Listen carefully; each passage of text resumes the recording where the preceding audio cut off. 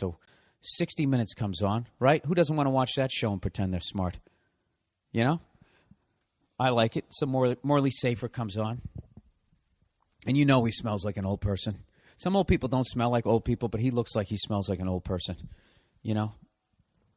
Smells of cigars, ashtrays, you know? A couple of wars, maybe a date rape. So he's interviewing Meryl Streep. All right? The great Meryl Streep. And they're going through all her old friggin' life and all the movies and all the different characters that she's played. Oh, first of all, they start the report off with Morley Safer just sitting there, right? Smelling of fucking Bengay and whiskey, right? And he says how over in England, they, I don't know, they make their actors, they award them by calling them lords and they knight them. But over here in America, all we do is just give them this shiny statue. And it's just like, he starts off right off the bat for some reason just shitting on America. I don't know why. Like an Oscar is somehow beneath Sir Anthony Michael Hall. I mean, or Lord, what? Lord of what? Lord of what? At least you can fucking hold our statue. You're Lord of what kingdom? That phony horse shit that you have with Prince Charles and the Popper or whatever the fuck is going on over there? You know?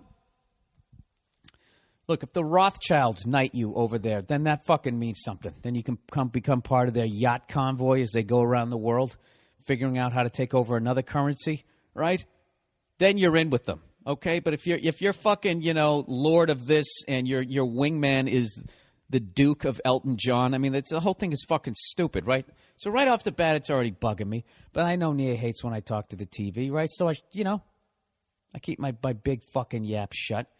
And they start talking about Meryl Streep, going through the whole thing.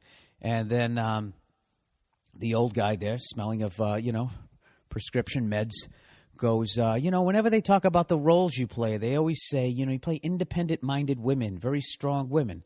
And Meryl goes, I know, that's what they say. When a guy, they never say to a guy, oh, you're playing a strong-willed character, yada, yada, yada. I let that go, whatever, no biggie. I'll take that. It's probably true. What the fuck do I know? I'm not a woman, right? But then they show her after she played Margaret Thatcher, and she's given a speech to a bunch of young girls, and she's trying to inspire them. And she takes a quote from Margaret Thatcher, and it was something along the lines of, if you want a bunch of people to stand around talking about doing something, you got to talk to men. But if you want it to actually get done, you got to get a woman. And then all the chicks go, woo, like flipping out, right? So I laugh, and I'm like, yay, reverse sexism, right? Just seeing, my whole fucking theory, how everybody is just a piece of shit. You just don't have the power to act out what the fuck you want to do. Because that right there, if you flip that around as a guy, if you're running for president, it's fucking over. You can't be like, let me tell you, and I'll tell you what, after I get you jobs, and after I fix this economy, okay, and I'm the man to do it, because I'll tell you right now, if you're looking for someone to stand around and talk about doing something, you get a woman. You want to get it done, you got to get a man. Here are my nuts, right here on the podium. Vote for me November 4th. Go fuck yourself, right? You did that, your presidential campaign's over. She does it. It's fucking adorable. And it's just as fucking ignorant. You know what I mean? What the fuck do you get off saying that we stand around and do nothing, Meryl Streep? Huh? Or quoting Margaret. And you too, Margaret Thatcher. Let me tell you bitches something, all right? We faked a fucking lunar landing. Okay? You think that's just talking? Anybody can land on the fucking moon. That's easy. But to pretend you did it, all right, and get everybody to shut the fuck up about it, that right there, that takes skill. So whatever. So I make that little comment. And did I just go, that? I sound like fucking Porky Pig. So I make that comment, and I've been with Nia long enough that I can tell by the side of her face when she's just thinking about, what if I just grabbed everything I really cared about and walked out of this house right now? She got that fucking mad at me, And I'm like, she's just like, right after the story was over, she just shut the fucking thing off. And I don't know what happened. Next thing you know, I'm walking to 7-Eleven to get some ice cream. I don't even know what happened. It was all going great. You know, why don't you just say to him one night, just be like, dude, how long are you going to fucking chase this chick?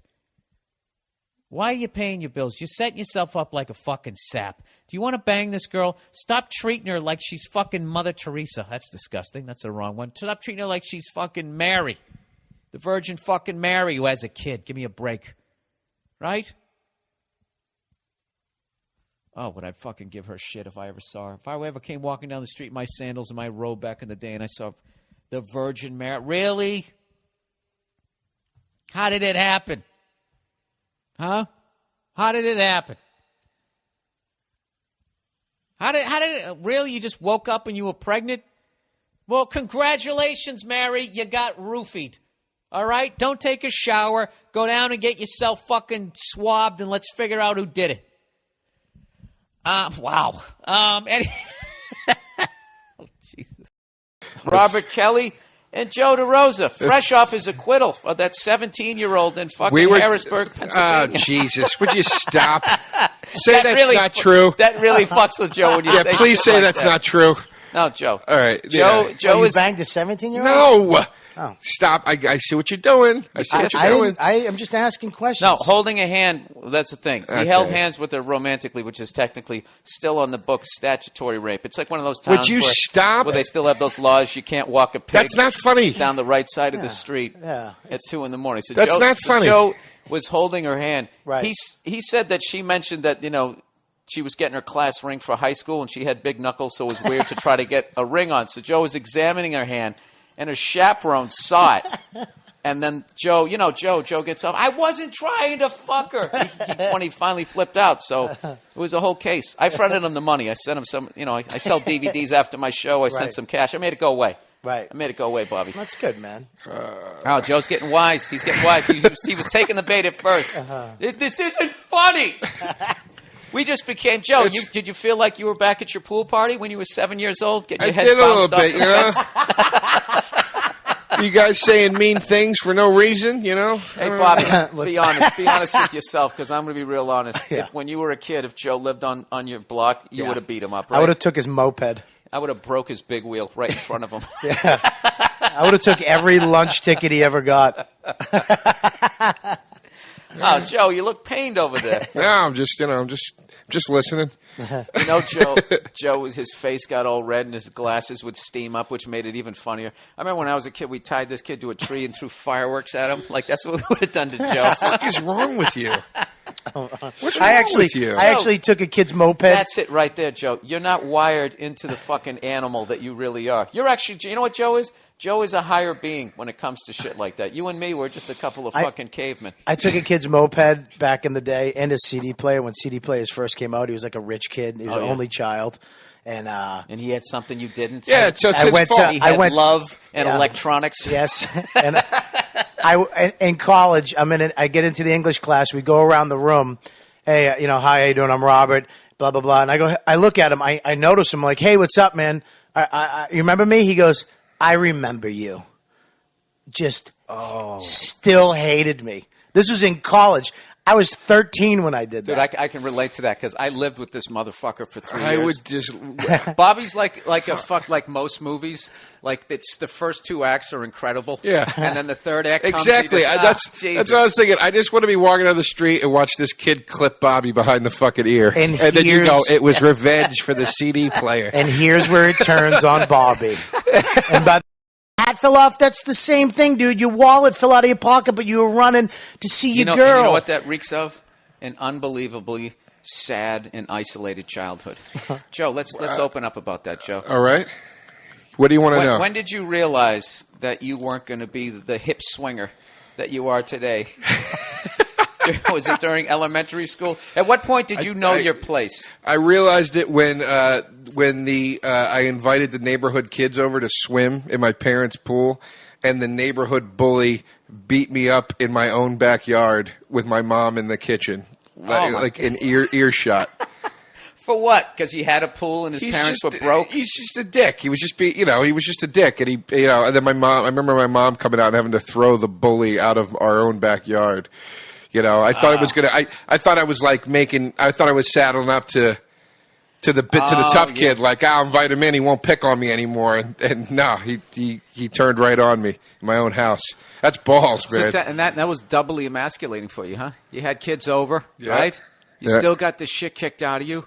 And then your fantasy that you were going to kick the fuck out of him didn't happen, and your mother had to come in and be the bouncer in your life, Joe. Well, the fantasy that he didn't have a fantasy of kicking the shit out of you. He had a fantasy of, like, the movie Bodyguard, the guy actually becoming his buddy, them getting a motorcycle, rebuilding it. Finding that carburetor in Yeah. the junkyard. Yeah, I thought that's what was going to Joe happen. riding on the back with his arms around his chest. Yeah, I thought I was going to be like his little sidekick. Yeah. Did you hear what he said, Bubsy? And it never happened. That explains your behavior in bars.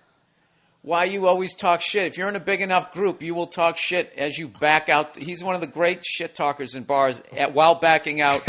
It's sort of his version of the moonwalk. Yeah, fuck you. Fuck you. I don't give a fuck. You don't want to do this shit. Right out the goddamn door.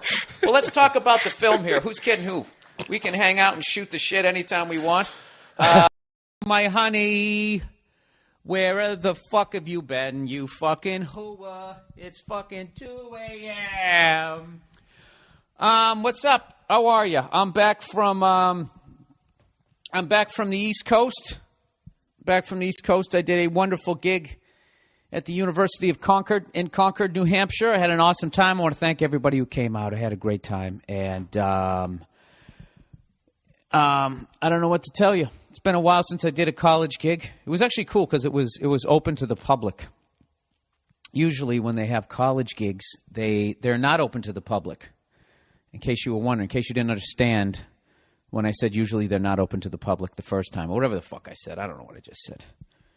But usually it's just all going to be students.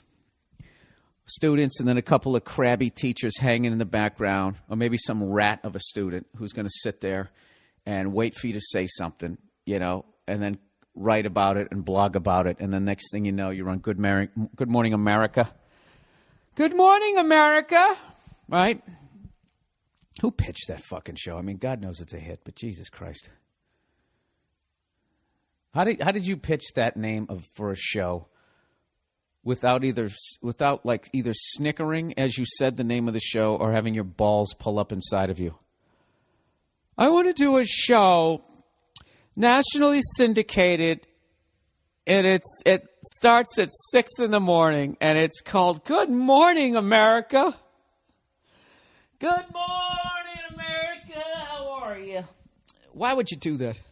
And I just want to sit there and be pleasant for 3 hours. Do you know I took a meeting with somebody the other day? Yes, I just said that. That's how Hollywood I am. I took a meeting. And by taking a meeting, I mean I went out and I got a fucking omelet, sat across from somebody. They had like fucking toast between their teeths. And I don't know. I don't think it's ever going to happen for me, people.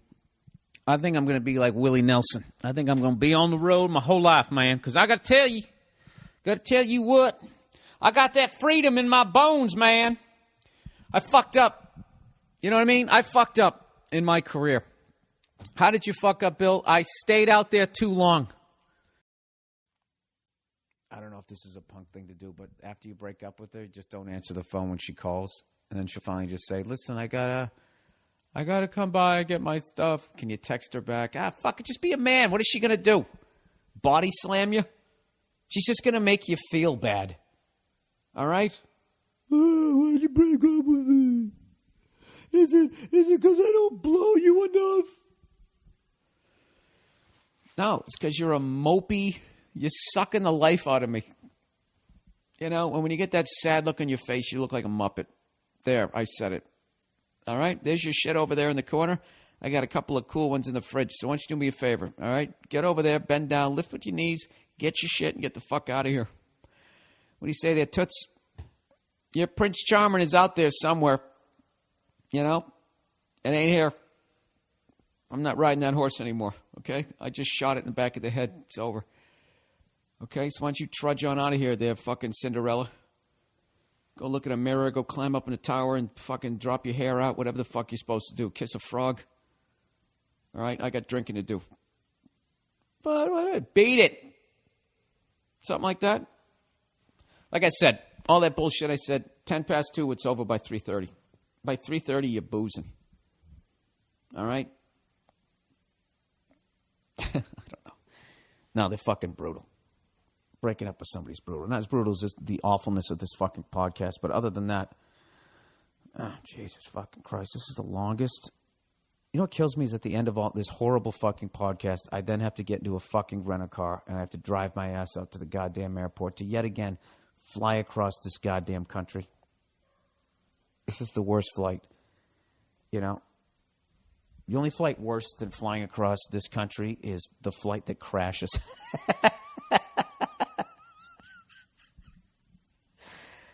And I got to admit, I'm not even going to say that. That's fucking jinxing my flight. Can you imagine that? If I don't care if this one does, and then it did. Can you imagine that? And everybody on TV. He said he didn't care if his plane crashed. Coming up next, the story of a comedian who prayed that his plane crashed and he took 250 innocent people with him. Janice, do you have the story? Yeah, well, it appears he was doing a podcast and he had a problem with the heat in the apartment, which then led to him talking about his flight. It was during that... Sorry, we lost you, cunt. You took too long to get to the point, as usual. That's why you're still out in the field. Hey, did you guys see that they're going to do Anchorman 2?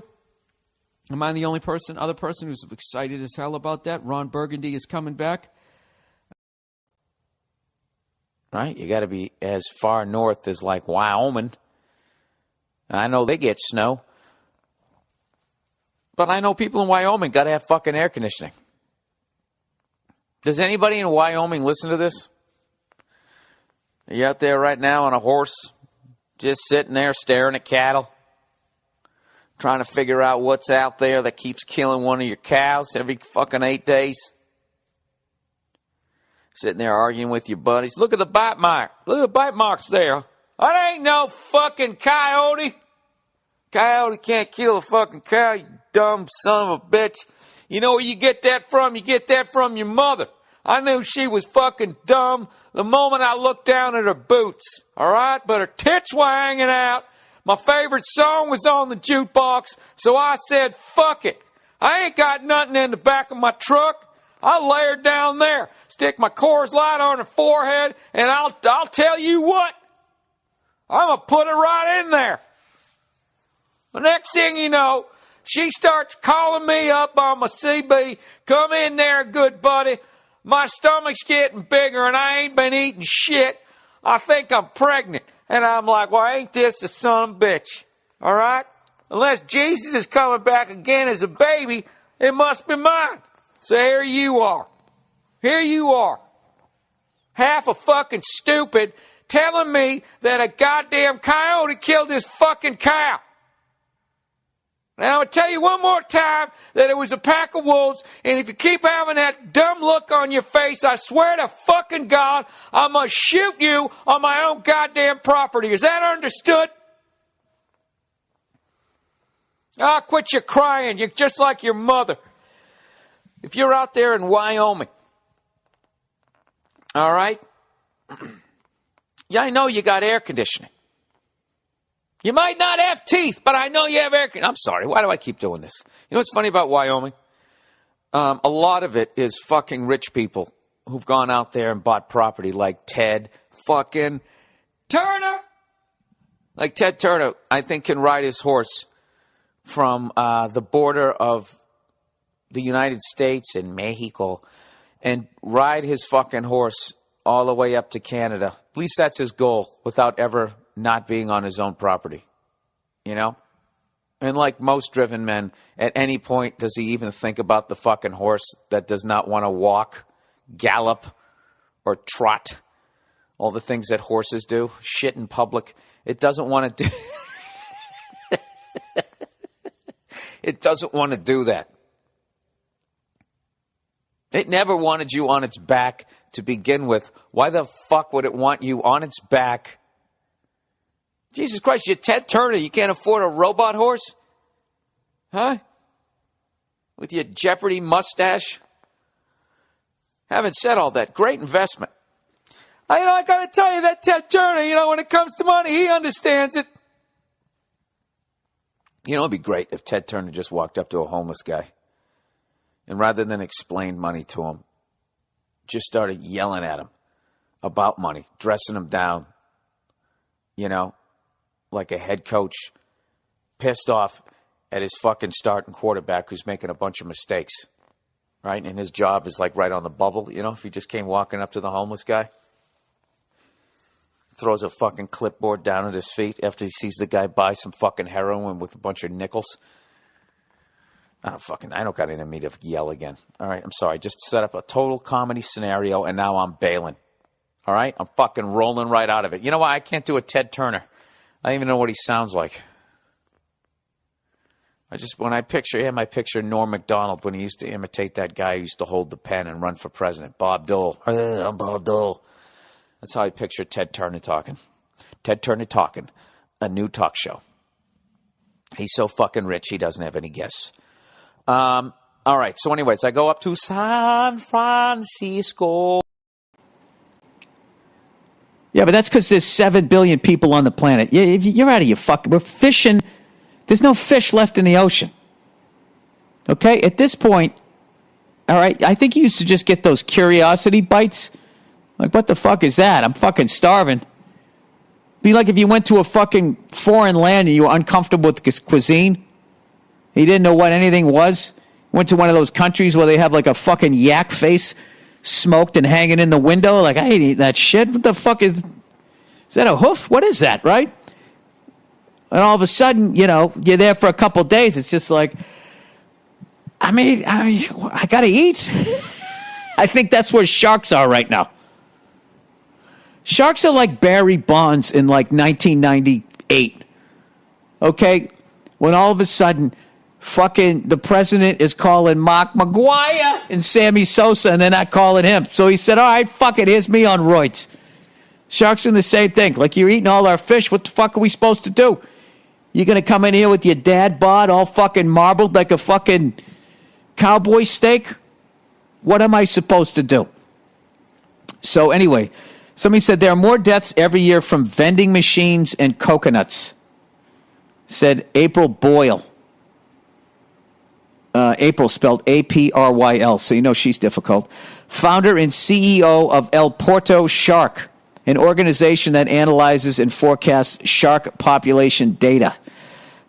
There are an average of 10 shark attacks every year globally. That's pretty insane.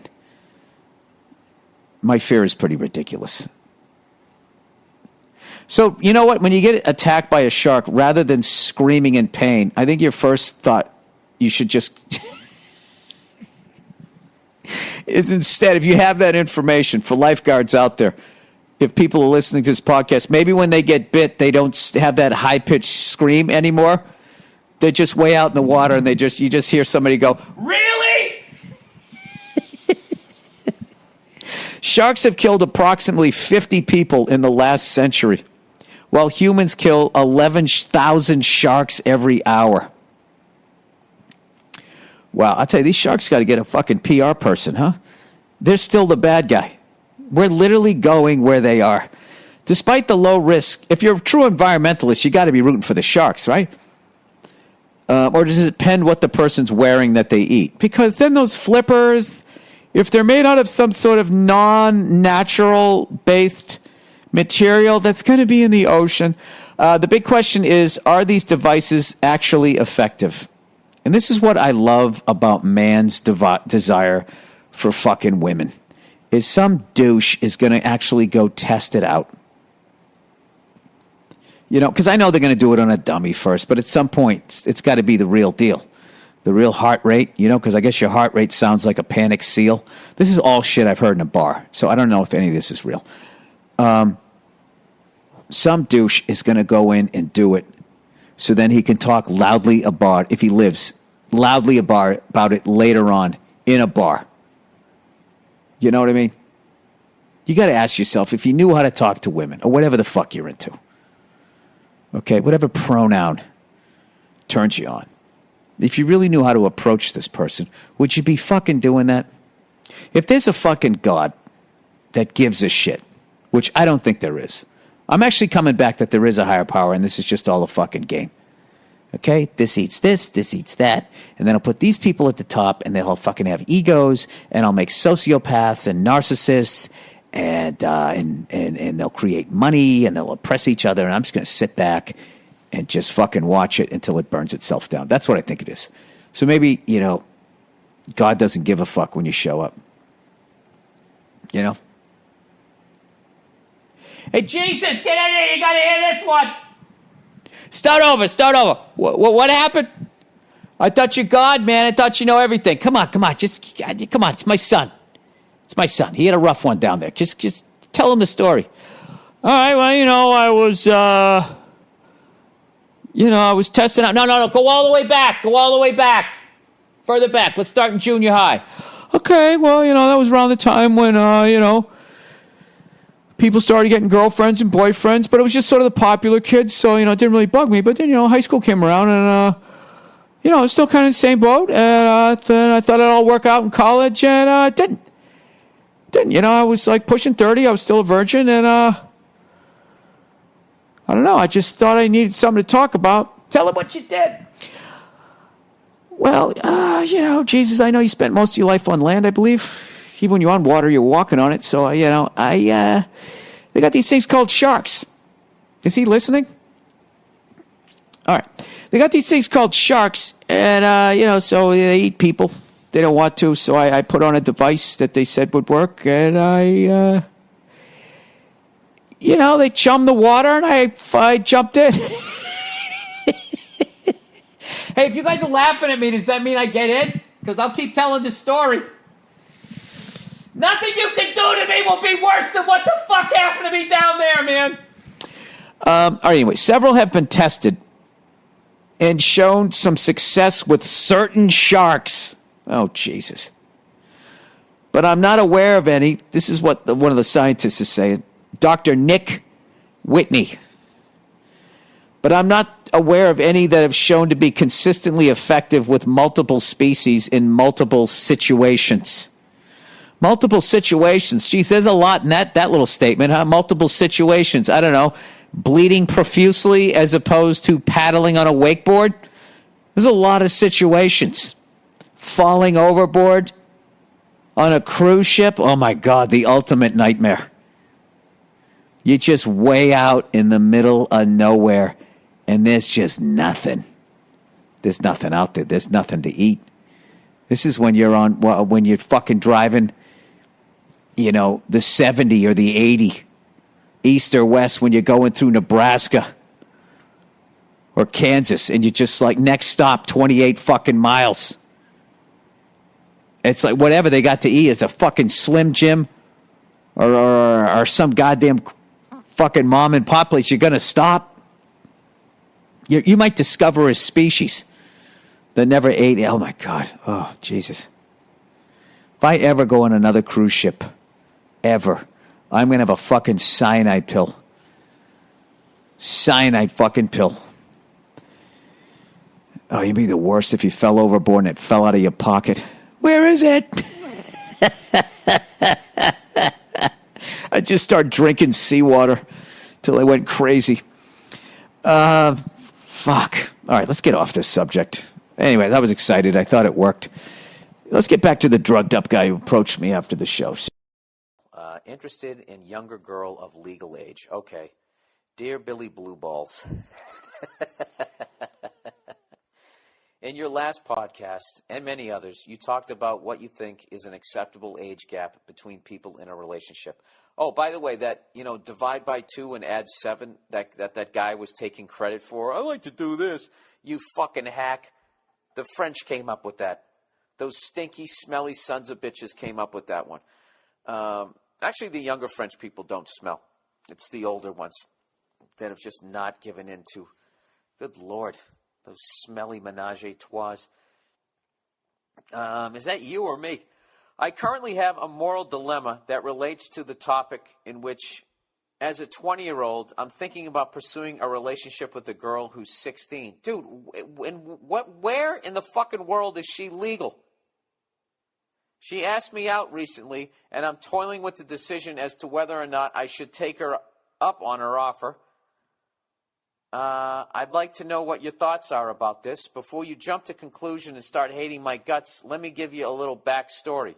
Where I live, the age of consent is 16. So this is 100% legal. You know what? I would do a search to try to figure out where that is because you conveniently didn't tell you. But if I did, I'd end up on some list because I would be searching where is 16 legal to fuck somebody. If you go with the French, divide your age in half, that's 10. You add 7, 17. You're coming in under the fucking wire. I'm a very young-looking 20-year-old. So what, Ralph Macchio ought to be able to fuck a 16-year-old? What the fuck kind of... Oh, my... When did this become the To Catch a Predator podcast? I'm a very young-looking 20-year-old and can easily pass off as a high school student, you fucking creep. If you didn't look at my ID, you'd think me and this girl are the same age. She's highly intelligent and very mature. What is mature in your world? There aren't just pictures in her book? I know pedophiles like to use this phrase a lot to justify their actions, but I can have better conversations with this girl than most girls my age and older. Wait a minute, this is a lady! I just turned 20, and for much of the time, we are only 3 years apart. Okay, wait a minute. Now, you're going to expose me for being a sexist individual here. All right, so you're both women. I need, oh shit, Nia's still sleeping. I need a fucking female's advice here. You know? Because the way you're set up physically, this is how dumb I am. Okay? And don't judge me here. Help me. Because of the way you're set up physically, for some reason it doesn't seem as bad. You know? That you can, you're not going to fuck them. You know? You're just going to kiss them and pet them and lap at them. This is so fucking creepy. Oh, wait, there's more excuses here. I'm sorry. I just turned 20, and for much of the time, we were only 3 years apart. She's probably much more experienced sexually than me, as she had previously been in a serious relationship for quite some time. Jesus Christ, when did this girl start fucking? And I've never had a relationship that lasted more than a month or two. Never in my entire life, including grade school, have I ever had a relationship or gone on a date with someone younger than me. This is an entirely new territory, and I guess you can see why I'd be apprehensive. You keep painting yourself as the victim. I really like this girl, and she must like me, but I don't know what my next step should be. There's no one I can really talk to about this without them jumping to conclusions, so any advice you can give me would be helpful. Thanks, Bill, and go fuck yourself. P.S. Please come to Saskatchewan. Okay, there we go. Sometime during your travels. You got fans up here, and we're aching for some high-quality stand-up. All right. Well, what's weird about this email is where I live, 16 is not the age of consent. All right? So this is creeping me out. Now, let me make sure you are a female. I didn't read that wrong. She's highly intelligent. I know pedophiles like this phrase, but I can only have better conversations. Where did I think that she was a woman? I'm a very young-looking 20-year-old and can easily pass off as a high school student. If you didn't look at my ID, you'd think me and this girl are the same age. Where did I think that this was a woman? Am I out of my fucking mind?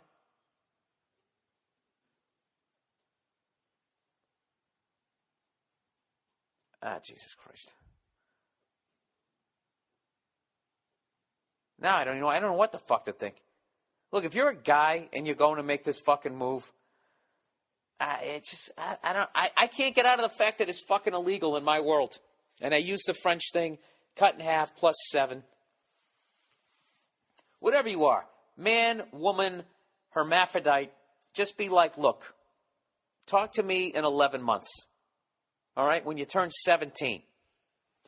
And I guess that's legal up, even more legal, and I don't know. I don't fucking know. You know, go make a snowman with them. I don't want to read these anymore. All right? I don't want to be like giving people, you know, there's a 8-year-old down the street, and I'm a young 14-year-old, and I was, you know, I don't like doing the stuff people my age do. I still like playing with Matchbox cars. It's fucking creepy. All right? Cut it out. Accidentally racist story. This might be the favorite name of anything I've ever advertised here, other than One White Charlie's. Sherry's Berries. It says, insert story when you've given or received the gifts. Well, I've been out of town. I haven't gotten Sherry's Berries yet. All right, Sherry's Berries. Since the end of the year is all about delicious holiday food, why not send an extra special holiday treat to friends, family, business associates, everyone you know? I've never met a person who didn't love Sherry's Berries. Send giant dipped strawberries from Sherry's Berries for only $19.99. That's over a 40% savings. Go to berries.com, click on the microphone, and type in Burr, B-U-R-R. For my listeners, double the berries for just $10 more. Berries are terrific and a sweet holiday gift. They also have delicious products such as Christmas cake pops, cheesecakes, and dipped pretzels.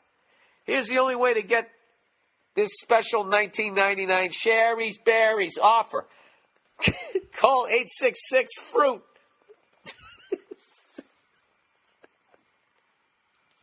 I'm sorry.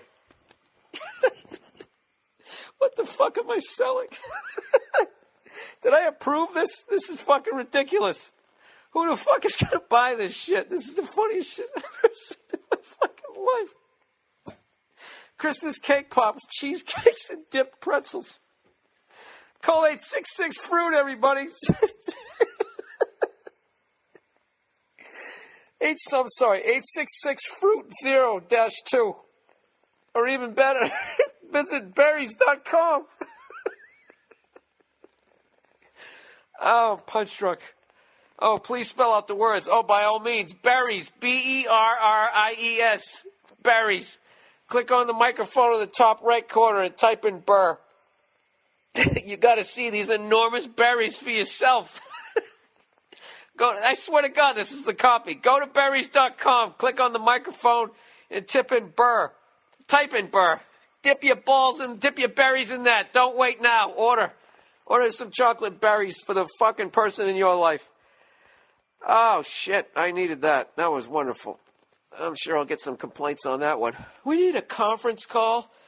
Can't do it. I'm in Helsinki. Him. He fucking knows everything. All right.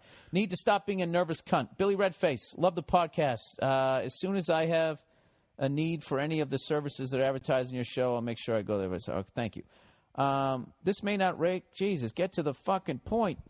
I'm dying a slow death working a day job that isn't fun anymore.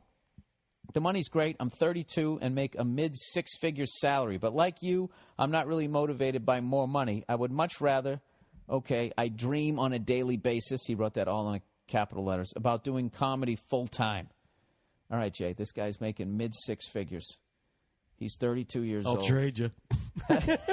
You can have. I got 45 minutes. You can take it right now. Give me the mid-six figures. I'm gone.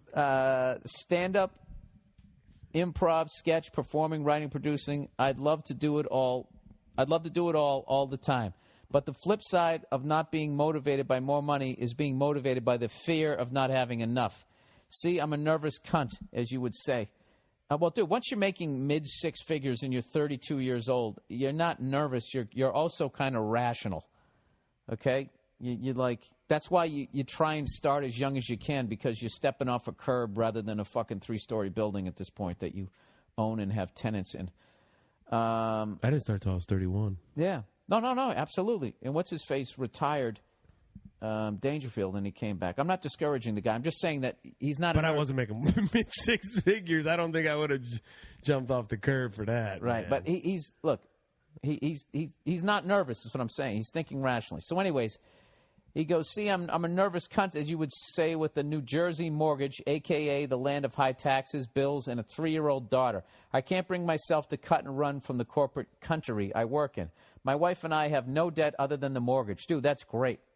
That's great, man.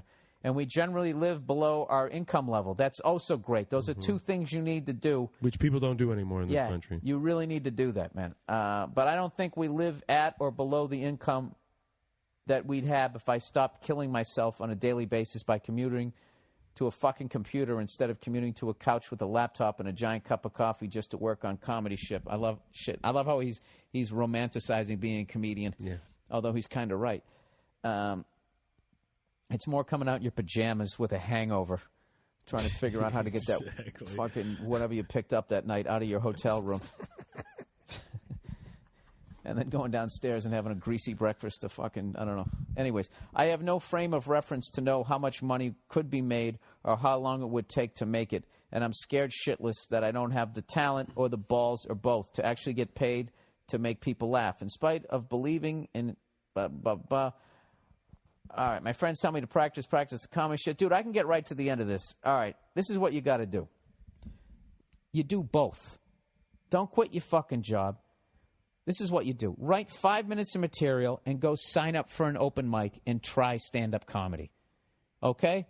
That way, if you go up and you eat your fucking balls and you hated it and it was humiliating and you don't ever want to do it again, you're not going to be sitting at your cubicle going, what if? You're going to be like, no, I tried it. I bombed and I didn't like it. Now, if you go down there and you go up and even if you bomb but you still like it, you know, which is a major fucking sign. If you bomb and you still like, I want to come back, then just keep coming back and keep doing that and just balancing it out.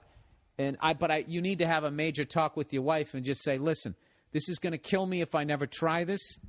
But I promise you that there's going to be no letdown me as a husband or a father here.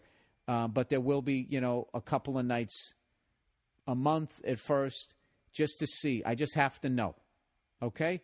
And then if she goes, well, you're making mid-six figures and blah, blah, blah, blah, blah, blah, that's when you start pointing out all the morons that you listen to on podcasts that are making fucking money in this business, okay? And I'm telling you, dude, if I can do it, anybody can fucking find a place. Well, not anybody. You know what I mean. If you have any sort of fucking talent, you can do it. Jay, I've watched you. There is one thing I'd like to say real quick before you say that, because he's mentioned money a couple times. Like he's like, and then I don't know. I don't have any frame of reference of how much money I could make if I could make any or da-da-da-da-da. Right. The one thing is you can't – I don't think you can worry about that going into it because – you know, you see them every day in the clubs in L.A. and everywhere else. Within 5 or 7 years, you could be a millionaire, and then you know what? 5 or 7 years after that, nobody wants to work you. I mean, because that all goes down to what he was talking about, and it goes all down to that living within your means, paying down your house, not carrying credit card debt. Like, dude, these fucking people. Doesn't mean that you could be smart doing that and then still not make a dime 5 years after you were making $1 million. You know what I mean? In this business. But there's people in the NFL, in the NBA, and in show business with their own TV shows living paycheck to paycheck because they're doing the exact same fucking thing that you do just at a much grander scale. And everybody goes, how the fuck could you fuck that up? And, you know, most people saying that are doing it at their level. Now, look, if you're not making any fucking money, I get living paycheck to paycheck. But if you don't need that extra pair of sneakers, you don't need another flat screen TV. You don't even need a fucking TV. There's ways you got to get out in front of it. Yeah. If when you're young, you got to start building up a fucking nest egg, and you got to get on the internet, read some books, figure out how fucking evil the game is, so you at least know how it's played, so you can take on as little water as you can, and you can fucking stay afloat because you know there's a lot of people want to do other things, and they just got a ball and chain around their fucking neck, and financially, and they just got themselves in this thing. So if you're in that situation, just immediately start fucking. Dude, I would have a yard sale and just start selling shit, downsizing my life, and if I had to take 2 years off from fucking living the American dream and just paying myself down and getting out of that fucking debt, I would do it, and I would start over again because that shit will fucking keep you up at night. So, and I mean, this guy talks like he's like, he is good with his money and everything. But what I'm saying is, like, just be aware of the idea of the money of it isn't why, because making mid six figures and what he's doing, 95% of the times you can't go backwards. Usually, probably what he does for a living, once he hits 150 a year, the next step is 165 to 200 a year. That's not the formula in stand-up comedy. You can make 150 3 years in a row, and guess what? By year 4, you're making 45. No, but this is the great thing about stand-up comedy, though, is or you can make $2 million. No, but what's great about stand-up comedy, though, is you're never unemployed. True. You're never unemployed.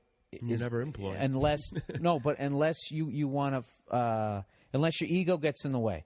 Where, like, say you were selling out clubs, so you're just coming in doing Thursday through Saturday. I'm not doing the Sunday show. If it starts to taper off and they want you to do the Sunday show and you refuse to do it, you start doing that shit rather than being like, I got to get it going again.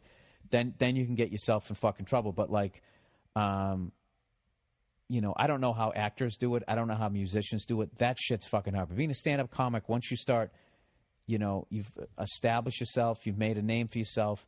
If you never take your foot off the gas pedal and you just keep pushing yourself and you keep doing that, like, you can have the closest thing to job security. But even in his world, dude, like, they could downsize, they could fucking kick him out, and then he's at that weird age. So, dude, this is my advice. Don't quit your job, but I would definitely just start doing it. And there's nothing wrong if you always keep your job and you just do stand-up because you like doing it, or you start a sketch group with your friends and just have fun. And don't listen to any other comedians who are saying, like, you're taking my stage time. It isn't their stage time. All right, it's an art. It doesn't belong to anybody. It's supposed to make you happy and other people happy when you do it. So that's what I would do. All right, so good luck to you, sir. You're not a nervous cunt, okay? You're a fucking normal human being. Stop being hard on yourself. So there you go. There's the podcast for this week. Jesus Christ, I saw a clip from the Joe Rogan Experience podcast. I don't know if you've heard of it. It's kind of doing well. He had this guy on. I couldn't tell what he was. That's what I love about Joe's podcast. If I don't know who the guest is, the person could be anywhere from an MMA fighter to a scientist, conspiracy theorist, nutritionist. He just runs the gamut.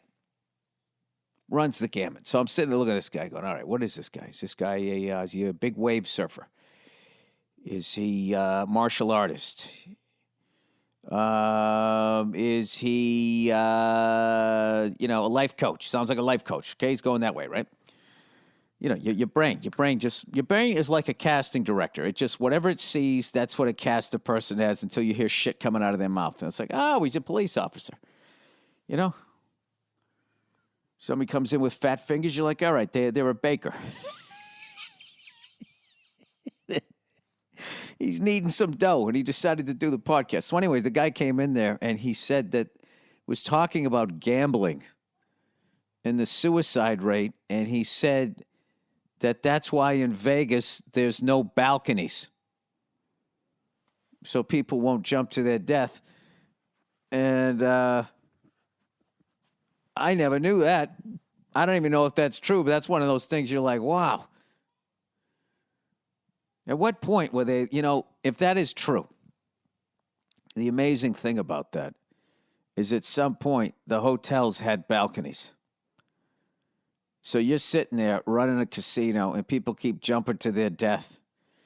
And you're just sitting there, talking to somebody. The phone rings. All right, hang on. I got a phone call. Hello? Again? Okay, was it on the lobby side where people could see it? All right. Okay, it's in back. All right, relax. This kind of thing happens all the time. Just, hose them off into the, right up to the threshold there. Try to get it on Circus's property. Okay, is there anybody else there yet? Okay, well, turn on the hose now. All right, I'll talk to you later, right? And then he gets off the phone. He looks at the other mob guy. He's just like, we got to get some locks on those doors, or the next one we build, it just can't have any balconies, right? Or maybe the mob didn't give a fuck, because you can't sue the mob. You can sue a corporation. Moving on here. What I shouldn't have said. Oh, so this person's turning it on the on its ear here. What I shouldn't have said. Dear Billy Burberry handbag.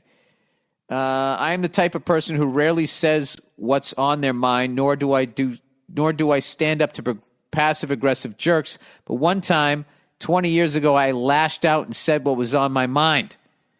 I was a senior in high school. I was in my senior year of high school, and I just had finished a painting of my girlfriend, Jenna. I was quite proud of it and was excited to share it. In my next class, my friends asked to see it.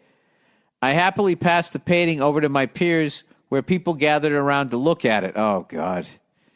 Yep, you were too young to know where this was going to go. I took in various feedback from feigning interest to genuine compliments. Oh, I thought it was going to get meaner than that. There was a girl in my school who was a deeply unkind person who behaved as if she was God's gift to men.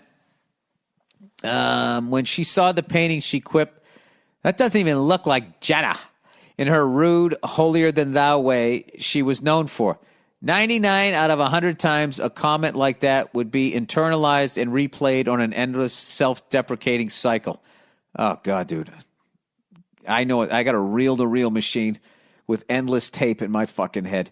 Anyway, the person says, for some reason this time I saw red and without hesitation I angrily blurted out, "No one asked you, you fucking bitch."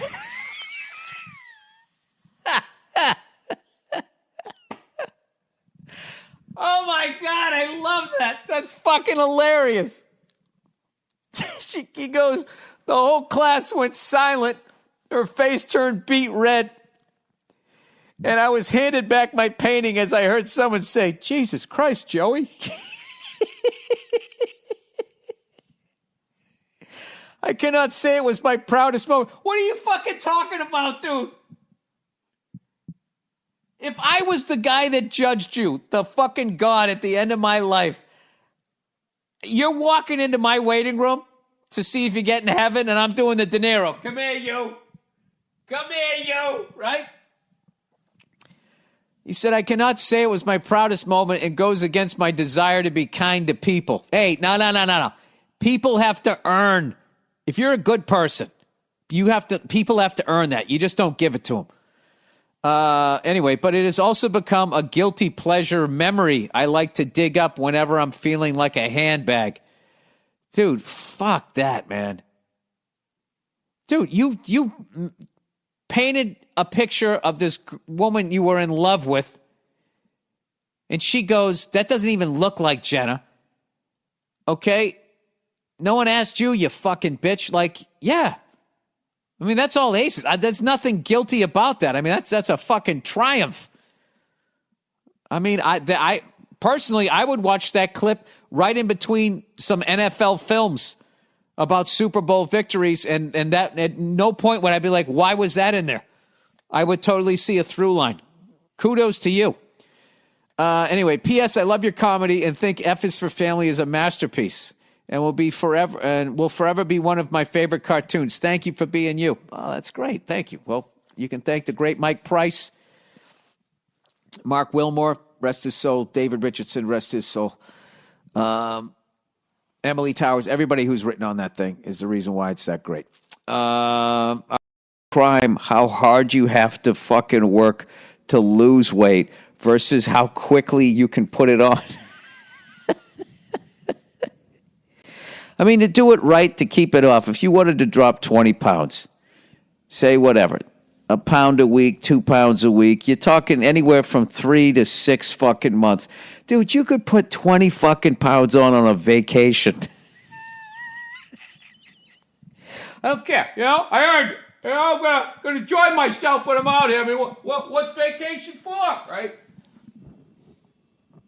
The whole vacation, your fucking belt keeps sliding over another notch, and you got 3 days left and you're just disgusted with yourself. You decide to go for a walk, right? And those fucking seagulls are hovering over you as you go down the boardwalk because they're like, look at this fat bastard. If he doesn't have food now, he's going to have some soon, right?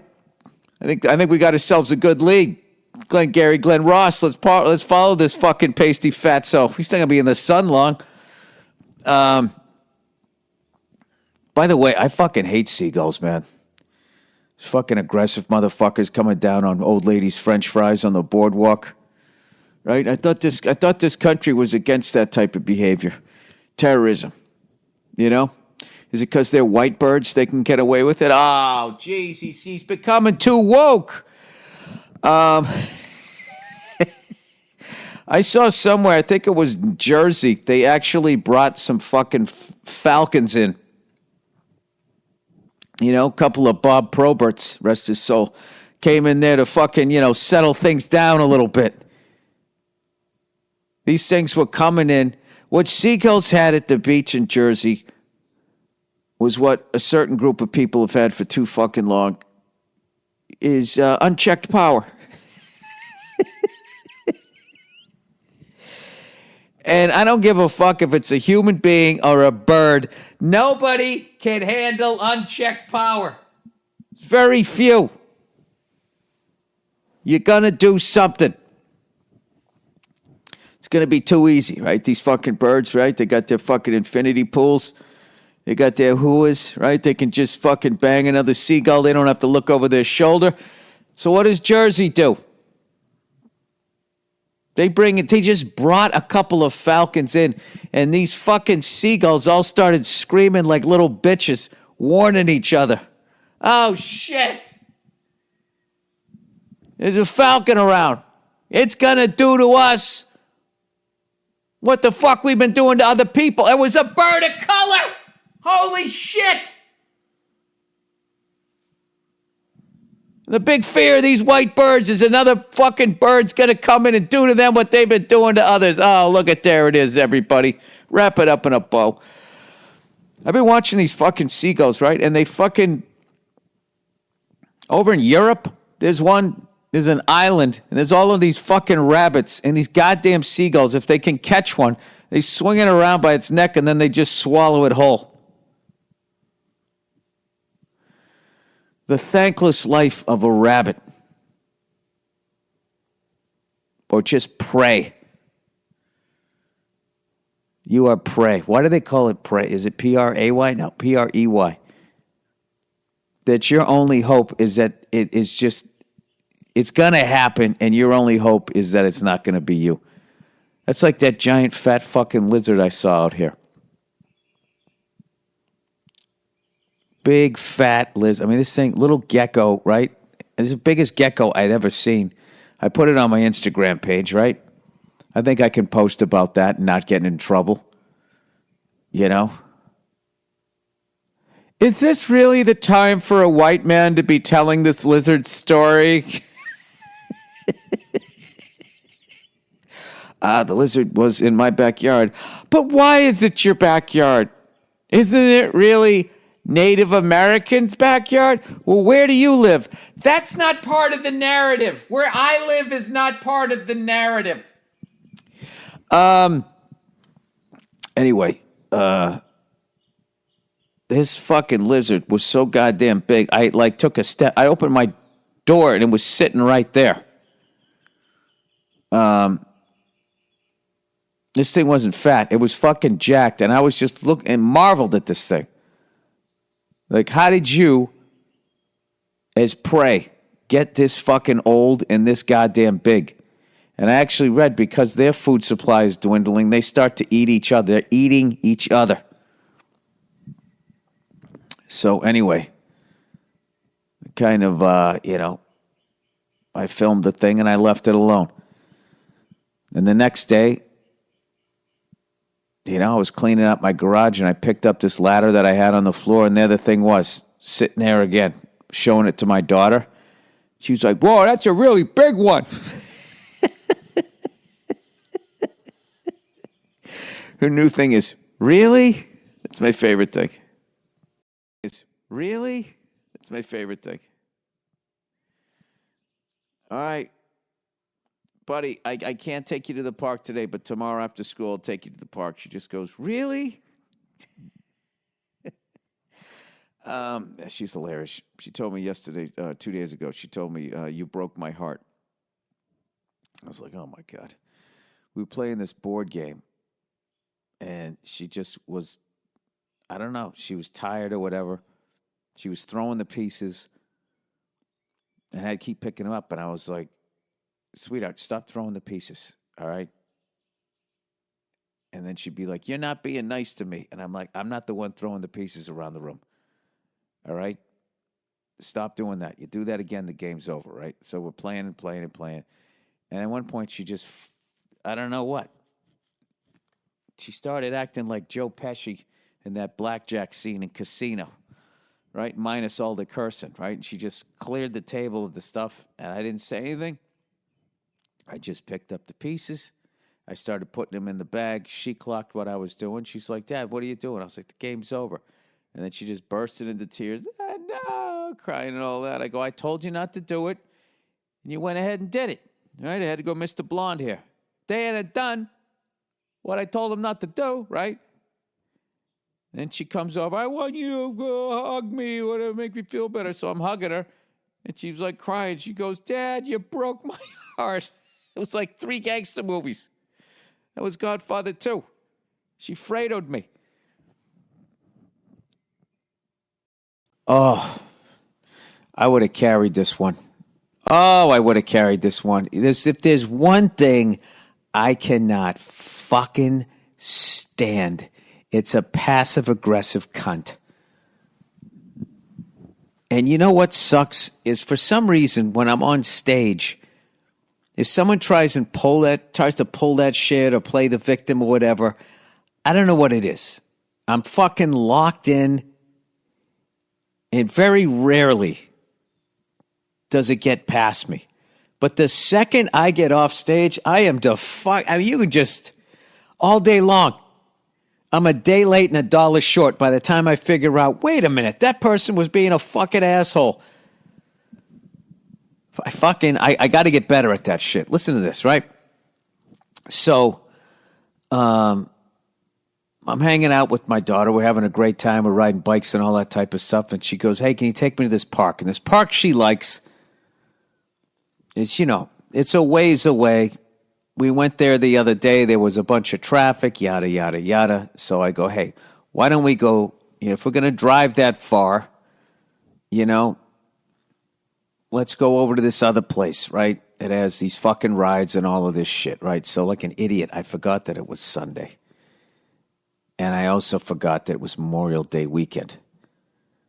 So I go over there, and anybody with a kid is just there. And there, just to the ticket booth, is like it looks like an hour-long line, right? Hour and a half long, hour and a half, right? And, but, once the kid sees the ride, it's fucking over. You can't be like, you can't be like, oh, the lines are too long. We're going to come back tomorrow, the next day. They're not having it. So I'm like, all right, here we go. One of these dad things. All right. So I stand in this fucking line, and we're standing there. Finally get the fucking tickets. Then you get the tickets, and then you're standing there, all of this shit. Finally got to go on some rides and stuff like that or whatever. We have a good time. I get a little fucking snow cone. And we're walking back to the car. And as we go to get to the car, there's this couple just rushing. I mean, like they robbed a bank. They put their bicycles on top of the car or whatever, and they had the doors open. They're glancing at me, and they're right next to my car. All right? So I open up, the kid's seat. You're supposed to have the kid's seat on the same side you drive because they say, God forbid, somebody comes at you. There's a tendency to save yourself just instinctually. And you don't want to turn the car broadside and have them T-bone your kid. So you want your kid to be with you, getting the fuck out of the way. So, I see the woman sort of clock me trying to get in there, and she's, doing her shit, right? They close up, and they're really like rushing to get the fuck out of there, right? So I'm like, all right, whatever, and I open the door, and I'm putting my kid in, and the guy walks by me, and he goes, we're about to leave. He looks at me, he goes, we're about to leave. As I'm opening the door, fucking face all red, sweaty cunt, right? And I'm thinking like, all right, so I close the door, so they can get past, and I got in the other side, of the car to like strap her into the thing, and they're like backing up. He sort of looks at me. You know, of course he's not driving. His wife is. Fucking pussy, right? And they drive away, and then it just hits me like, we're about to leave? What the fuck does that mean? I'm about to put my kid in the car, you fucking cunt. We're about to leave? What the fuck does that mean? Right? So now I'm fucking driving the car. I don't give a fuck you're about to leave. What the fuck is we're about to leave? Somebody, for the love of God, explain to me what the fuck we're about to leave means. That means don't open the fucking door. I want to back out and I don't want to fucking wait for you because I got shit to do. Right? Old stupid Freckles figures this out after he gets out of the way like I work for the guy. Oh, God. You ever watch sports and they go, he really wishes he could have that one back. Why don't you guys write me in to moments like this you wish you could have it back, what you did or what you said, and what you wished you did and what you wished you said, because this is what I wished I did and what I wished I said. Oh, Jesus. We're about to leave. I wish I said, yeah, I'm about to put my kid in the car. What are you telling? Am I supposed to be documenting what you're about to do with your red, sweaty face? Why don't you sit down before you... See, I can't say because my kid was there. This is what I'd say if my kid wasn't there. You know, if my kid couldn't hear, if he had the fucking earmuffs like Vince Vaughn and fucking Old School. We're about to leave. Yeah, I'm about to put my kid in the fucking car. All right, you sweaty cunt. Why don't you get in your fucking car and shut the fuck up? And when I'm done, you fucking back up. Oh, God, that fucking pissed me off. After. But in the moment, what did I do? Oh, okay. I closed the fucking door and I got around. He fucking gives me a look as he's giving me a look. Oh, Jesus Christ, that fucking pissed me off. And here's the fucking thing. Okay? If I said what the fuck I wanted to say, or really what my temper makes me say, because he reminds me of people from my childhood, that's what's really going on there. If I said, well, whatever, I'm going to put my kid in the car, you sweaty fucking cunt, then everybody looking at me is like, I can't believe the guy just snapped like that. He just said that in front of his kid, and then I'm the fucking asshole, right? And that's what I hate about passive-aggressive people. We're about to leave. We're about to leave, and he's watching me put a child in the car, and he's such a selfish cunt, he doesn't give a fuck. He doesn't want to deal with me opening the door and them having to slowly back out of the fucking space.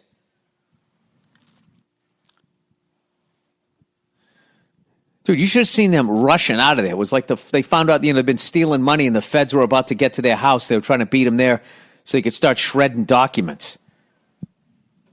So I guess empathetically, maybe they had somewhere to be. I don't know. But there was no please. Hey, sorry, man, we're about to leave. Is anybody just like back? I know you put your kid in. I'm really sorry. It's just, we're late. Just something like that. We're about to leave. And what the fuck is wrong with me that's all he needed to say to me, and I turned into like his fucking servant? Fucking can't stand passive-aggressive people like that. They fucking annoy. As you can tell, they annoy the shit out of me, which is why this week I'm watching The Real Housewives of Potomac, because I finally just give it. It's just not my day. It's not here. It's not there. It's not here. It's not there. Where the fuck is it? There it is. You know what? Let's read a question here. My brain is suffering from lack of oxygen here. Let's just read a question. College duet. Hey, man. I'll keep this question short. I got my eye on this broad. She heard me playing music in the dorms, knocked on my door. I invited her in, and we talked for a bit. Jesus Christ, dude.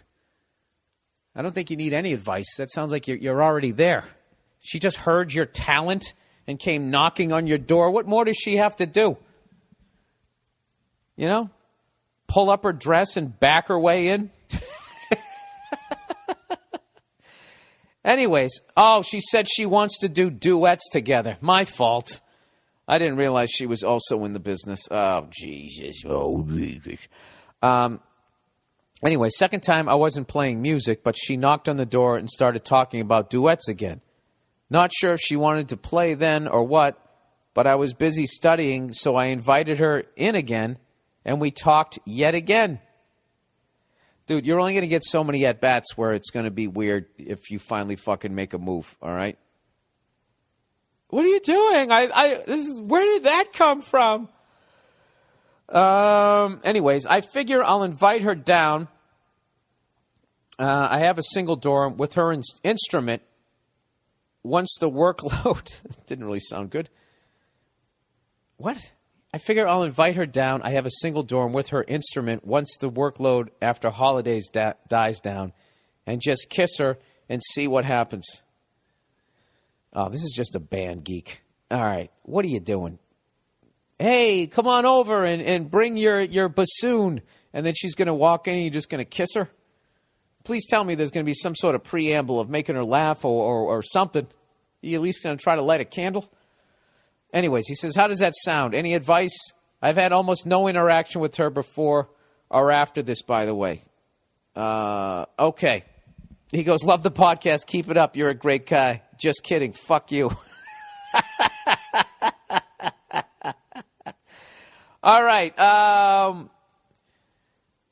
What do you want to do with her? You just want to bang her? If you just want to bang her, what you have to do is you have to stop acting like a gentleman.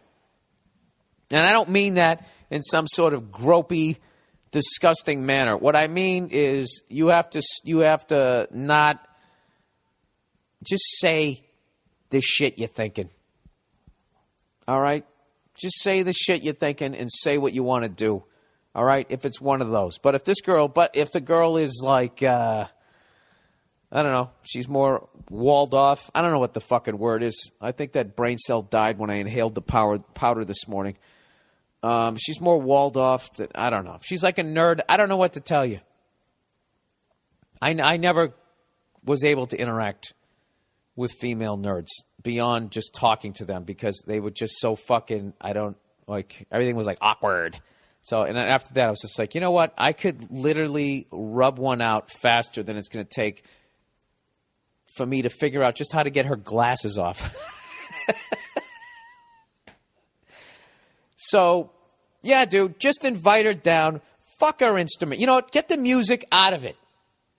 And just say, hey, you want to come? I'm watching a movie tonight. Just get her over there.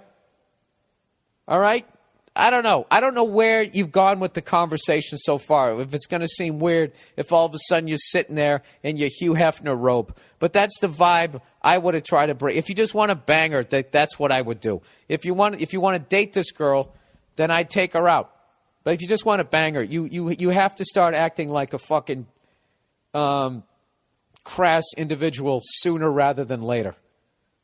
You know?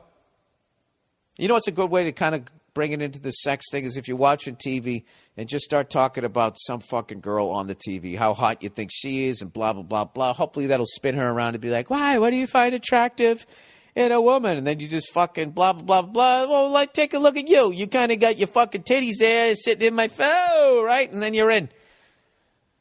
Right? Does that work? I hope it works for you, sir. Because I think you are a great guy. You're a great guy because you're sitting in the dorm and you're practicing your fucking piccolo. All right, next one. Actually, you know what? That reminds me of a long time ago. I went to this girl's dorm, and she wanted me to, and I wanted to, and I didn't know how to fucking bridge that gap. And we sat on her fucking single bed for like till my ass fell asleep, and I finally ended up I finally said, I have to just get out of here. I don't know how to, you know what I mean? I don't know how to fucking crack the safe.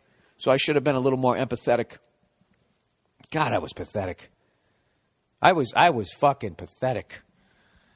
Not saying I think that's been a through line in my life, just being pathetic, but it's sort of morphed. You know? Every time I feel like, oh, you know, I kind of got that settled, then there's a new thing. You know? Like, say, podcasting. I feel like this is a pretty pathetic attempt this week, don't you? Well, go fuck yourself. Hit the stop button. I don't give a shit. I really don't. That's one of the great things about this podcasting world is you really don't have to give a fuck. Where the fuck is the man great thing? There it is. Hey, everybody. Yeah, I'm not fucking happy about it. I just wish we could. Oh, for fuck's sakes, with your fucking. You know what I hate about this fucking stupid phone? Besides everything, is you have the fucking thing on mute and it still makes noise, like I get important phone calls. Right, Cleo? What am I, the president? Does it really need to do that? Even when you fucking put it on silent mode, it still vibrates. I guess I could just shut the thing off, right? I never even thought to do that. That's great. I worked that out. Oh, yeah, of course. My password doesn't work on the fucking computer. This is just going to be one of these days. You know, I know it was going to be one of these days is I took my dog out for a walk, and she took a shit. And unlike Rappaport, I went to pick the fucking thing up, right? And I had my headphones on. And as I bent over to do it, my headphones fell down and almost landed in the pile of dog shit. And rather than laughing it off like somebody with rosy cheeks would, I'm a cynical bastard, so I took that as an omen on how this day was going to be, and it's lived up that way. I had a bowl of cereal this morning. I almost fucking died. And you know what's funny is the lovely Nia was literally maybe 7 feet away in the other room and never checked on me. Could give a shit. You know? And you know what that is? It's like we've been together. When you've been with somebody as long as I have, it's not like they want you to die. It's a combination of two things. They just tune you out. So I could have been in there talking to her about how, you know, my headphones almost fell into the dog shit this morning, or I could have been almost choking to death. Either way, she doesn't even hear it. And then, like, subconsciously, it's not that they want you to die, but not fatally, but if you could die for like 3 hours, you know, I don't think that they would be upset. It's just sort of, you know, drag you over and put you behind the couch and just, you know, fantasize about being single again for like 3 hours. And then you wake up like in one of those movies with Kiefer Sutherland. What was that movie called? Shockers? It wasn't Clockers. That was Spike Lee. I don't know what the fuck it was. Anyways, this is what happened. I was eating corn Chex. I'm a big fan of the Chex family. All right? This isn't some sort of subtle advertising I'm trying to put in here. Okay? This is coming from my heart, not my wallet. All right? I like the Chex cereals. I'm not into rice Chex. And that has nothing to do with World War II or Vietnam. Okay? I just don't like the taste of them. Okay? I'm not coming at you with some red state shit. Like, I ain't eating nothing that got fucking rice in it after what happened over there in the DMZ. I'm not coming at you like that. I just don't like the taste of that one. I either go corn Chex or I go wheat Chex. So here's the deal. Yeah, you know what I noticed the other day is this morning as I was almost choking to death on my cereal was all cereal is kind of the same color. You notice that? It's all sort of fucking just different kind of browns. Isn't that weird? Isn't that weird that would go through my head as I'm almost dying, choking? That fucking bad 80s comedian analogy went through my head. That might have been my last thought. You know? Or like it's like a topic you'd hear on like NPR. All things considered, today we discuss the different shades of brown and breakfast cereals. I don't care if you're eating rice Chex, corn Chex, wheat Chex, Rice Krispies, or Corn Flakes. The all too familiar off-color Band-Aid brown, and all things considered. You ever listen to NPR? Nia listens to that shit. She's such a fucking nerd, and she always has it on. And I don't know. There's really no good radio stations out here as far as like playing music out here in LA. I don't know why. I don't know what goes on out here, but evidently, the two bands that they play them like it's still the early 90s. They play Ice Cube all the time. Bad when you come to my town, bad. Like I don't know why they play it. Like they play it enough. Like you think he died or something. You know? And then they also play the who are those guys? Whatever the fuck they are. Pretty Fly for a White Guy. They play them all the fucking time. You know? Like everybody's still walking around in flannels going, hey, have you heard the new Pearl Jam, man? Anyways, so here's the story. I go to get my fucking box of corn checks. I pick up the box, and immediately I notice it's pretty light. Pour it in, get a full bowl, and there's like an eighth of a box left. Now, I could be a douche and put the box back and give Nia false hope. Oh, I want a box, I want a bowl of cereal, and then she grabs the box and she feels the lightness. Then that panic comes in. You start to sweat like, oh, fuck. You start pouring it out. Come on, man, keep going. And there's only an eighth of a bowl left. The douche puts that back in the cupboard. The gentleman, the refined individual like myself, you just say, all right, I'm going to have a little more cereal than I usually have. So that's what I did. All right, and I start eating the fucking cereal, and I'm wolfing it down because I know the podcast is a little bit late, and I'm going to get a bunch of shit on Twitter, right? So I get about halfway done with my bowl. I take the box of cereal, and I pour that last eighth in. And you know the deal. The last part of the box, that's the most dangerous part of the box. You got half of it's cereal, and the rest of it's all fucking powdered. So all the powder goes on the top of the cereal. I start eating the shit, and I'm doing that, eating so fast, you're eating and inhaling through your fucking pie hole. You're doing that shit, and I had a half a spoon of powder, and the other half was the cereal, and I inhaled the shit, and my throat just closed off. And I thought at the very least I was going to pass out, to the point I was debating as I'm coughing and hacking away, and Nia is completely ignoring me. I'm sitting there pounding. I'm thinking, should I make a loud noise in the kitchen, or should I run to 5 steps to the bedroom? But then I'm thinking, will that like take up too much oxygen? And I basically was choking on this shit for 3 straight minutes, and Nia didn't move a fucking muscle. Didn't move a goddamn muscle. And when I finally realized I was going to live, I was so pissed at her that, like after you get done choking, like your voice is like, it's like turned down to 1. So you're trying to talk. It's like, thanks for helping. That type of shit. I basically said sarcastically, thanks for helping in the I was just choking for 3 minutes voice. And all I get from Nia was like, oh, I'm sorry. Are you okay? Is that any way to start the fucking day? I don't think. Was that even funny? Was that even remotely amusing to you? I don't know. I almost died this morning. I don't care if I'm funny or not. Cleo. All right. Here's another next one. Multiple fuck buddies gone wrong. You know what, dude? Just the fact that you had multiple fuck buddies, it's still a win. You know what I mean? It's still a win. You made the playoffs. Hey, Billy Boy, first time, long time. I'm going to get right into it. All right. Last weekend, I got a text from a former fuck buddy who found out that I had slept with their friend before we started hooking up. Oh, you know what? Go fuck yourself. All right. You're crushing ass all over the place. You don't need my advice. I probably need advice from you. That's a secret goal of a certain percentage of guys is like, what if I can fuck her and all of her friends before they all figure it out?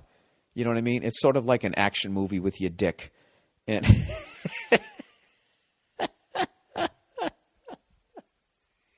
can I stick it in all of them before the bomb goes off? And can I get out of town like fucking De Niro in Heat before when I see all of them coming up with the how dare you? Haven't you ever fantasized about doing that? And you were so good that as mad as they were, they all reminisced about how great you were, and then all 4 of them come over and be like, we'll all fuck you at the same time. If you haven't had that fantasy, God bless you, because you're evidently a way more decent a human being than I am. So anyways, with that, here we go. He goes, she sends me... Anyway, let me just refresh your memory here. Last weekend, I got a text from a former fuck buddy who found out that I had slept with her friend before we started hooking up. She sends me a pretty heated 2-page text about how much of a dog and douchebag I am for sleeping with her friend, then fucking her the same weekend. Yeah, dude, you're a legend. You're a fucking legend. Dude, all you can do is just stand there with your hand at your sides, take the slap to the face, and just know that, yeah, you're a hero. Dude, you banged her friend and her in the same weekend, and you don't front a successful band. I mean, that's my hats off to you, sir. Hats off to you. Anyways, he goes, now in reality, I had slept with the friend in late May and then starting hooking up with the fuck buddy in early September. Oh, okay, so she tried to make it more dramatic. That's still great, dude. You seamlessly made the shift over the summer. You're still a hero. Anyways, he goes, to go into a little more detail, the fuck buddy had gone on several dates and fucked once I had gone on several dates with her and fucked once 3 years prior when we were both at college. But then shortly after, she lost interest and we remained as friends for the next few years. When I say friends, I mean the occasional text and seeing each other maybe 3 or 4 times. All right, so what is her fucking problem?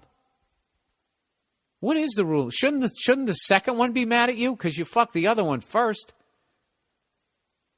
I'll never understand.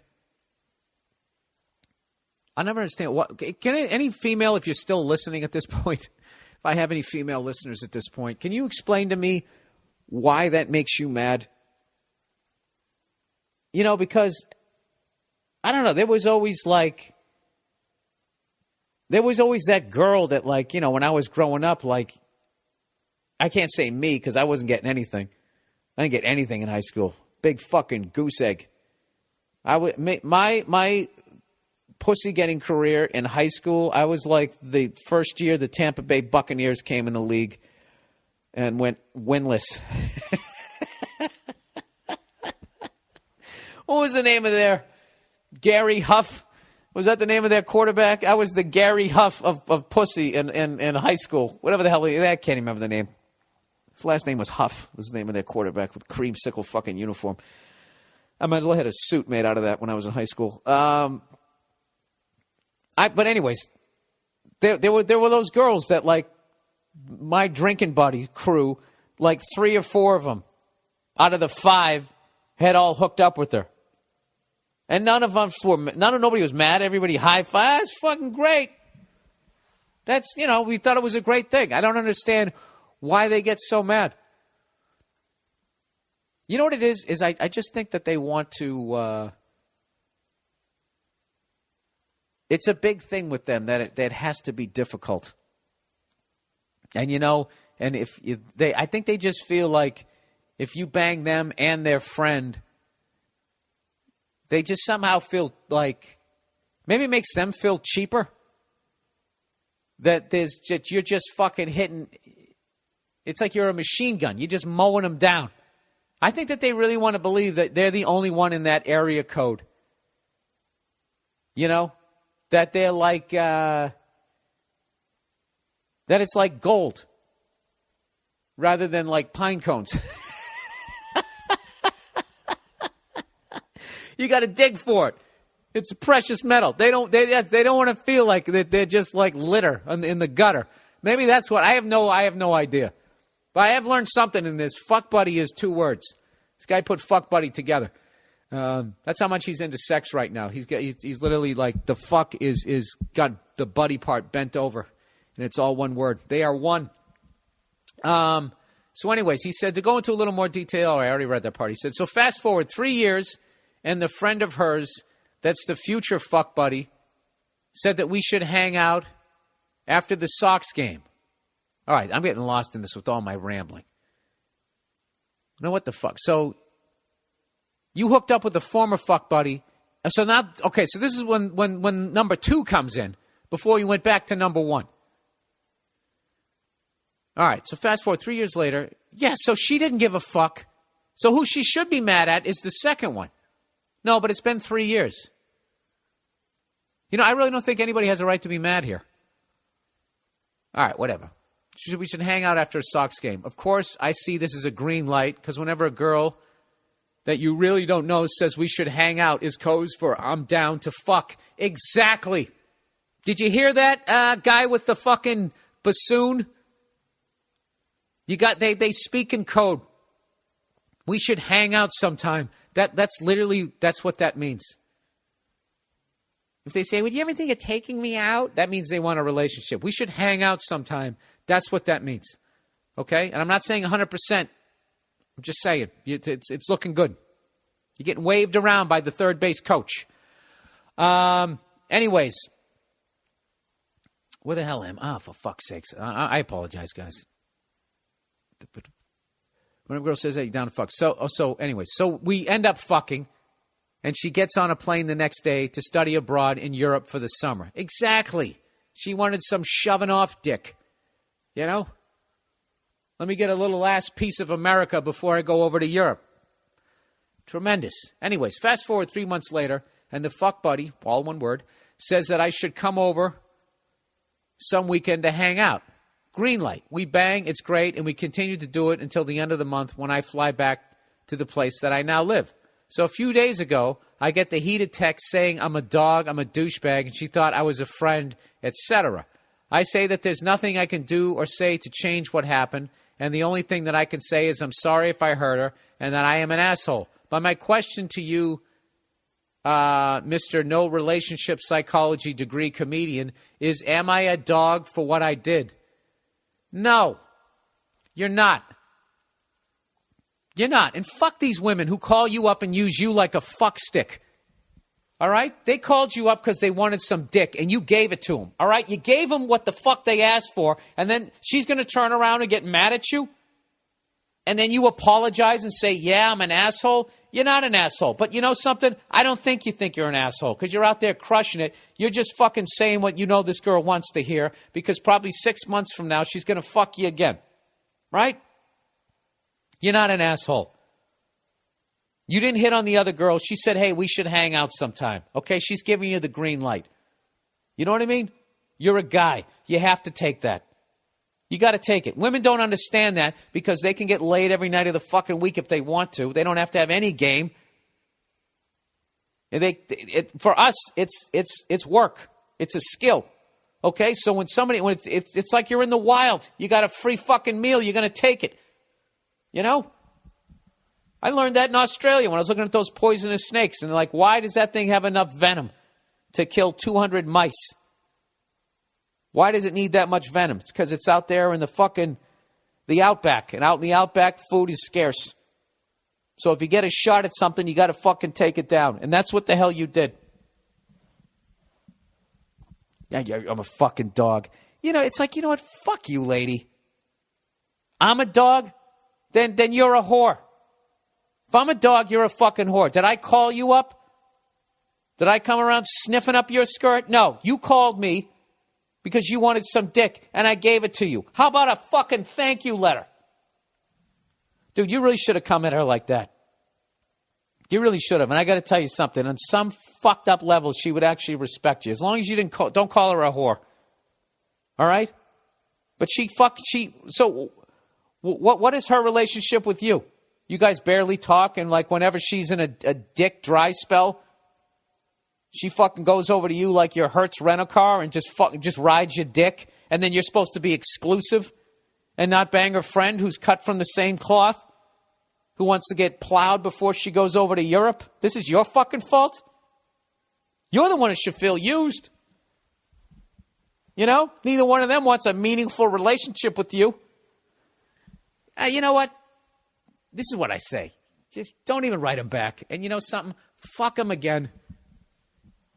Just bang them again. Who gives a fuck? Next time you see her, she wants to give you a dirty look. Just like, I don't even react to it. What a bunch of bullshit. And I can't believe that. Like, we don't have a relationship. I'm just gonna keep saying the same thing fucking over and over again. Why don't I? Look at me, I'm stuttering here. Do you know the other day I was watching the Texans when the Patriots played the Texans Monday Night Football, right? And some lady at the was watching with us. So I had this food, and I just worked out. It was protein based or whatever, and I fucking eat it, and I thought I was fine. And right as we get the kids loaded in the car,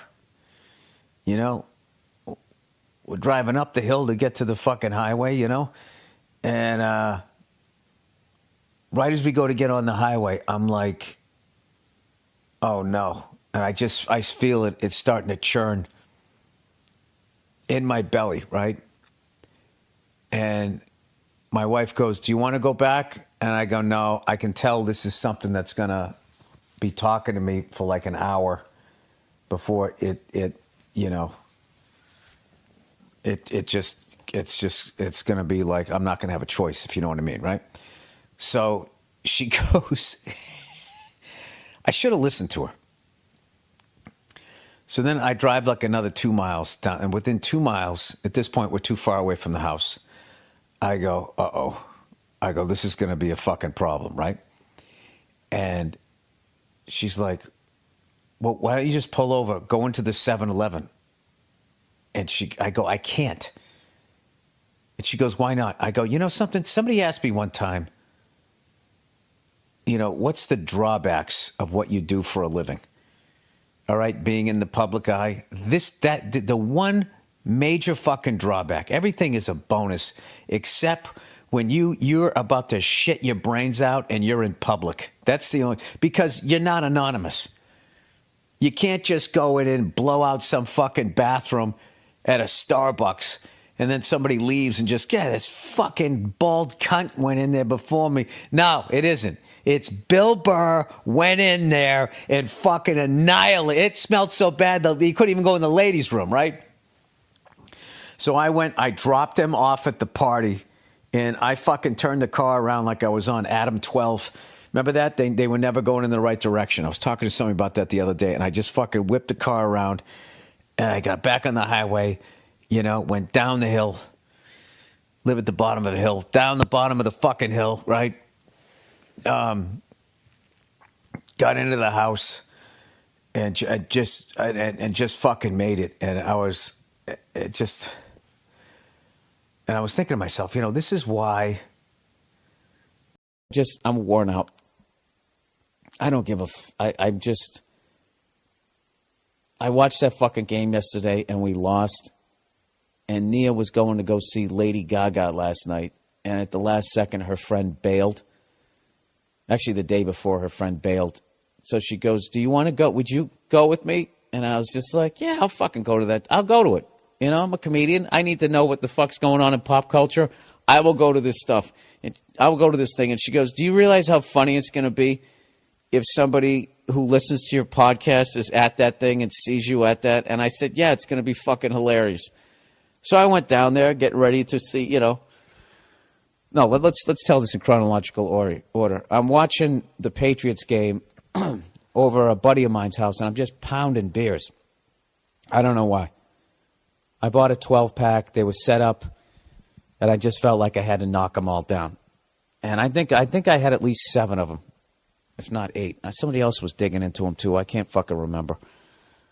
You know, one of those things where you're not really totally hammered, but you forget your sunglasses. You know, like that kind of level drunk. So now I got to race home. And, you know, I shut myself off in the third quarter just like I'm at the game. And I just start drinking waters and eating fucking chicken wings and shit. And sober up, jump in the car, drive home, put on a shirt. Oh, wait, no, we took a cab. That's right. We ended up taking a cab over to Staples Center. And we missed the opening act, which I'm like bonus. Because I know I'm not going to like them. And we come fucking walking into the Staples Center, and right as the show starts, and Lady Gaga comes out of a fake castle on a horse and starts walking around the arena. You know, they do that big thing now where they got like the big fucking half a semicircle loop with a bunch of fucking raven kids in the middle of it. And that's what started it off. And then she sang one of her songs. And then she went back into the castle. And then all of a sudden, it looked like it was a turkey with its legs spread. And she came out of the vagina of that, unzipped it, and came out of that, you know. And then sang another fucking song. You know, a bunch of shredded gay guys, all 5, 6, 7, 8, all at the same fucking time. And then she just starts spewing this fucking self-help horse shit. you know, doing that stupid dramatic pause to milk the crowd. She's just like, you know, it's great to be here tonight, Los Angeles. And everybody's like, wah! And she's just like, I got a message out there for anyone who's ever felt different. If you feel different, know that blah, blah, blah, blah, blah, and all this fucking bullshit about being different. It was literally like, it was like gay Spinal Tap. And it was honestly, it was a terrible fucking show. Terrible show. The fucking dancing was terrible. She can sing, but she stinks at dancing. She's on a fucking horse. She comes out of a vagina. How many times has that been done? Why'd you come out of the vagina, Lady Gaga? Let me guess, this album was a rebirth for you? You fucking hack.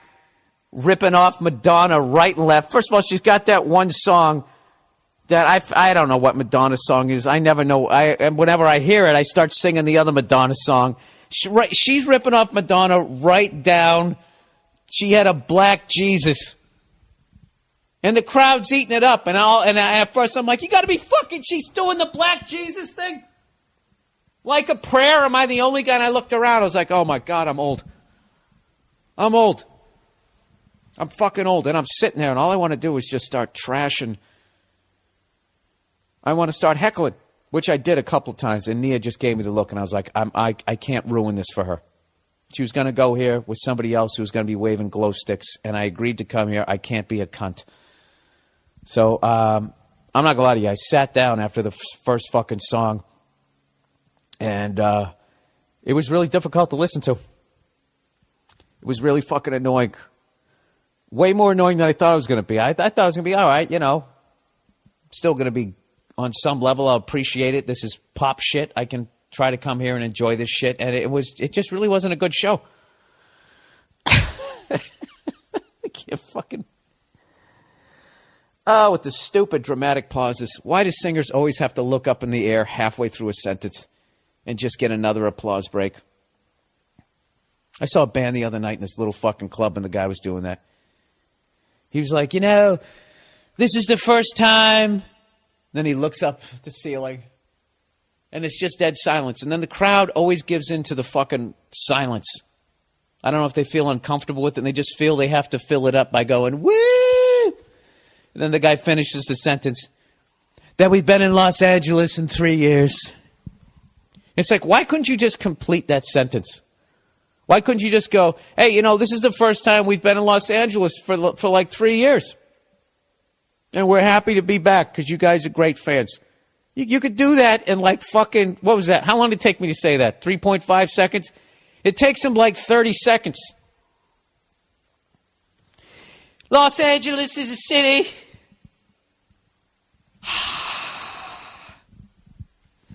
On stage. I can't believe I have this fucking story. I feel like I dreamed it. She just goes, you know, she finishes another one of her fucking horseshit songs. I think at that point she was like dry humping a yak to protest some sort of Middle Eastern thing. I don't know what the fuck was going on. And by the way, her drummer was the shit. And I really would have enjoyed watching him, but he appeared to be in the dungeon section inside the fucking castle. Because God forbid there's somebody else out on the fucking stage taken away from your fucking horseshit. Oh my God. And then she had two plants in the crowd. Two clear fucking plants. She calls some fucking young gay kid on the crowd and tells him it's okay. And the kid starts fucking, it's like, how did you get his number? When did you get his number? How did they have him mic'd up? How can I hear this guy clear as fucking day talking into a fucking cell phone that's going through the roof of the Staples Center to outer space, back down to the fucking, through the roof again to Lady Gaga, who's got drapes around her fucking head, right? Crowd's eating it up. Like, oh my God, she's a saint. Look at her reaching out, right? And then the worst part was she's sitting there dancing around. And she's only a little bit better a dancer than I am, and I'm fucking horrific. So she's up there. And then she goes, where's that guy with the green hair in the crowd? Get up on the stage, you know, because she's so down to earth. And the green-haired dude gets up on the fucking stage, shirtless, shredded, right? So right there, you know it's a plant. Although there were a lot of gay guys there, and gay guys are always fucking shredded. So I'll give him the benefit of the doubt on that. So the shirtless fucking shredded dude with the green hair gets on, runs up the runway, doing his best to act like he's shocked. Then they go into this fucking dance routine, and this dude knows every fucking move, right down to when to leave with the other dancers and walk into the castle. It's like, why is he going into the castle? I thought he was just some random guy you pulled out of the fucking crowd. Shouldn't he go back to his goddamn seat?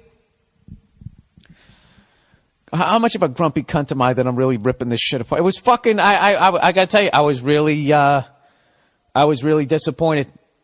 I felt like I put myself in the headspace where I could enjoy this. I was already 7 beers in. I grabbed a little bit of McDonald's on the way in. Had a quarter pounder with cheese and some French fries. I'm like, all right, let's see this. I know she can sing, so it should be halfway decent. And it just was, ending the songs and then just sitting there with fucking every time drapes around her face. It's like, when are you just going to accept your nose? We get it. You don't like your nose, but you're afraid to get a nose job because you think it's going to change the sound of your voice. Just when are you? You're sitting there telling all these young gay kids it's okay that they're different, and here it is. You can't even accept your face, walking around like that chick from The Ring, your hair all in your goddamn face. So fucking awful. Depressed dude, a Billy cunt! Exclamation point. I've been listening to your podcast for years. Your deranged, psychopathic perspective reminds me I'm not the only one shaking ladders. I don't know what that means. Is this guy from Boston? I've been listening to the podcast for years. Your deranged, psychopathic perspective reminds me I'm not the only one shaking ladders, kid. Nah, it still doesn't sound, even if in the accent. Shaking ladders. I don't know what that means. Anyways, I got a problem. I was in Boston all last week, so the Boston accent kind of came back. The whole, I got a problem. Instead of saying, get a job. Dude, he needs to get a job. And for those of you working on your Boston accents, J-O-B, just say like jaw, like I'm going to punch you in the jaw, and then B, job. Got to get a fucking job. You know what kills me right now is like fucking 200 of you right now just muttering to yourself, get a fucking job in your cubicle. Freaking out your coworkers, just mumbling, get a fucking job. You fucking cocksucker. I got a problem. For years now, I've been trapped in my KFC and wet wipes. Okay, that's disgusting. I used to be a bodybuilder, an actor, and a comedian with fucking prospects right in front of me. But then adulthood raped me in the eyes. Oh, Jesus. Could you be more dramatic? This sounds like that fucking chick from Sex and the City. Crazy broad broke my heart. This is the guy again. Crazy broad broke my heart. I had to cut away old friends and family, shutting me out of their smiles. All right, dude, this is like getting creepier with each sentence. If you don't bring this around in like 2 sentences, I'm going to abandon this. I had to cut away from old friends and family, shutting me out of their smiles. Dude, what did you do that your friends and family decided they didn't want to be around you? Anyways, I don't feel sorry for myself or want any pity. You're not going to get any. So good. I'm glad you don't. He goes, I just want to know how to get out of this never-ending routine of demise. Well, first of all, I would stop using those goth death metal words. Demise. What else you got in here? Adult raped me in the eyes. These are like song lyrics? Depressed dude. What would be the name of this? Trapped in my KFC and wet wipes. Right? That sounds like, I can't sing like that. Rape me in the eyes. This routine of demise. All these fucking kids getting like fucking whiplash. I work too much in a job that was supposed to pay for my comedy career when I don't work. I was supposed to pay for my comedy career when I don't work. When I don't work, I sleep or watch endless DVDs. I'm 24 years old. Oh, what the fuck? This reads like you're 56, dude. He goes, I'm tired all the time from all the hating of the world, and my body just won't listen to this screaming frustration in my soul. Dude, you listen to progressive metal, I'm guessing, by the words you use here. Either that or you play Dungeons and Dragons. I'm really not helping your depression by shitting on you through all of this. Don't worry, I'm going to give you some sunshine here in the end here. So I sometimes get a spark of motivation to get back in shape and start writing script, but it only lasts for a day or two at the most. Yeah, exactly. And then the work comes, and you have to keep going. And that's what separates the people in life who fucking work and make it and those who don't. You know? Everything's fun for a couple of fucking days. I'm going to get shredded. I'm going to join a boxing gym. I'm going to look like I'm going to fight in a title fight. You go down there, you skip rope. I'm going to get abs. You're doing all the fucking shit. And 2 days in, after 2 days, you get tired. All right? And that's where you need the discipline to get up and go over there even though you don't want to. You know? People who've written Oscar-winning scripts, I bet they don't like fucking doing it on a certain level. But they keep going. So I would just tell you to keep fucking going. Anyways, let me read the rest of this overly dramatic shit.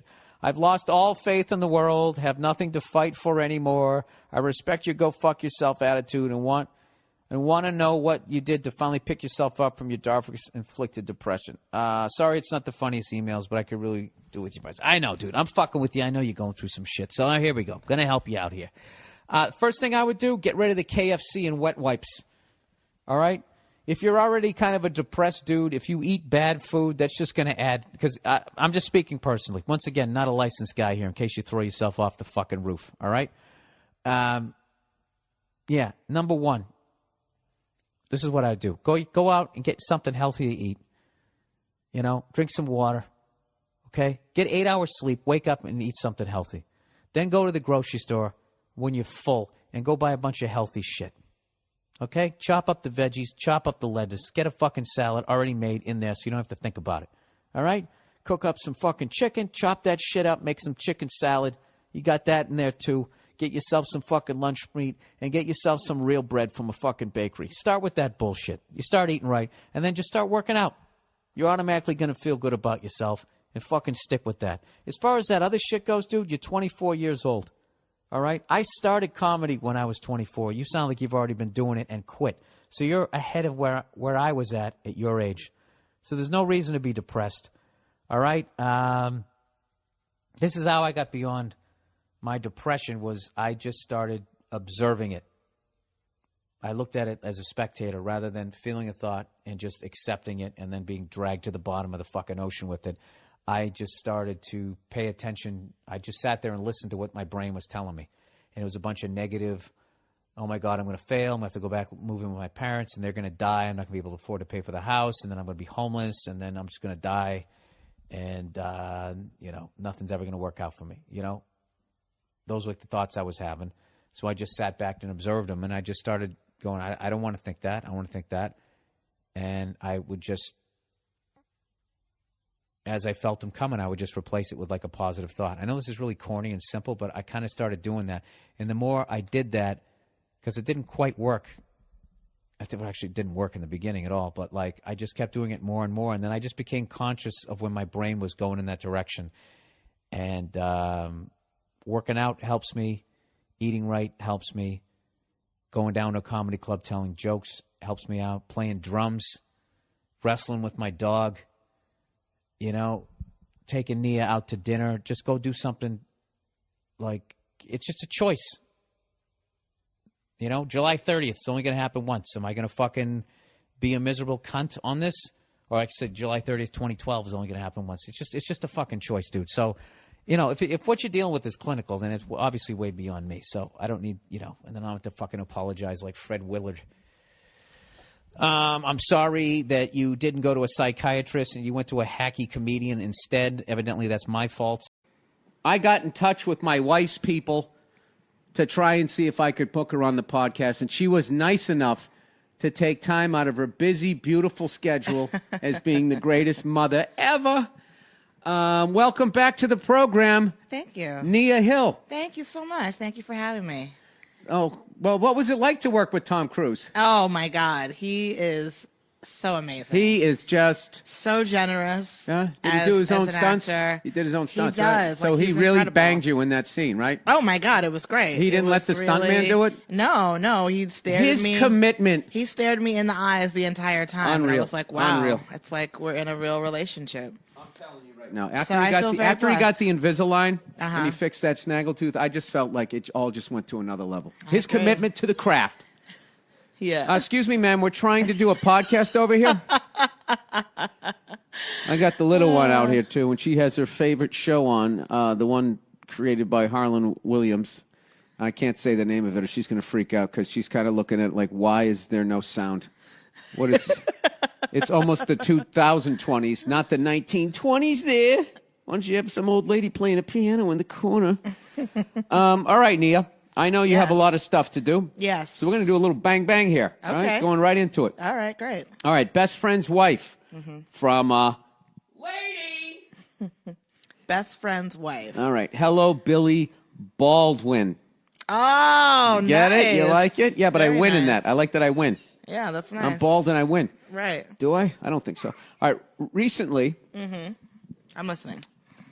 hey, honey, speak into the mic rather than chime in, all right? Yes. Oh, you're No, talking. yeah. talking to Cutie baby. pie. All right. Recently, I've been posting pictures and videos on my Instagram that are not slutty, ...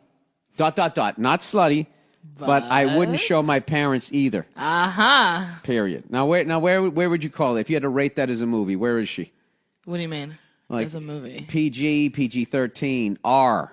It's not NC-17, but it's No, not I mean PG. it's only R if she's showing nip and booty. So then you would say PG-13. PG-13. PG-13. Yeah. Now somebody's going, oh, actually, I saw PG-13 when they showed some nipple. I am 26 years old, prime of your life, Yep. and I've been feeling very confident about myself. Wow, ba-da-do, babe, ba-da-ba-da-da, bow. Show it off, girl. Ba-ba-da-da-da. I want to bring that back. Wap-a-do. How come you guys don't dance that anymore? Bring what back? Burlesque? The old stripper song. Yeah. Dita Von Teese does it. Not in the club. What do you mean in the club? In Duck Club, DA. No, the not one where Duck black Club, people not are. again. Yeah, in Duck Club. No, that was never our Are you music. going down? And I've been feeling very confident about myself and my body. I'm single with no boyfriend or even dating. Anyways, my friend, since I was 16, has told me that his wife has been uncomfortable with us talking because she's seen my pictures.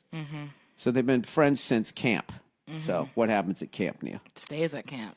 That's right. She's told him she feels insecure and sees my pictures even before he does. He is She's following you.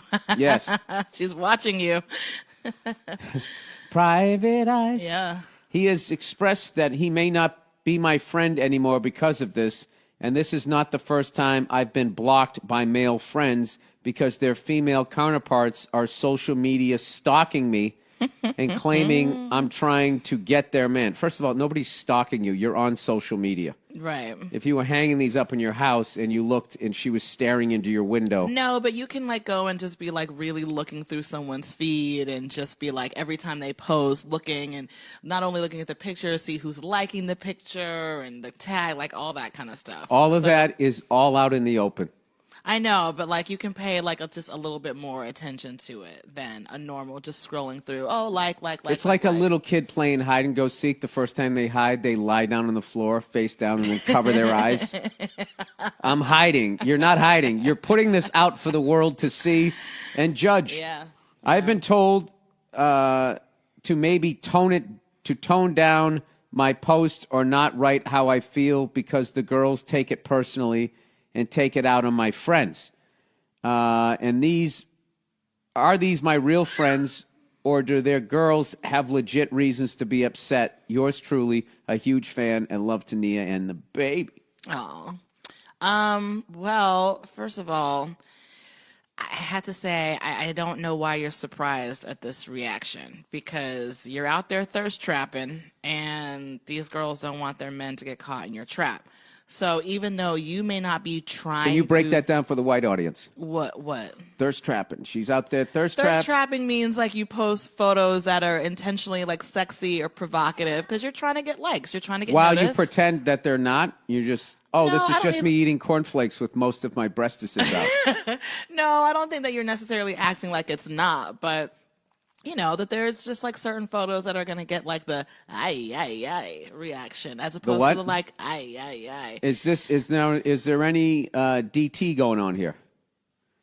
T's. D. T's. Dick tease? It's the kids here. Oh. As I imitate a vibrator.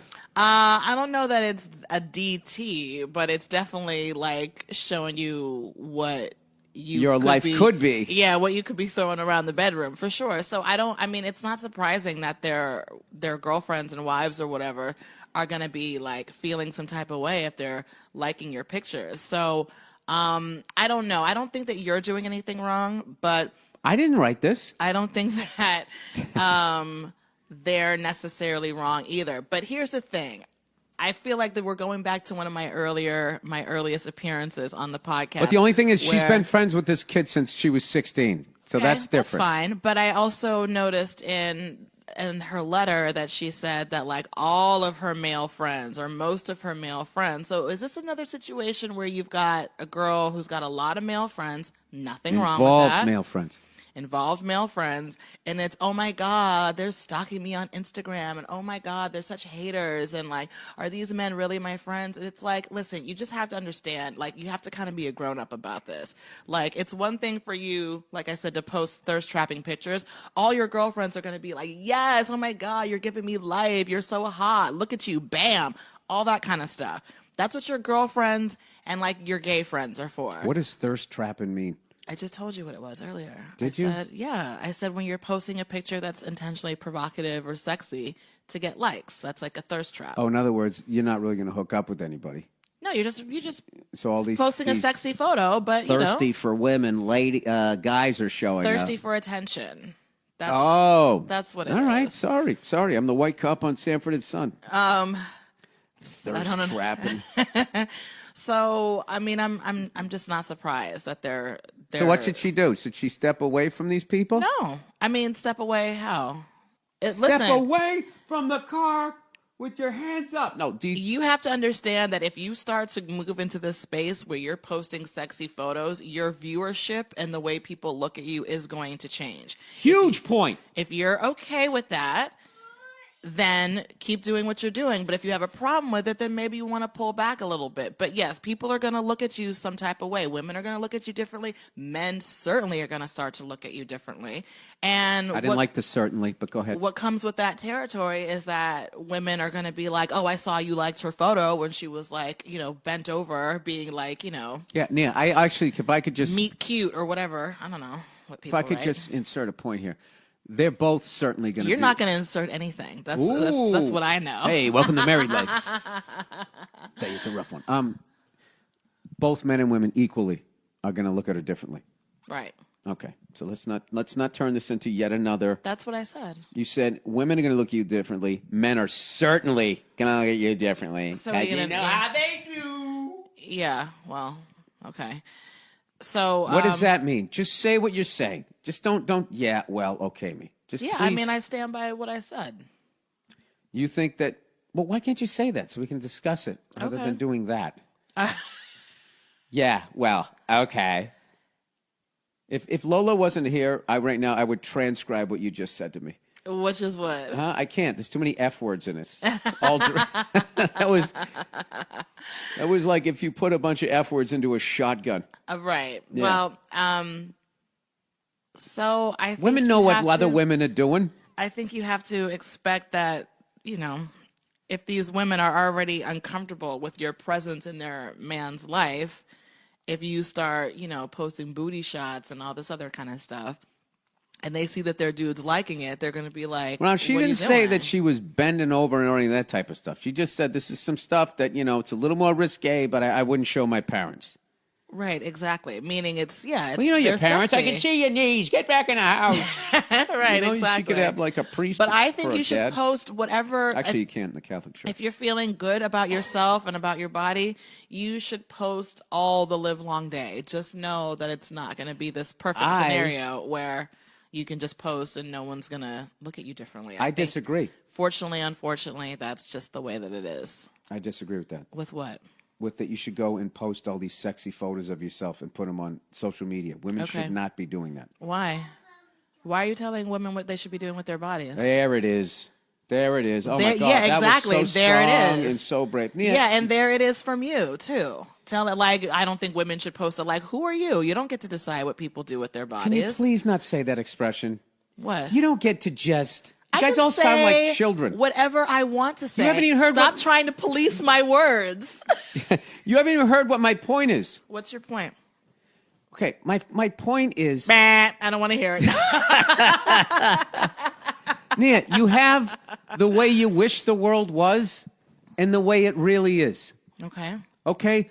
So to go out there and do all of that stuff and be all provocative and get all these people hot and bothered, there are so many freaking cycles. It's the same reason why you don't go out there and as a celebrity sit there and tree stump or whatever the hell you call it for a candidate. All you're doing is just going out there and getting that lunatic in the white van with the 2 seats that wants to make a pipe bomb and stick it in your mailbox. You're doing stuff like that. You're a good-looking person.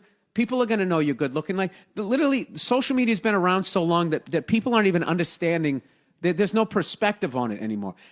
So many of these photos that are on Instagram and all that type of stuff, those were like the kind of photos that were in the beginning of a magazine at a truck stop like 20 years ago. And these are just regular women up. But back then, you didn't know where these women were. You couldn't find them on the internet.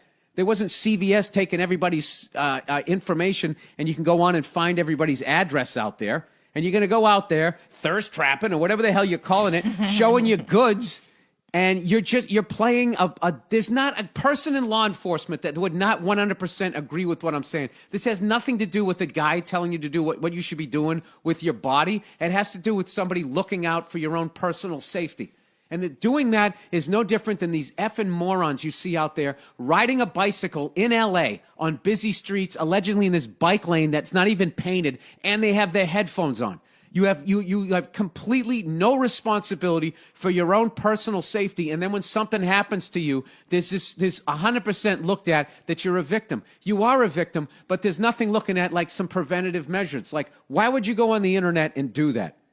Just post a picture of yourself smiling. You're a good-looking person, and you'll attract the kind of person you want to meet. You're going to go out there and show your booty crack and your ass cleavage there. I mean, what do you like? Ass cleavage. You even said that if you're going to start showing that, everybody is going to look at you differently. Certainly, guys. Now, all they're going to think is, "Oh, I really want to F you," right? That's all they're thinking. That's Right. the best you're going to get. Right. That is the best you're going to get with those photos. And the worst you're going to get is an effing stalker. Right. Okay, so that's what I was saying. I wasn't trying to get in your world. I wasn't over here man-spreading. I'm just saying doing that, it's literally like becoming a comedian, posting something on the internet, and then you're going to get upset when someone just tears the hell out of it and says you absolutely stink. And it's just like, well, you're not a victim here. You're the guy who posted, you're the person who decided to get up on stage, and people are going to judge you. That's all I'm saying. And I think that women that do that type of stuff, I don't think, because they're so young, I don't think they understand the level of effing lunatic that is out there. Mm-hmm. I don't even understand it because women get it way worse. So to go out there and sit there, I mean, that's like when you go to the friggin' alligator farm and they're dangling those friggin' chickens over the thing and all the crocs go in the water. You're out of your mind. Well, I understand your points, but I still think that people should post what they want to post. It's their life. Just roll the dice that you're in the herd of people showing most of their boobs. I mean, and you're not going to get many clipped. People yeah, I do, because I don't think that you should be living your life in fear of what could happen or what might happen. Because if that was the case, I wouldn't leave the house. Yeah, I'm not talking about going after a dream. I'm talking about keeping your ass crack in your pants. Well, I respectfully disagree. But the thing is, the points you're Well, all we're going to have a problem when so-and-so make gets all to be a sense. certain age. Don't you dare tell her that that's going to be okay. I'm not. Listen, we'll see. That's the thing wait a about minute. it. No. Wait a minute. Now Listen, what? Now it's your daughter? Now it's not okay? I recognize the hypocrisy in this, but I would be like, please don't post that type of stuff on there. But I also know that at a certain point, I'm not going to be able to control what she does. She's not going to be sitting here quietly You've already tapped watching out. You've cartoons. already tapped out. What do you mean tapped You've out? already tapped out. What does that mean? Beyond a certain point. I mean, what age is that? What are we talking about here? When she's 18, she's an adult. I'm not going to just... No, she isn't. Think of what you thought. You're 18 as far as the law goes. You're not an adult, right? No, you're not. Okay, Nia, You're a dumb teenager. Yeah, you and I get a divorce, and I'm with an 18-year-old. What? She's an adult. You're going to be like, she's a child. Oh, my God, I would kill you. I'd kill myself. But, Nia, just because I lost you. No. Oh, God. Don't say that. All right. No more romantic little sweet nothings. I don't even know how to be romantic. Do I know how to be romantic? Ooh. You know what romance is. You're like a generous, like, sweetheart, but like romantic, no. I wouldn't say that you're romantic. But no, I wouldn't argue with that. But you like romantic things. You like music, like dancing, like in the middle of the house. Like you like to do stuff like that. I want to really take you to sweet Frankie things. Valley out here in LA, March 1st. Yeah. Oh boy. Is that Can I have a date? Jersey Boys? Can I have a date mistress? What do you mean? Just someone that totally plutonic, just somebody that I bring to all the stuff that I want to go to. Oh, you want to find like a 50-year-old white woman to take to stuff like that? Shouldn't that be they'll white? Go. Why do you got to bring race into it? Because, I mean, they'll go see Frankie Frankie Valley. Valley. I mean, come on, let's be honest. Are you kidding me? Maybe my mom would go. Would she go? I'd take her. You would take my mom to I see would that. go. I love you, Mom. I'll go in a minute. You guys would probably have a really nice time, actually. You're just too good to be true. You don't want to see that dude? He's in his 80s. He still kills it. Right, yeah. That's the guy from Jersey Boys, right? My eyes adored you. Even though I never laid a hand on you, my eyes adored you. So anyway, back to the question. Like a million miles away. Nia's perspective is that you're not doing anything wrong by thirst trapping on Instagram, but you should know that that's going to come with a change in how you're perceived. And yes, here's the thing. If I had a girlfriend who was hot, single, and she was feeling really good about herself and she was posting, sexy photos, I would be one of the first ones being like, yes, bitch, get it. Oh my God, amazing. Get what? Get it. Get your life. Just get everything. What is that? Yes, girl, show you. But if Bill... What are you doing? But if I saw that Bill was liking all of her photos, I might be like, now wait just a minute. So... that's just the reality of it. All right, let's see. I finally got my abs. Like I didn't have to go on the road for and just ruin everything that I got. I get my abs back, and I start posting shirtless photos because I feel good about my body. I would be like, yes, bitch, get it, bitch, get it, right? And all I would. But yeah. And Nia. would I have a problem with women? But women already are looking for you and trying to put it out there. I've seen it. I see your comments, ladies. That's one of your I see your little funniest things sly ever. remarks. That's one of the funniest things you've ever said. Just know I'm watching. I've never had that attention ever. It's been happening. Perhaps you haven't noticed it, but it happens. No, but it doesn't count when you get to where I'm at now. What do you mean it doesn't count? It counts when you're nobody. That means you're good looking. If all of a sudden you start selling tickets and somebody's like, hey, baby. It's like, hey, big boy. Baby. Yeah, baby. I was just like, that doesn't mean anything. Look how good she's being. You liked me when I was broke. I did. I fell in love with you when you were broke. It was a great time. You know, I got you. I was thirst trapping. I was going to say something else. Oh, Nene. All right. Well, agree to disagree on those photos. I mean, I think, what people, it's just like you are inviting, like I would love, there's got to be something up there, somebody in law enforcement and stories and all of that, the stuff. Dude, these people are like, people are lunatics now.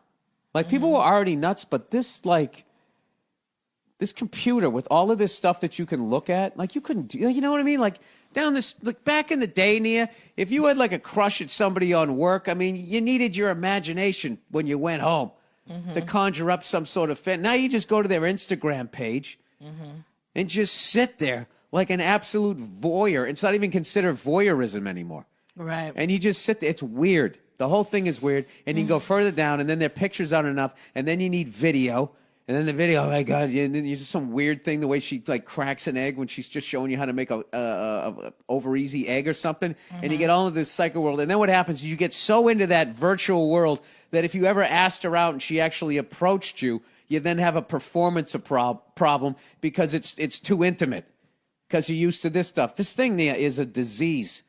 And, you know, I mean, I'm not judging anybody because I felt the ramifications of it. You know what I mean? Mm-hmm. Trying to lay off the bad stuff on there, if you know what I mean. Yeah, I do know what you mean. Yeah, it's just too easy. So I'm just saying, I don't know. You know me. I'm liberal and I'm conservative. I'm conservative when it comes to this. You are conservative when it comes to this. As far as, you know, last call at a bar, I get a little liberal. That is, what do you... What is time, man? Like, what is 2 a.m.? Do you realize that it's 12 noon in Japan right now, man? Bar. Oh, Jesus. Okay. All right, ladies. My eyes adored you. Hi. How you doing, buddy? You were so good. You just chilling out? You watching PJ Masks? PJ Masks. It's a PJ Masks. I don't know what she said, but she said no. And then did my usual, you know, food spots. I got some Chinese food. I got some pizza. I went to the North End. I got myself a fucking cappuccino.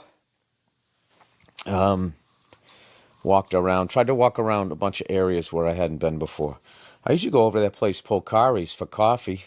The great Tony V told me about that place, but it just didn't work out. It opened at 11, and I was down there too early. Then I found another place, a breakfast place, that had the most ridiculous steak and eggs.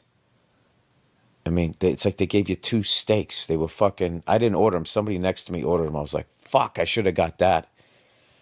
Should have got that. There should be a rule that, you know, you go to a restaurant, and if somebody next to you orders something better than you ordered, you know, if you think you can take them, you guys should be able to fight for the meal. You know?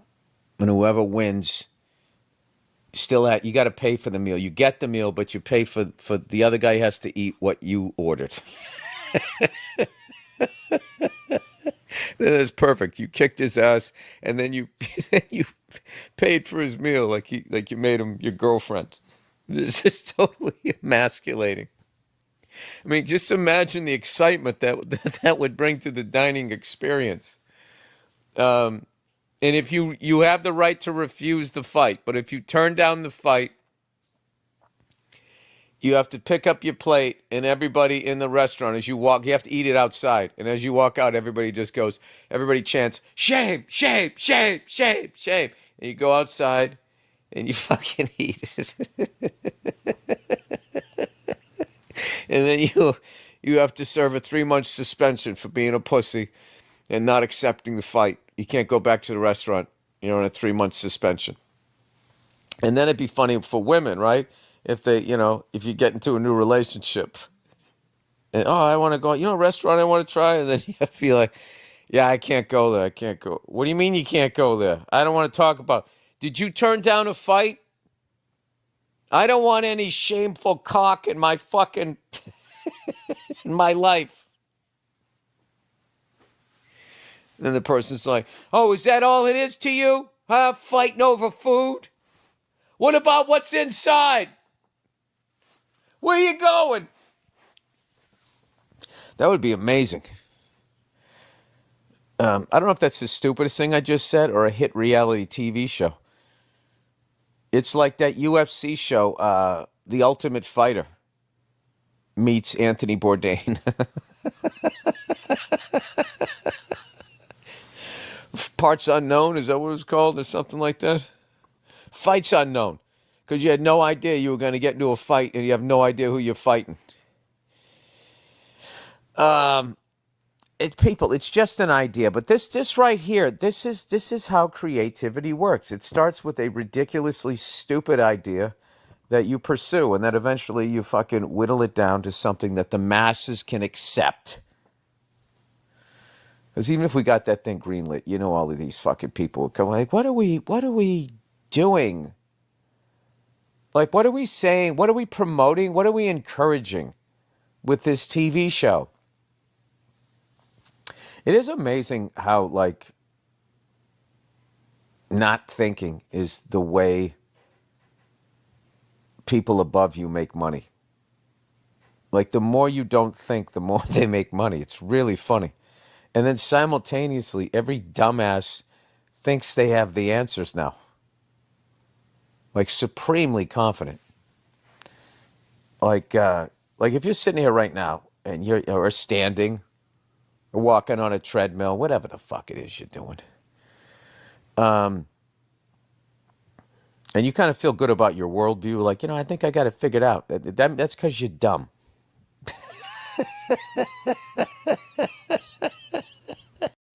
All right, dear Bill, I need some advice. I'm 30 years old, and I've been seeing this lady for the past 4 months, and things have gotten pretty serious. I'm already having dinner at her parents' house frequently. Oh, Jesus. Going to her family parties. Oh, Jesus. And spending the holidays together. Jesus Christ. I'm practically part of the family already. To use her father's words, and to be honest, I'm cool with it. I love this girl. She's great. All right, so what's the problem? So great, in fact, we decided to do New Year's in Palm Beach together at our cousin's place. Now he finally writes, oh, Jesus. All right, now what's going to happen? See, I like some of these letters. They set him up like a great movie. Like, he set this up like this is perfect. This is like a Norman Rockwell painting. Everything's going great. Now all of a sudden, he's going to New Year's in Palm Beach together at a cousin's place. Why? What could possibly go wrong? This is very well written. This guy gets a star. Anyway, so we go out the night before New Year's. There's a whole group of us, and I head off to take a piss. I come back and see my girl dancing and making out with some other guy who wasn't a member of our group. Oh. Well, who gives a shit even if he was a member of the group? It's another guy. I'm obviously flummoxed. This educated son of a bitch. I decided to interrupt their little makeout session on the dance floor. It would have continued unabated if I hadn't stepped in. So I pushed the guy aside, hand her back her purse. Yes, I was carrying her purse for her. Ouch. It fit into my back pocket, in case you're wondering. I was wondering. And I leave the bar. The bar is called the Cocina. Yeah, kitchen, right? Right? I think so. Yeah. I am a little Spanish right there.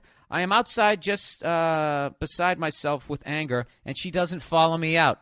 I go back to her cousin's place and go to bed. Around 3 a.m., the texts come in. Nothing happened. I didn't do anything, etc. She finally cops to it, and just in her defense, she says, I'm just not used to having a boyfriend, and I don't think you know how drunk I was. So, Happy New Year's. This was in a text message? No. Oh. No, when she showed up to him, she says to him, she finally just said, look, fine, I fucked the guy. I'm just not used to having a boyfriend, okay? Wow. And I don't think you realized how drunk I was. Wow. Yes. See? And you can be that honest. You know what I mean? I could never be that honest with you because you could throw a vase at me, and then the cops would arrest me for breaking the vase with my forehead.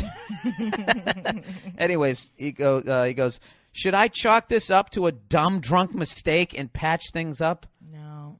I'm having trouble being objective about this. This has really got me fucked up and hurting. Yeah, dude. Yeah, that was a ridiculous level of acting out. Yeah, on her part. That's crazy. That is absolutely that is some crazy. Wacky stuff. That's wacky. That's some real wacky stuff. No, she made out with a guy right in front of you. He knows. What are you talking about? He knows what he's supposed to. He's fucking stunned, Nia. Yeah. Jesus Christ. That's pretty stunning. We're in the goddamn trauma unit right now. And you're going, you stepped on a landmine. Yeah. Move on, sweetheart. Move on. No, that is retain some dignity and walk away. You basically just imagine if you discovered that 17 years in, married with 4 kids. that half look like you and half look like this should have been stripper. All right? You dodged a bullet, and yeah, it's going to hurt, and that's really what that really is, dude, is aside from your feelings, that's your fucking manhood being hurt right there. And you don't have to look at it objectively. Let me finish, for fuck's sakes. As a guy, that shit's not supposed to happen, right? Because you're supposed to put it on them, and they're supposed to be mesmerized by your dick. And the reality is that's not what it's like. Yeah. And when you discover that, that's a tough day. Yeah, but you know? you don't have to look at it objectively. objectively. And then you never trust those broads again. You never trust them again, and it's the No. safest place you can be. No. Number 3. But don't look at it Shut it objectively. last Saturday. It was a shitty, horrible thing that happened, and you should be feeling all of those feelings, including anger. So, but just walk away. It's over. That's what he should do, is just walk away. Although, It's I would be over. tempted to pull a female move and get some revenge, and I would tell her dad, you know, what Do he... you know what a slut you raised? Do you know what a slut you're in love with? That's half your DNA. Did she get that from your fucking wife? No. No, yeah, there's Yeah, no don't do need that. to go. There's no need No, to because bring then the he'll look mother like an into it. asshole, and then he'll understand why she did it. I'm trying to inflict the most pain here. Walk away. Yeah. I don't do revenge. Don't do that shit. All right, number 3. Let's say, Say, as they say in Boston. say. Come on over and fucking say. There's no consonants in that word. Say. Thursday, Friday, say. I always do that with brevity. Say. Let's say I was out with my friends and I was shit-faced. We were at a bar and I was sitting at a table when I saw the girl.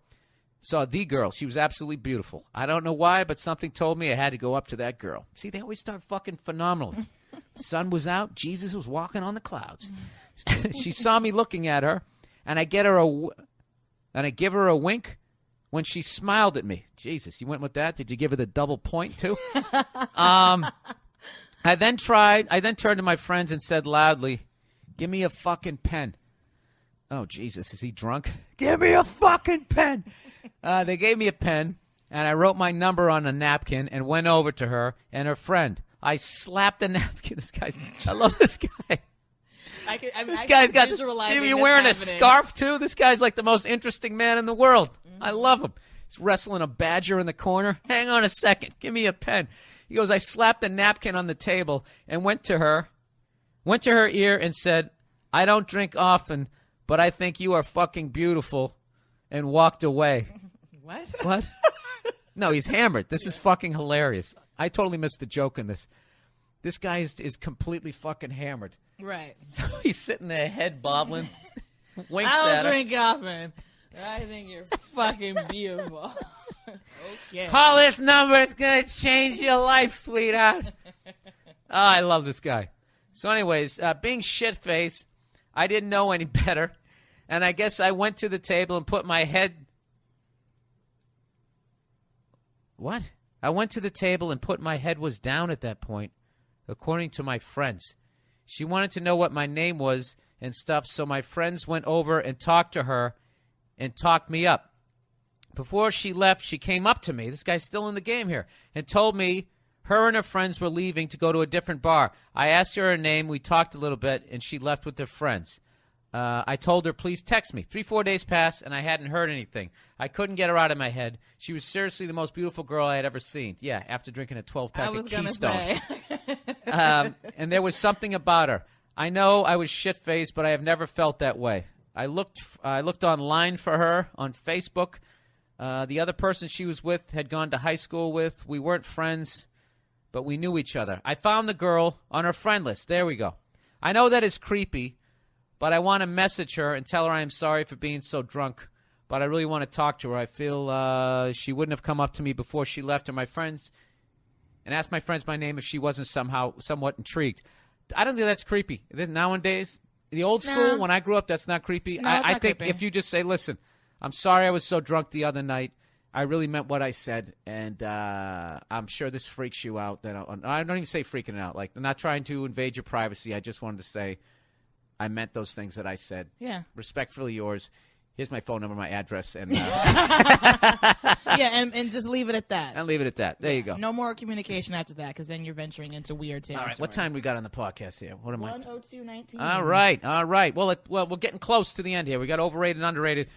With that, also, I want to remind everybody that Amazon thing's been working out for me. It's a good thing, so I don't have to charge for the podcast. So this is basically what I've been telling people. If you're going to buy something on Amazon, rather than going directly to Amazon.com, go to BillBurr.com, click on podcast, and on the right-hand side, you'll see just under the iTunes link, you'll see the Amazon window. And you just click on that, and I will get credit for driving traffic to Amazon.com. You don't have to hit anything else after that. And I'm not telling you to buy anything. I'm just saying if you're going to go to Amazon, just please go to BillBurr.com first. Even if you're click just going to on the podcast. browse. Even if you're just going to browse for something. I don't know if it works that way. They got to spend some money. Oh, they do? Yeah. It's like I'm driving people to a drug dealer. Even if you're just going to look at the cocaine, can I just sniff it for a second? And then no, they need to make their money. Sniff it for a Yeah. second. Even if you're just going to browse, if you just want to see what they're doing with their website, yeah, that's it. It's a great way to donate to the podcast. And like I said, 10% of all donations will then go on to the Wounded Warriors Project. So you support this podcast, you support the troops. America, that's right. Buy shit you don't need. Support the troops. It's all right there. Couple of clicks of the mouse. What you got to do is you got to take the feeling, you got to push it down in you, you got to bury it. All right? And then you let it out slowly after 6 drinks onto unsuspecting strangers. That's how you do it. No, that's not what you do. What you do is reality. What you should do after being dumped is what you should do, what Chris Bosh did after they lost the championship that year. I think it was to the Mavericks. And he just dropped to the floor and he cried it out of himself. And everybody made fun of that guy. Do you realize how much more healthier men would be if we could actually do that? It would be absolutely horrific for women to see. And as much as they say they want to see it, they don't want to see it. You know what I mean? That's like the male equivalent of watching your wife change tire. You don't want to see that. Just seeing her out there jacking up the car and maybe making a strong throw from third base. That's just some things that men and women, you think you want to see it, you don't want to see it. What if she grunt a little bit when she just fucking threw a laser, right? Ball takes a funny hop and she's still able to fucking You don't want to see it. Not saying it's wrong. But there's just certain things. It's just dries them up and sends us fucking, pitching to the right or the left there. Old fucking Stan is down for the count, if you know what I mean. All right, dear Billy Boy. I actually should say yawing to the left, if I'm going to go aviation here. I am a 28-year-old dude. The beginning of the year was life kicking me in the nuts. My girlfriend, been together for 10 years, left me for some rich older fuck. Oh, man. Well, if you want to feel better about yourself, just listen to the Eagles' Lying Eyes. Because that's what the fuck she just walked into. Unless he's only a few years older. But if he's a lot older, I mean, what the fuck? Come on, man. What kind of young woman wants some guy's dick coming at him with their fucking salt and pepper pubes? I mean, that's no woman lays in bed dreaming about that. I can tell you that right now. All right, needles, needless to say. You wrote needles. Needless to say, but I will. It got me absolutely heartbroken, depressed as fuck, feeling that I lost all my goals in life, had to leave our apartment, which I renovated for us to finally be our no place like home place. Had to move for a while back in with my parents. That's always a hard time. Started hating my job. Yeah, dude, that's also... Dude, what you got going on here is you have a new beginning. All right? You got to understand, the kind of person that would leave you to go get with some rich older guy... I mean, I don't know anything about your relationship. I mean, it seems like you had a job, you renovated the apartment, you do seem like a motivated guy. It'd be one thing if you were sitting around on your ass... Look, if you're sitting around in your ass, you're not doing anything, you cannot expect a woman to stay with you. You're fucking useless. As a man, if you're not providing, what are you doing? You're just a big kid. They don't need that. You're 180 pounds of fucking excess weight just dragging them down to the ground. They got one life. They're going to go fucking live it. So But you have a job. You renovated the place. You sound like a good guy. Granted, you're writing the email. Here we go. If it wasn't for the best friends in the fucking world, I don't know what I'd do. So it's been like 8 months. Got my shit together. Lost weight. Started learning a new language. Here you go. Started studying, giving lectures in clubs, and banging a hot, smart 22-year-old girl. And that banging is the shit, he's saying here. Look at this guy. Turned his life around.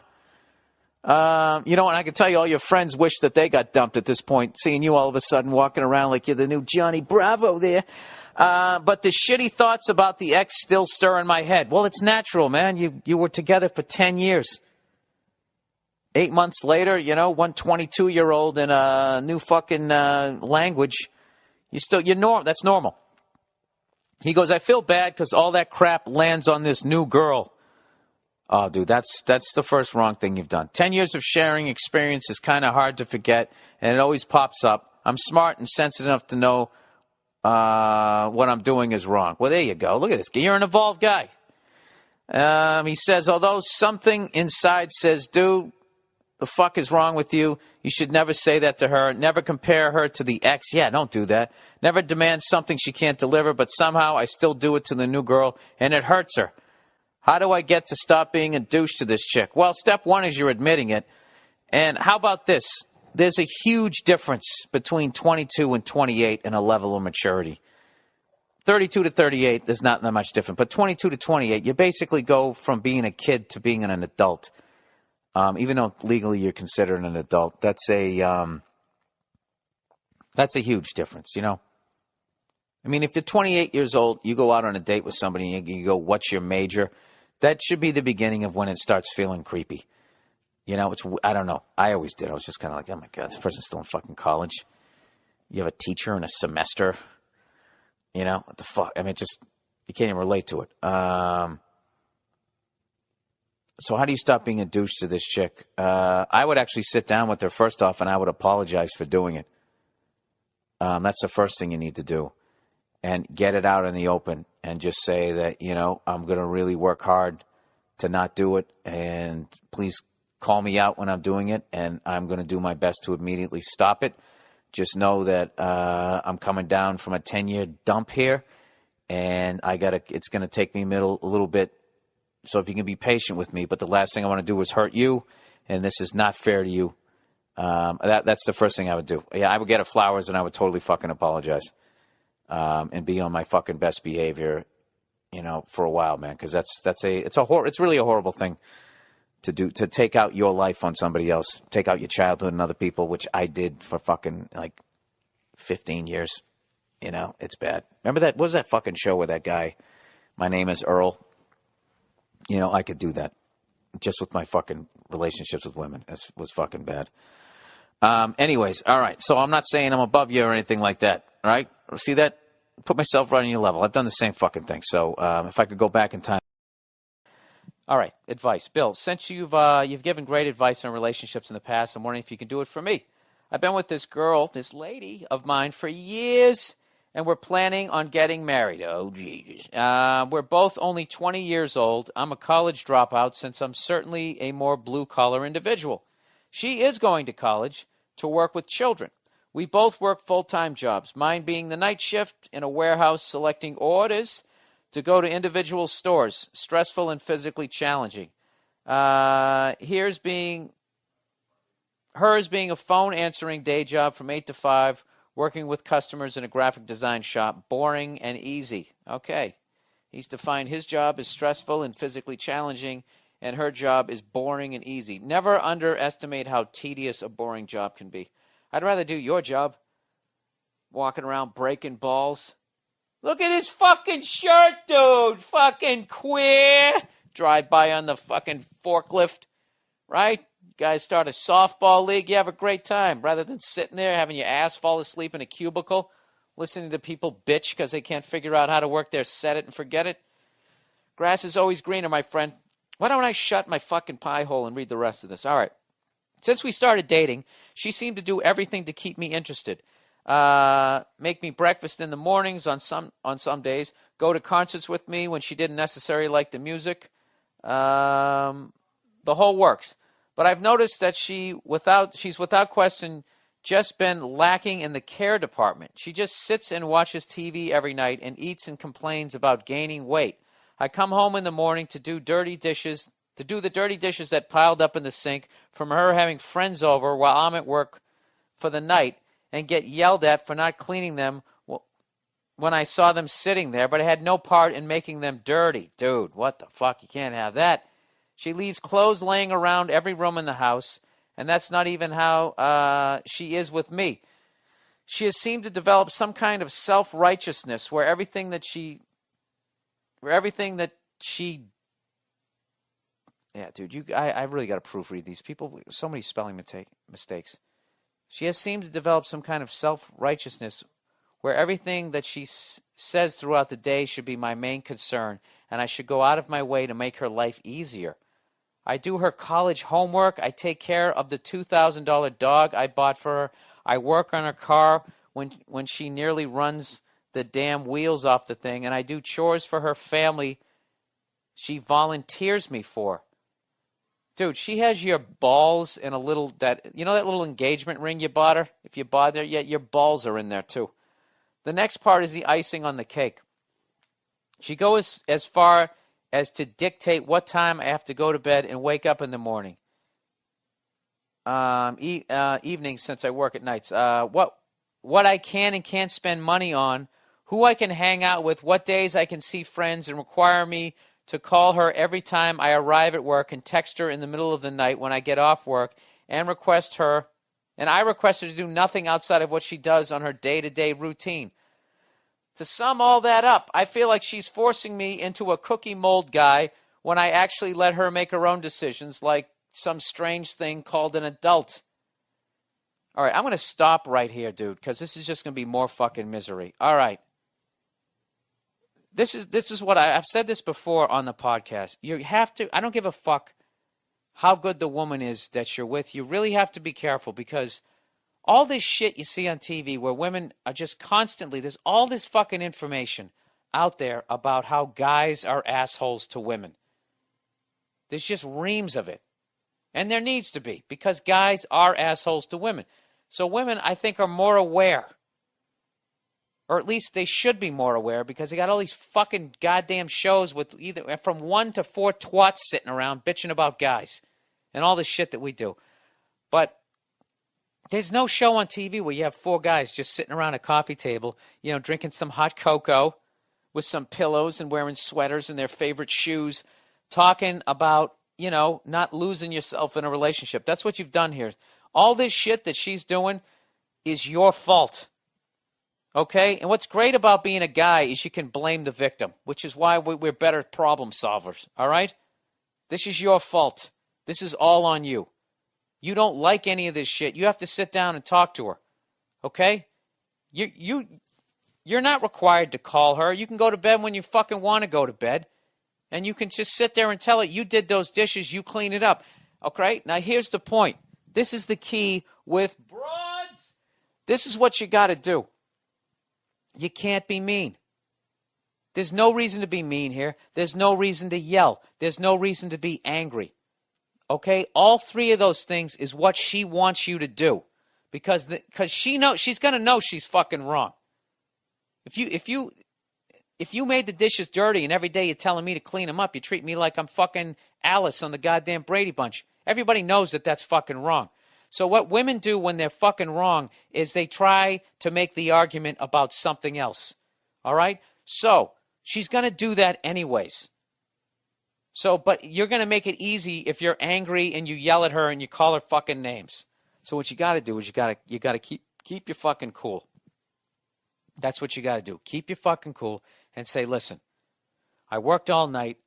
I don't think it's fair that you tell me to come home and I have to do these dishes when you made these dishes dirty yourself. I don't think it's fair to me to come home in the morning and have a sink full of dirty dishes that not only you and your friends made dirty. That's unacceptable to me that you want me to wash those. That's unacceptable. I'm not doing it. You have to wash those. I'll wash my dirty dishes. I'm not doing that. All right? And then let her flip out. Let her pout. Let her slam the fucking cabinets. Let her not fuck you. Just don't back down. Rub one out. Who gives a fuck? It's just an urge. You've already banged her. You're not missing anything. Who gives a fuck? But don't get angry, all right? And then just do to her what she did to you. Just reclaim that territory. You're not doing that. You're not doing that anymore. All right? Start with the fucking dishes, and then start with this. And, you know, you can actually tag that argument. And just say, now that we're on this topic of discussing things, I'm going to go to bed when I want to go to bed. It makes me feel like a child when you're telling me when to go to bed. I know when to go to bed. All right? Now that I've aired 2 complaints, how about you give me a couple of... You got anything you want to say to me? And just stay cool. Then when she hits you with some shit, if you don't like it, tell her, you know, I was going to say to go fuck herself, to, you know, I don't know, whatever. You know what? Fuck that last advice. Just go with the dishes thing first. It's unacceptable. That's it. If you bring up something else, then it looks like you have all this resentful shit, and then she'll try and spin it like, well, if you're feeling all this, why didn't you fucking say anything? 'Cause you're a cunt. That's what's going to happen, and then you're going to lose the argument, and then next thing you know, to make up for it, you're not going to be getting any pussy from her, and you're going to be doing a whole sink full of fucking dishes that you didn't dirty. All right, moving on. But, sir, you have all the power there. Just keep your fucking cool.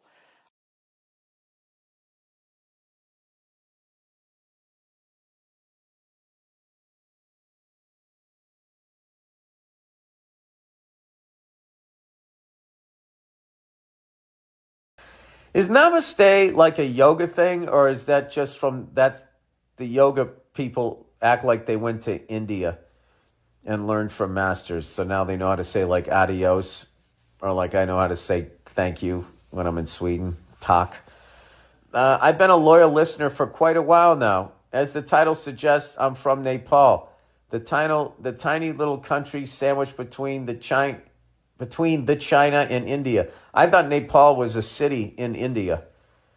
Talking about politics that's bullied by both the top dogs in Asia. Oh, Jesus Christ. That's got to be a hell of a situation. Anyway, apart from that, you're like the kid in a divorce, having to choose a parent. You're like Finland in World War II, in between the Russians and the Germans. Have they ever made a movie about the fact that the Finnish people finished the fucking Russians, but because that they were in business with the Germans, at the end, you know, they still had to give away the bottom third of their country? Isn't that what happened? Anyway, apart from the depressing geopolitical situation of my country, it's actually beautiful. We're home to 8 of the highest mountain peaks in the world, including Mount Everest. Is that where Mount Everest is? It's in Nepal. I don't know shit about Nepal. You know what I'm going to do? I got the internet shut off. I'm going to look it up. I'm going to memorize a few things about Nepal, and then I'm going to bring it up at a fucking social event. I figure you like to learn cool facts about the world, so I thought I'd drop that in. That is cool. Also, here are a few... Is everybody in your country in really good shape? With all of those fucking... There must be insane hiking out there, huh? Or do you guys just blow it off and you just take all those mountains for granted? Also, here are a few things that might convince you to come visit. It's just a 90-minute flight from New Delhi, India. So if you ever want to do a Southeast Asia tour for your third world country fans, it's pretty easy to drop in. We love tourists. Nepal's chief source of income is tourism. Besides that, it's remittance, which is basically all the money sent by our countrymen that have gone abroad to earn. I don't know what that means. Since we have some of the worst salaries, for example, a registered nurse starts with a salary of Nepal rupees 10 to 15 grand. That's about American 75 to 113 per month. $75? Jesus Christ, buddy. You know I'm dumb. What the fuck are you bringing the fucking exchange rate into this? All right, number 3. We're currently ruled by a known terrorist. I'm not fucking going there. See, this is the thing I've noted. You know, my country has done so much fucking shady shit that it really gets fucking, you know, when I start, it's shady enough when I go to a country that's run by white people, meaning Europe. I really have to fucking keep my head on a swivel and understand, like, what is going on. What are the suits in our country saying to the suits over here? I start going to the non-white countries. I mean, it's a pretty good bet that some corporation run by white guys in America have been there, taken the natural resources, fuck people out of farmland and all that shit. And then I fucking show up with my little snorkel and my brochure. And next thing you know, Billy Boy goes disappearing. What do you do if somebody has like a fucking, a look on their face like maybe they saw somebody smoke weed at some point? Do you throw them in jail forever? That's another thing I get worried about over there. Over there, meaning any place that isn't here.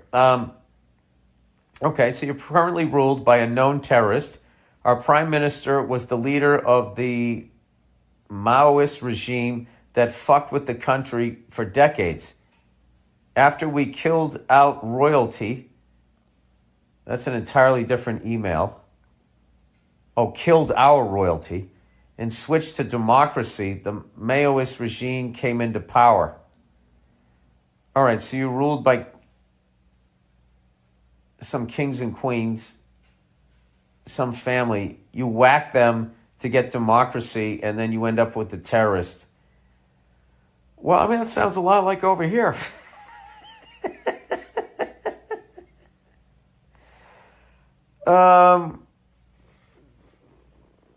There's a fine line between a terrorist and a war criminal, isn't there? Speaking of which, Jimmy Carter, it sounds like he's towards the end here, and it's really going to turn my stomach when I watch all of these other former presidents give him a tip of the cap when he passes, and, I don't know. I wish that they had the integrity of that guy. Like what that guy has done for people throughout his time in political office and then after. He didn't do the stupid speech tour and go get himself a fucking aquifer or a house in Martha's Vineyard. The guy was out there swinging a hammer until about a week ago, it seems. Building houses for the needy, man. What a great guy. Anyway, now our government is a coalition since none of them can ever win the required majority in the parliament, which means the prime minister position often changes every 2 years or so. Any chance of a stable government is fucked. Well, that sounds like the CIA's behind that. That's their big thing. Keep it unstable and put a lunatic in power. Maybe the Russians did it. Who knows? Also, fun fact, this so-called communist leader has a Swiss bank account. Dude, this is fascinating. Everyone knows it, but no one does anything since they're all working together. Jesus Christ. Do you guys have Waffle Houses and Subway sandwiches? This all sounds very familiar. We have amazing coffee. All right, I think I'm going. And I know you love your coffee. From what I've heard, the coffee culture was introduced in Nepal by a Christian missionary. Thank you, Jesus. Today, you get bean coffee at every turn for as cheap as $1 for an Americano. Also, the outflow of Nepal students that go abroad to study has caused a massive growth of barista schools because it seems that getting a part-time job as a barista is pretty easy in most countries. This is like the most information I've ever got about a country I don't know enough about. Anybody else want to chime in countries that I think are cities in other countries, but are they actually individual countries? Okay, hotel rooms are cheap. The top boutique hotel price range from $100 to $150 per night. Also opt for a boutique hotel over the regular international chains like Marriott, Radisson, Hyatt, etc. I remember hearing you bitch about how one of these chains you stayed at was disgusting and dirty. Boutique hotel trend has been growing in Kathmandu. Oh my God, Bob Seger. And they're gold. 20 to 40 rooms. Amazing details in architecture, impeccable service. Also stay in the city center. THAMEL. So you can walk to all the best stuff the Valley has to offer.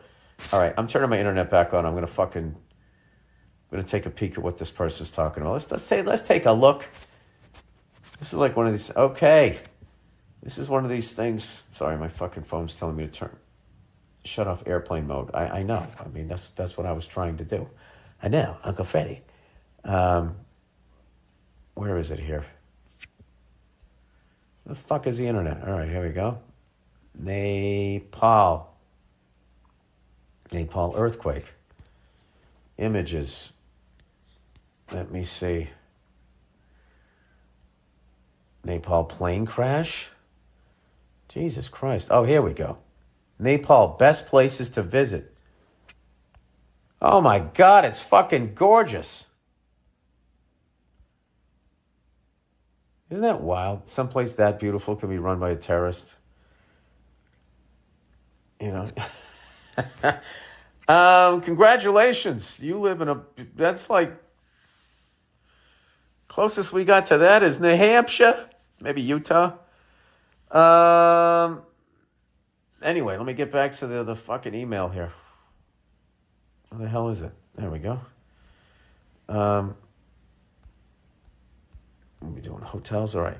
We're one of the few countries in the world that the British couldn't conquer. Look at that. But they did bully us into certain degree. Oh, so it wasn't us. Woo! It was the white people we came from. That also needs another email. Well, keep sending the emails. We did end up giving them access to the world's deadliest warriors, the Gurkhas, as claimed by the show Deadliest Warrior in their finale, which was the Gurkha versus the French Foreign Legion. I always feel like emailing you when I hear your podcast, but get too lazy when I actually get down to my laptop. Hope this one makes it to the podcast. I've sent a few when I was drunk, but it was probably shit because I was hammered. Tell Nia I miss her. She should come on more often. Also, as your view on marriage and kids has evolved, so has mine. I'm still unmarried at 33, but plan to get married soon. That's awesome. I had the same view on marriage and kids, but listening to you talk about Nia and your kids, I can't wait to share my life with the mother of my kids. Thank you for all the laughs, you bald gingerbread man. Well, thank you for all that information about Nepal. That's incredible. I always just get nervous when I always feel like somebody's going to plant drugs on me or someone's going to try to kidnap me. I just, I grew up with those, Jean-Claude Van Damme movies, the fucking Steven Seagal, all of that shit was really horrible advertising for basically any country that wasn't like a white country, to be honest with you.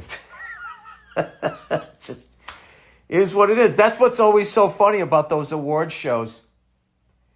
When Hollywood talks, gives like lectures to red states about race relations and shit, and like so many of the racial stereotypes were actually created by Hollywood. And then not to mention, I keep saying Hollywood looked like Major League Baseball in the 1950s right up until about 2016, 2017. So I don't know what they're going on about. It's always funny to see, though. It's always funny to see an actor go up there. I'm going to fucking say this and change the world. A lady roommate, hey Bill, huge fan of the show. Wanted to see if you had any advice for this situation I found myself in. A little over a month ago, I moved to Phoenix and moved in with a friend. Oh yeah, did you go up Camelback Mountain yet? That's a fucking great hike. You got to go up that one. Somebody dies up there every fucking year, which always cracks me up. To be like alone in the wilderness while you can actually see buildings in the distance. That's got to be so frustrating. Little ugly ass fucking roadrunners. All right. A little over a month ago, I moved to Phoenix and moved in with a friend from college. No real problems there. But he did have a female college-aged roommate that he got along with, so we ended up settling on a 3-bedroom. All right, so it's 2 dudes and a chick. This is already like a sitcom. This is like fucking Reverse Three's Company. Come and knock at my door, let's wait for you. Well, the kisses. Remember how fucking America was just like that, nice and simple. I guess it was probably fucked up then. I was just too young to notice. Sitting there eating a popsicle. Well, the kisses are hers and his. Three's Company too. Be-doop, boo-doop, boop. Larry's upstairs, 50 years old, fucking everything that moves. All right. I only know a few people in town, and my work schedule is grueling. It makes it really hard to meet too many people over the course of the week. All right. So you're setting up your excuse for why you're already fucking your friend's friend. All right. I work a lot. I can't get to meet people. Why go out for pussy when it's right next door? I get it, buddy. I get it. You know? It's Discovery Channel. Does the lion go after the toughest zebra or the fucking wounded one? Or the little baby one? Or the one walking around wearing the fucking juicy shorts? I'm sure by now you've pinpointed the key word in the above paragraph. Female. Yes, I have, sir. Yes, I have. So you can see where this is going. My second weekend here, we all go out, get sloppy, jalopy drunk. And she informs me that she broke up with her boyfriend of 5 years. Ah, wonderful. So, of course, I do the gentlemanly thing and fucked her brains out. Oh, he goes, so, of course, yeah, I do the gentlemanly thing and fuck her brains out or flop around like a dead fish on top of her. It's one of those two. Once I'm done, I leave, I go to my room, and we don't mention it in the morning, and it's not awkward at all. Ah! If I had the Hallelujah song. Oh, that's fucking great. Would you guys look down at me if I told you that I was just jealous of this person right now? That's fucking perfect. And the hardest thing is going to be for you to not fuck this up. For you not to develop feelings. Okay? You know, that's going to be a hard one. But if you can somehow do it, if you can somehow keep yourself separated, you know, you could just, it would be like, it'd be like stamps.com, having the post office in your fucking apartment. Now you got the post office in your apartment, and now you have this blowjob machine also there. I mean, it's just tremendous. You know? And then all you got to do is just decide what kind of food you're always going out for and you really like, and you buy that appliance, be it a panini maker or a fucking cappuccino maker. You got that, stamps.com, and the blowjob machine down the hall. And I tell you, that's it. Get the NFL package. Call it a life.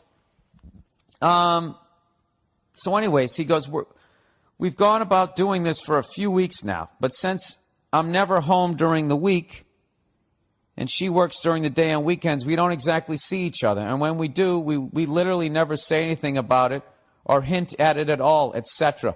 Dude, please don't fuck this up. Please don't fuck this up, okay?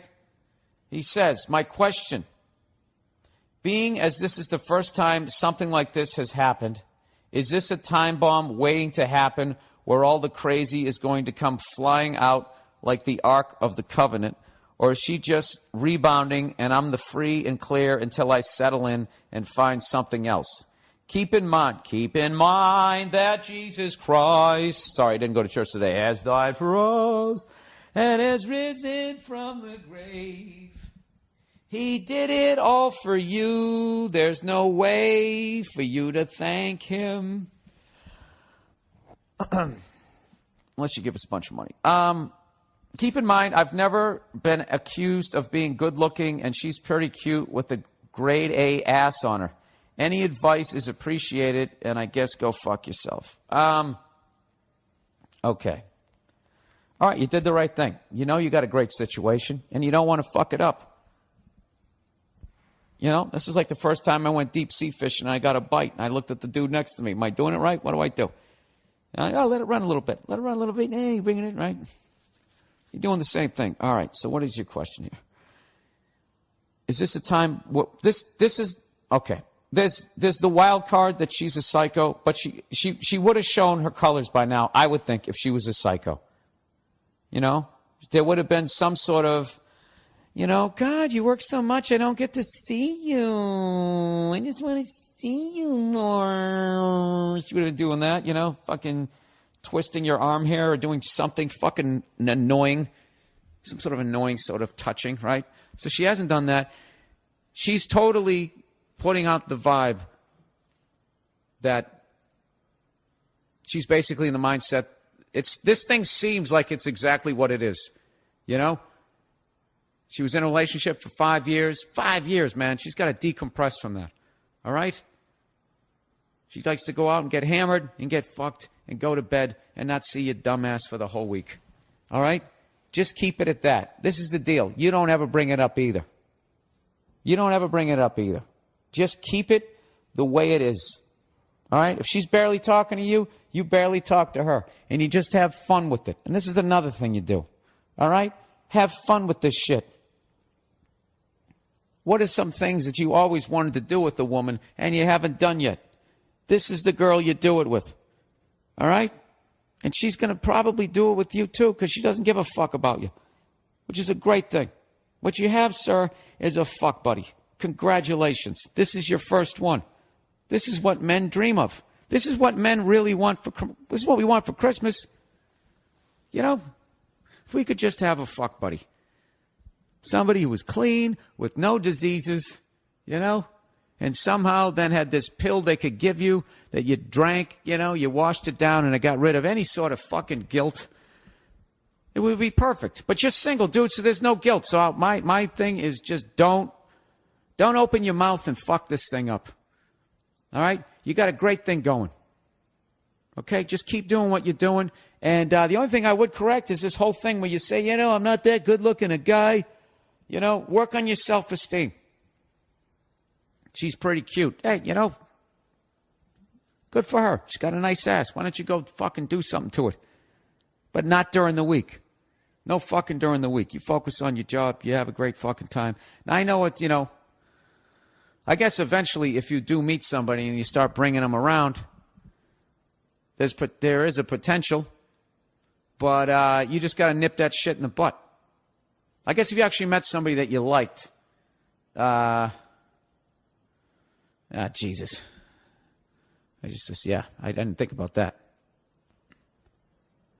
All right. First things first, before we even get over to her, okay.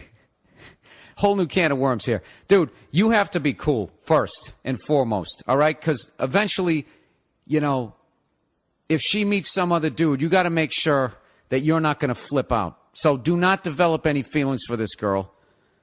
And the only way you're not going to develop any feelings for this girl is if you see her once a fucking week and you bang her, okay? You don't want to know how many brothers and sisters she has, right? It's like Reservoir Dogs. You guys shouldn't even know each other's names. Tell me your name. Don't tell me your fucking name. I don't know your name. Yeah, you want that, all right? All right, you're fucking Mr. Pink or whatever. She's Mr. Blonde or Mrs. Blonde. Sorry. That's the only thing you got to worry about. All right? So, and I've learned to just be totally fucking upfront and honest. So if I got some new girlfriend, I would just tell her what's up. So what's your deal? Yeah, I'm single. I'm kind of banging my fucking roommate once a week. You know, we don't, you know, it's just sort of a fuck buddy thing. Oh, does that make you uncomfortable? Well, all right. Well, then this relationship isn't going to work because you're already uncomfortable with me. No, if I got feelings for you, I wouldn't keep banging her. But, you know, I'm not taking it off the table after one fucking trip to Applebee's. Jesus Christ, free pussy. That's like free shoes for you, right? You know, I don't know. That's all I can tell you, dude. You can't control her. Who gives a fuck, dude? Someday you're going to be 50 and you're going to be married and she's going to be bitching at you about something. Even if you love her, at some point you're just going to be reminiscing going, you know when my life was the greatest was when I had that little fucking goddamn 3-bedroom apartment. All I had to do was make this amount of money a week and I had some chick once a week would just fuck my brains out and not talk to me for the other 6 days. Goddamn dream. You got the dream, sir. All right? And I don't know when you're going to wake up. But enjoy it while it lasts. Okay? I hope I answered your question. I really do. You're in a hell of a situation. Enjoy it. All right? Kudos to you. I am jealous. But you don't stop talking, do you? Like, fuck it. I'll just cook this side for a while. Just... You know what's funny? I'm cooking my brain talking about nothing. I'm just walking around like, yeah, I just got a cheeseburger. Oh, fuck all you people. You know what, you fucking losers? I hope you all fucking die, and I hope the fucking Eagles never win the Super Bowl. Go fuck yourselves. Fuck all you motherfuckers, and fuck the Friars. Fuck all of you. Fucking goddamn fucking losers. Boo and Dom Herrera. Suck a dick. All of you. Suck a fucking dick. How's that? No, I'm segueing into my next joke.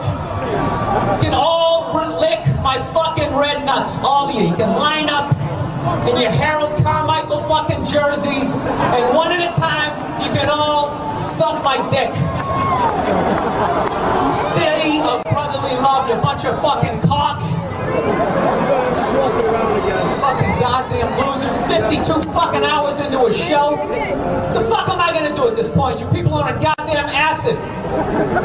Fucking be up here talking about Hitler, that ain't gonna work. What do you want me to talk about? Hey, throw out some topics. Let's talk about heart disease, something you're all gonna fucking die of, and I'm gonna laugh at your fucking funerals. It's gonna be great.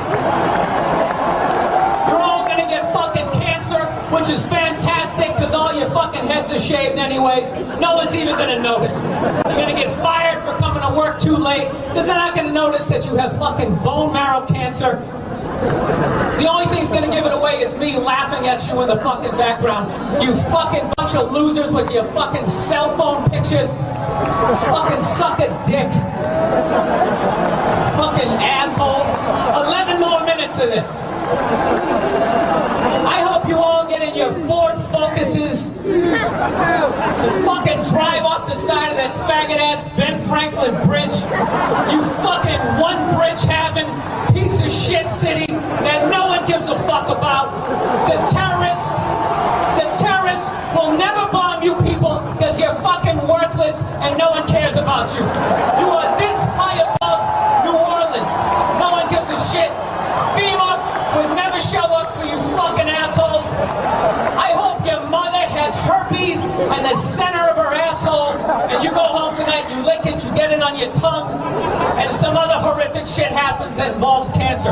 To all of you, 11 minutes left. 11 minutes. I hope somebody takes a fucking beer stein and just slaps you on the back of your zit-infested fucking shoulders and your awful man-tit tank tops.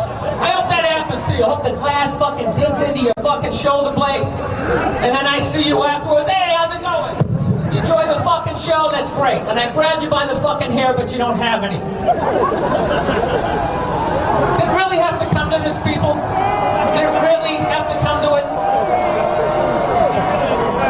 I really hope all of you run into all those black people that you love so much here in Camden. I really hope that happens.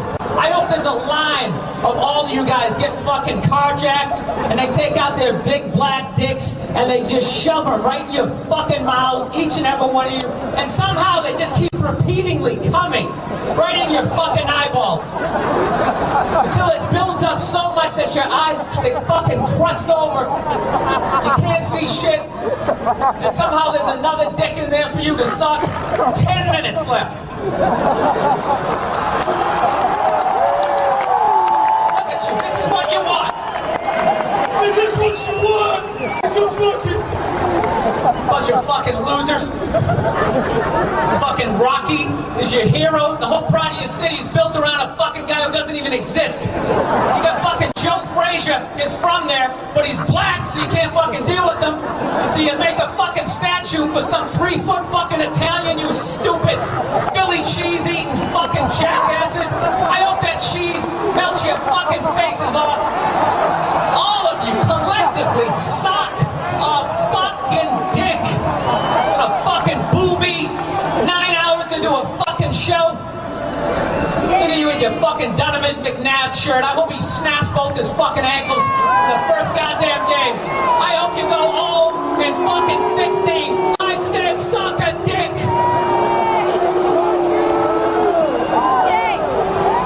8 minutes left.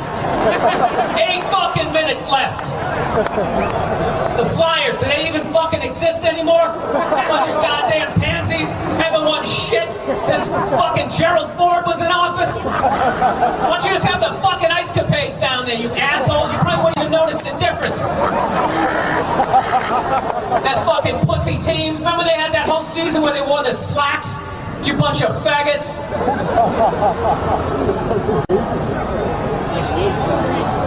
What else? What else? I attacked your mothers. It's 8 minutes. I'm doing it all. I'm fucking standing here. Look, I broke the mic stand. I got a little fucking cane now. I'm going to be the little observational comedian up here. What's that, sir? What do you have to say, sir? Never passed the fucking 8th grade. What brilliant shit are you going to fucking tell me, huh? Go back to the dock and go unload some shit. You fucking warehouse working, weed smoking, fucking disappointment for your mother. 7 minutes left. 7 motherfucking minutes left. And I'm doing all fucking 7. You fucking assholes. Fucking standing backstage for 3 hours to get booed by this GED fucking stupid ass piece of shit fucking crowd. Bunch of fucking losers. I hope your fucking radios fall on your head tomorrow. The fucking antenna goes right in your fucking ears. In my hand already. You fall out of one of those piece of shit buildings. Fuck all of you and fuck the Liberty Bell. And shove it up Ben Franklin's ass. What do you think about that? All of you motherfuckers, I hope that bridge collapses onto your pathetic lives. Go fuck yourselves. 6 minutes left, and I will be selling my CD after this shit, you motherfuckers. And the only way you get one is if I throw one at your fucking stupid heads. You bunch of racist fucking morons. Look at this. What are you taking a picture of, E-Rock, huh? This is the most, I'm saying all the shit I wanted to say for 14 minutes. This right here is the theme of my set, a broken mic stand. 3 motherfucking minutes left. 3 fucking minutes left. What's left? The Phillies, that faggot-ass team named after a female horse. You bunch of pussies. You won 1 fucking World Series since 1880s. Suck a dick. Bring Tug McGraw back from the dead, you fucking jackasses. Maybe you'll win another one. It ain't ever happening. It ain't ever fucking happening with your red candy striped faggot fucking uniforms. Your team should be selling cotton candy in the fucking instructional leagues. You have a soccer team? That's all I got left, huh? You got a fucking ping pong team? Some other shit-ass fucking team that's never gonna win a championship? You guys haven't won a Super Bowl since they had face masks, you fucking jackass. Roman Gabriel running around a fucking leather helmet. Ah, suck a dick. Was he a dad or something? You don't know who the fuck he is.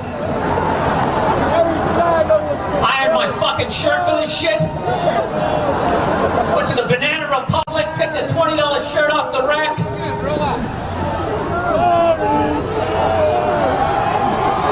Absolutely fucking ridiculous. Getting booed by people sitting in the fucking grass. Goddamn launch seats.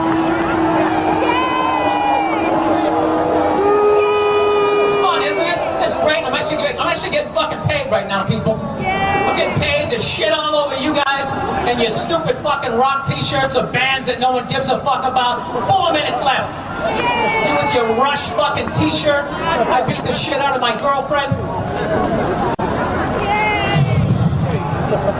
That felt great. It really felt great. I want to thank you guys for having me. You guys were phenomenal.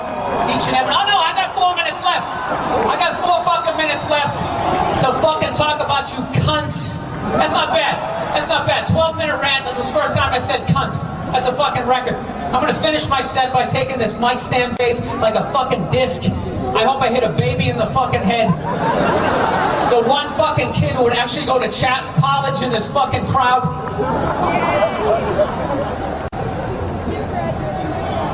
What's that, sir? Dave Chappelle, yes, he's not here. I wish I was on his fucking tour right now. Maybe I wouldn't have a bunch of cunts not fucking paying attention 4 hours into a goddamn show. 3 fucking minutes left. 3 minutes left in this motherfucking tirade. Boring! What's that? Sir, why are you screaming? You're in the front row, you dumb fuck.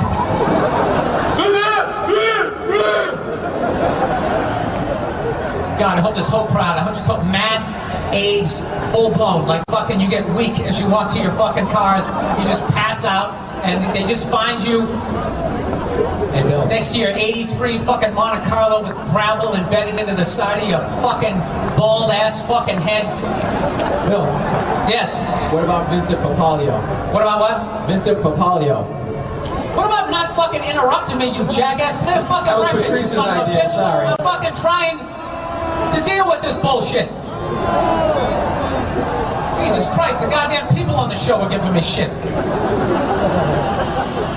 So anyways, back to the jokes. I got a computer recently, people. Fucking motherfuckers. I put in 2 minutes left. The last 2 minutes is gonna be my rider for the rest of this fucking tour. I go on first, I do 3 minutes.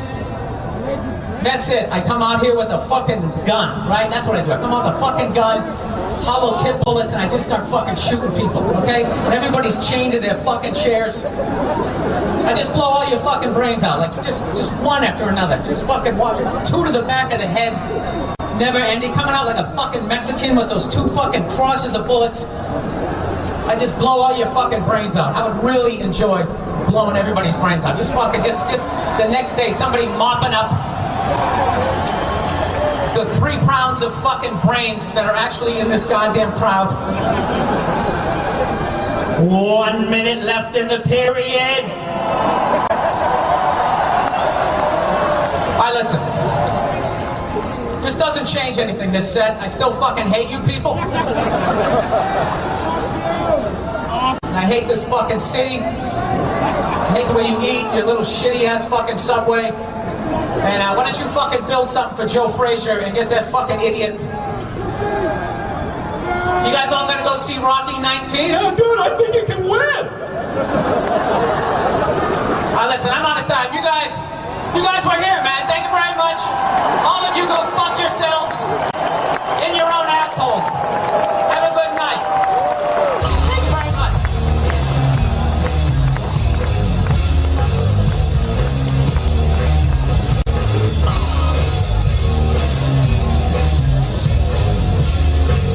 You guys, let's hear from Bill Burr. Hey, what's going on? It's Bill Burr, and it's time for the Thursday afternoon just before Friday, Monday morning podcast. And I'm just checking in on you.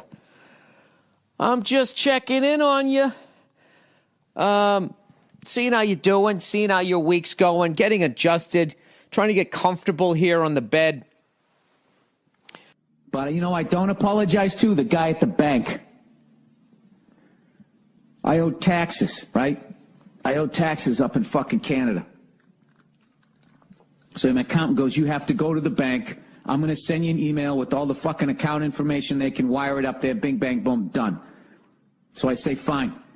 So I go up, I download the thing. I bring my laptop. I fucking get this David Blaine looking dude at the bank to help me out, right? So we walk into his cubicle area. We sit down. I have all the information on the computer screen. He starts going, read me the VIN number. I know it's not that, but you know what I mean. And I'm like, what number? He's like, that number there. Read that to me. So I read it to him. He goes, all right, read me the next number. I go, which number? He goes, read me that number. And then I just finally look at him. I go, what do I work here? He's like, excuse me? I go, I feel like I work here right now. I'm like, look, just turn it around. Here's all the information. Type it in. And he goes, well, it's going to go quicker. Or something like that. And then he just kind of got quiet, right? I'm just fucking sitting there. And then after a couple minutes, he just kind of goes like, I don't understand, like, why you got upset there. I go, well, I'm not upset. I'm just calling you out on the fact you start treating me like your secretary. I don't work here. He goes, I'm not treating you like a secretary. I go, yeah, you are. You got me, like, reading off numbers and stuff. He goes, I'm just doing that because it'll be faster. And I go, well, I disagree. Well, what the fuck am I? You understand? You work at the bank. You're at the bank. You work at the bank. You get paid to work at the fucking bank. I'm the customer. This is what I need you to do. Do the fucking transaction. Jesus fucking Christ. These fucking goddamn, I'm going to say it. These kids today, everything about them it's interactive. Hey, man, like, hey, fucking reach out through the fucking interweb, man. Fuck off and do your job. But I didn't say any of that. I just said I disagree. That's the best I could do. But I just couldn't believe he was like, he was, what kills me is he's walking around saying that I'm a dick, which I am. I admit to that, but I'm fucking right. I got to sit there and read off fucking numbers to you? He goes, can you read this? He didn't even say please. He starts talking to me like I'm like I was like, did I just get hired as your assistant, you fucking cunt? I didn't even know what he was talking about, all of those numbers. I'm not a fucking banker. Every time he told me to read off a number, he had to explain what the number is. Like, how is that quicker? Oh, Jesus. So I meditated for the first time in about 6 weeks. I'm just trying. Yeah, I know. To the guy at the bank, maybe I could have explained it a little nicer. Maybe I couldn't have just flipped out here. But, know this. That's what I wanted to say in the bank, but I didn't, okay? I just fucking kept my cool. But, like, you work at the bank, I don't. I need you to do this transaction. I have money in your bank. Back in the day, you guys used to give, like, 10%, 8% on fucking money in the bank. You now give, like, 0.0001%. Okay? So now you don't give me any money on it. You've loaned 10 times out on what I fucking have there. You guys invent money. You're literally counterfeiters. And now I have to go in there. You guys nuke the fucking economy every 8 fucking years, building housing bubbles or whatever, and you don't go to jail for it, and you leave Americans upside down in their houses, and you don't give a fuck. And then on top of that, I got to go in and read the fucking numbers off to you? Fuck off. I know this is childish for me to be sitting here alone, losing my mind, but I cannot lie to you and not tell you how fucking good this feels to get this out of me. Part of my meditation today is I'm actually doing this series on patience. Swear to God. And the guy said, oh, God, what the fuck did he say? It almost made me mad when I was like, I wanted to debate with the guy, but I can't because it's just a recording. He basically said that when you lose your patience, it's because you have expectations of other people. Okay? And then when you react to that, it's like your fault for reacting to it. For having, you're wrong to have these expectations of people. And I'm thinking in my head, like that doesn't make any, I'm at this point, I'm wrong that I expect people to put in an effort at their job the way that I do and the way that I did. And I'm not patting myself on the back, but when I always, any job I had, I fucking killed it. Unless I just literally didn't have the talent, like construction. I could bring you the shit. I just didn't have that gift. Or I tried to sell health insurance. I just wasn't good at it. And you know what I did? I had the decency with both of those jobs to quit within a week and a half. I didn't fucking sit there and torture people and just suck at my job as they came walking in. Or worse, try to make them do part of my job. So I'm listening to this guy. And he's talking in a very soothing voice like this. Some sort of British accent. When we walk in there, we have... It's Headspace. Hello again. Welcome to Headspace. When we have expectations of other people, gives us a tendency to... He tries to lose our patience. Don't get all fucking jolly because you know what it is? He's doing that because he knows there's an angry cunt like me laying on the ground going, like, okay, so now you're defending this guy at the bank? You weren't even fucking there. You know? So now basically what you're saying is in order for me to have patience, I have to basically treat people the way I treat my daughter. Which is, I understand that she's a baby and doesn't know anything yet. You know? So I have to have 100% patience with her, which I do. But that's because she's a baby. So now I'm supposed to walk in and sit across from a 27-year-old guy in his, you're going to like the way you look, I guarantee it, fucking suit. And as he tells me to do... How could I have done that better? I guess what I should have said is, sir, I don't mean any disrespect, but I'm not going to read those numbers to you. I feel that you work at the bank and I am the customer, and I feel that that crosses a boundary that I'm not comfortable with. Well, I guess I could have said that, right? And when he exhaled, I probably should, when he exhaled, it was like someone fucking twisted a knife in my back. I wanted to fucking, did you just fucking exhale? Yeah, because once again, I guess I had expectations that this guy, I had the ability to fucking look at a paper with all the answers to the test on it while typing at the same time. I mean, I can do that. I could do that for half a page, and I'll only make a couple of mistakes, and I taught myself how to do it. What the fuck? How much more easier does life have to be? And then, I was also thinking when I left, it was like, something, my wife would have just read the numbers off to him. She would have read the numbers off to him, and then afterwards, I would have said, like, why did you just do that? You did your job. She goes, well, you're right. You're right. I probably shouldn't have done that, but, it got it done quick, I just didn't want to have the argument, blah, blah, blah. She continues on, and she's a way, way happier person. On paper, I think. On paper. I don't know, something, the thing about women is the big red flag is the level of shopping that they do and the amount of shit that they buy. Like, that's, I don't know. There's a fucking unhappiness there. There's something psychotic going on with just the sheer amount of clothes and shit that they buy and just stuff that they fucking buy. I don't see tranquility in it. I feel like that's like eating fucking, C's candies. They just love having that UPS driver showing up and, oh, it's a little package for me, I actually judge how well my relationship's going by how often the fucking UPS driver comes to the door. If he's coming a lot, then I need to take her out to dinner or something. If, he's coming every once in a while, then that's just her doing the woman thing of basically, fucking kicking our retirement right in the seats. All right, I didn't need to go. Okay. Whatever. I apologize to everybody. I apologize to that first guy at the fucking Verizon store. I apologize for the way I conveyed what I was trying to say to the David Blaine looking dude at the bank. I don't know. Maybe it's a new world. Maybe I'm just a fucking old guy. Maybe that's why I don't fucking know. I don't know. I still think I'm right. But I'm going to learn in the future not to have expectations of people and just sit there as the sands of my life slip away, waiting for somebody to do their fucking job that they get paid to do.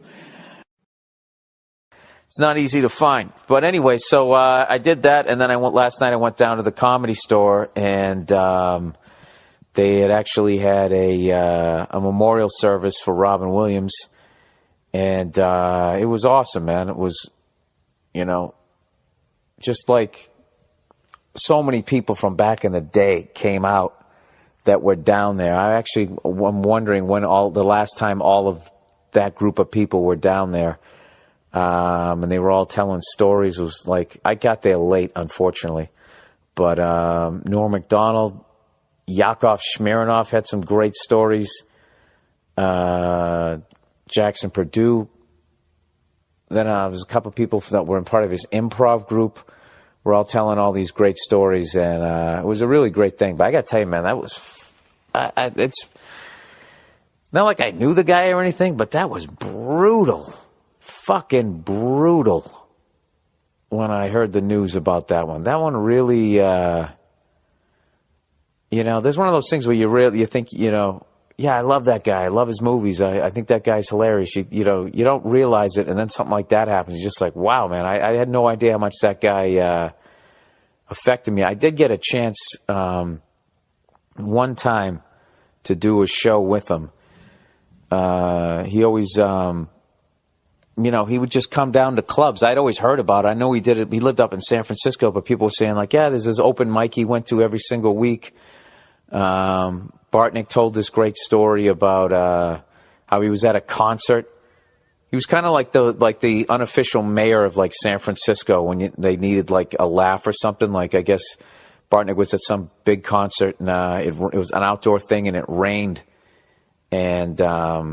So they're like, apologize, everybody. The bands can't go on. Everybody's standing there fucking looking like a bunch of fucking wet shelter dogs and stuff. And Robin Williams was in the crowd, and he just went up on stage in like a fucking rain poncho and did 45 minutes in front of a soaking wet, angry crowd that wasn't getting their show. And he crushed, just did like a headlining set. And then in the end, like the sun was coming out, and he's like, "All right, the bands are coming out, blah blah blah," and just went right back into the crowd. It was like a zillion stories like that I heard. And so, anyways, I was doing. Jeff Garland had this show.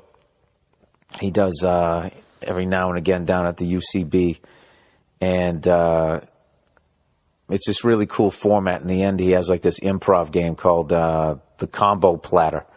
And it's basically they pick a subject and each person has to go up and riff on it for 5 minutes. And then you sit down, and then the next round is you go back up again, but anybody can interrupt anybody at any time. And it just starts going, you just start adding to whatever they're doing. And one night I went down there and I was doing the show with them, and Robin showed up.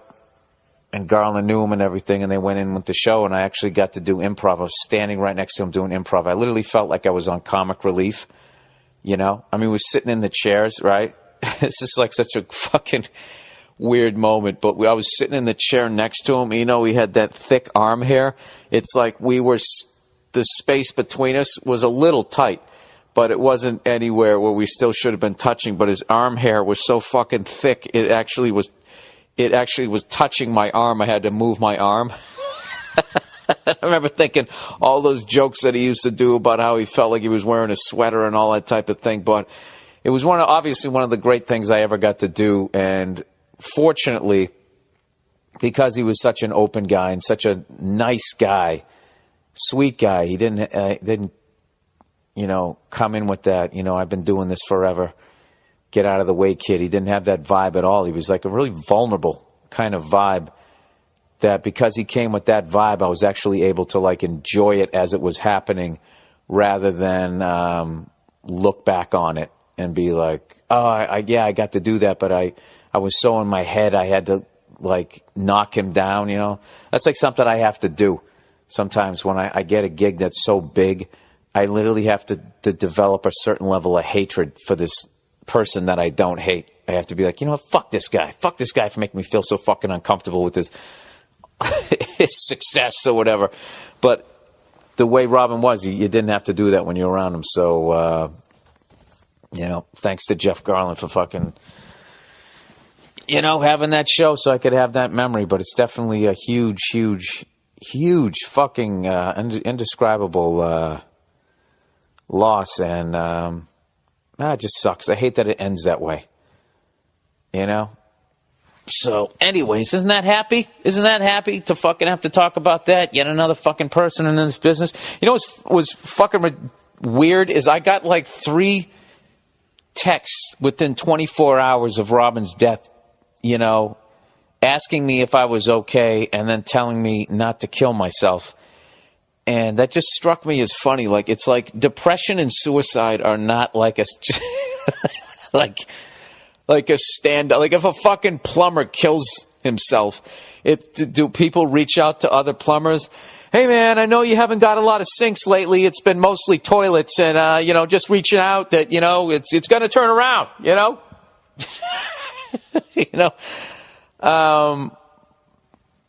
Look, I'm not a fucking doctor, but I know that shit, it definitely affects, a lot of people. I mean, I've dealt with, unfortunately, and it's been people outside of stand-up. Let's see, I got to count. I think it's 3. Yeah, 3 people that I know, committed suicide. It's fucking brutal, man. It's really fucking brutal. And so I got this, I don't know. I see somebody start to go down that the depressed road. It's just fucking, it's so hard to get them off it. I don't know. All I know is it sucks. So back to the podcast. Anyways, what am I going to talk about this week? Let's just continue with all right, baby's mom is a whore. Jesus Christ. Or as they say, a fucking har. Get the chars. Get the hars and the chars. All right, I'll try and keep this short and to the point. I was dating a redheaded succubus lady for almost 8 years.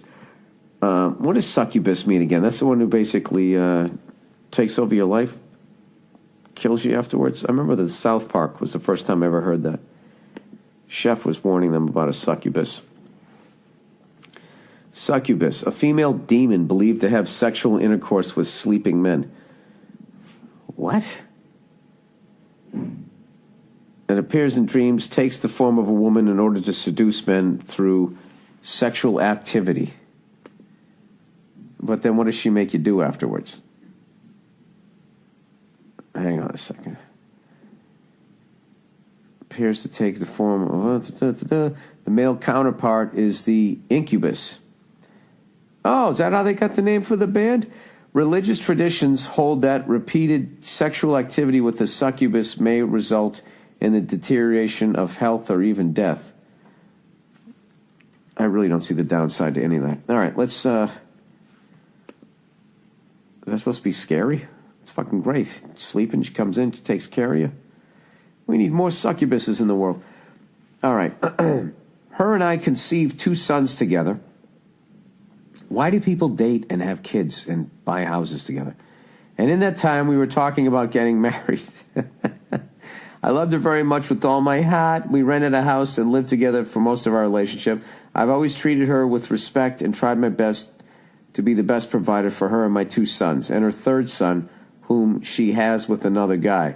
Needless to say, she went out with her girlfriends, which she had done many of times before, but did not come home until the next day. When I asked her why she stayed out all night or didn't call to let me know what's up, she responded by telling me she had sex with some random guy she met because she was drunk.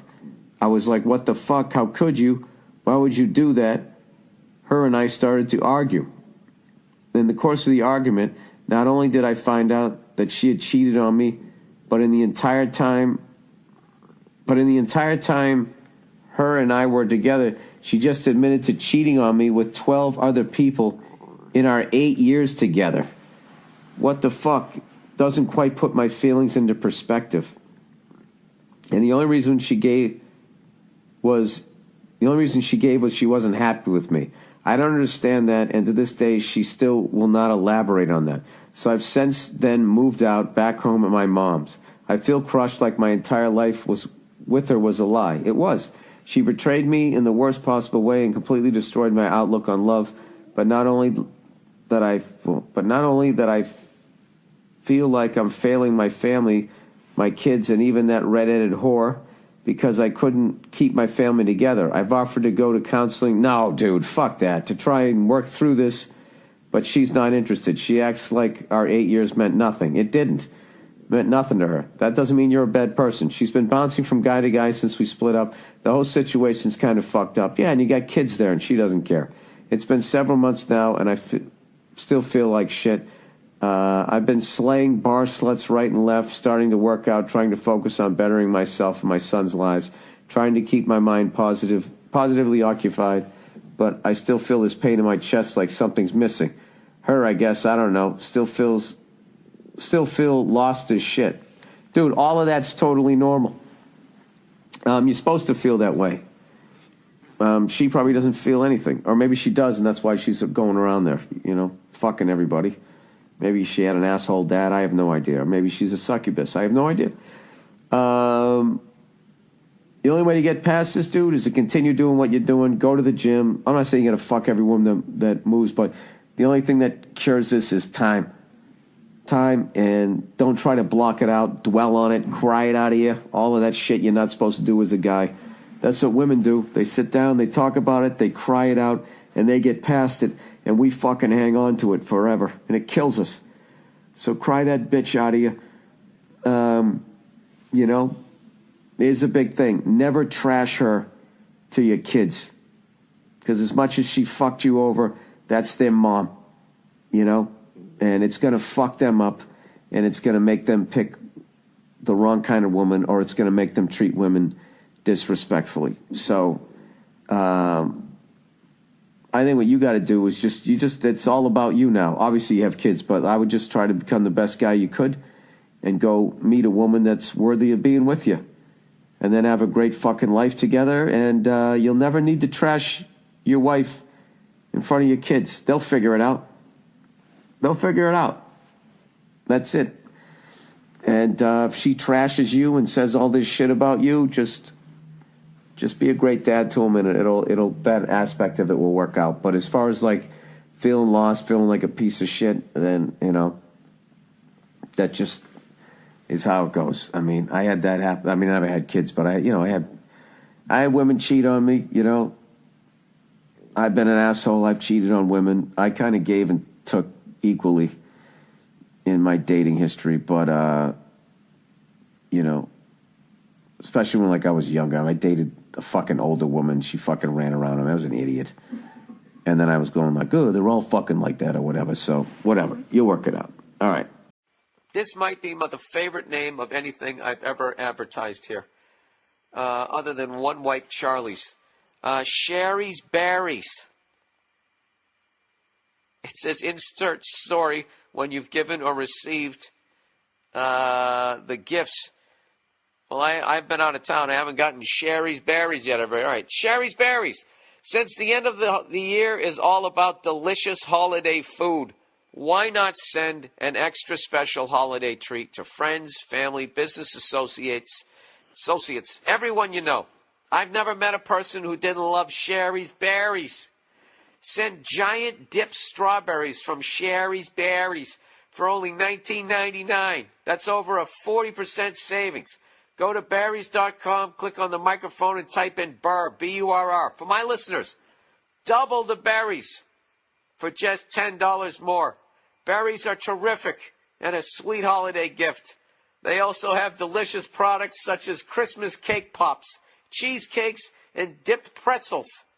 Here's the only way to get this special $19.99 Sherry's Berries offer. Call 866-FRUIT.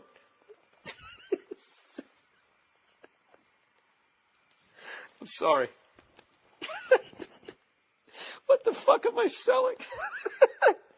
Did I approve this? This is fucking ridiculous. Who the fuck is going to buy this shit? This is the funniest shit I've ever seen in my fucking life. Christmas cake pops, cheesecakes, and dipped pretzels. Call 866-FRUIT, everybody. 866-FRUIT-0-2. Or even better, visit berries.com. Oh, punch drunk. Oh, please spell out the words. Oh, by all means, berries, B-E-R-R-I-E-S, berries. Click on the microphone in the top right corner and type in Burr. You got to see these enormous berries for yourself. I swear to God, this is the copy. Go to berries.com, click on the microphone, and type in Burr. Type in Burr. Dip your balls and dip your berries in that. Don't wait now. Order some chocolate berries for the fucking person in your life. Oh, shit. I needed that. That was wonderful. I'm sure I'll get some complaints on that one.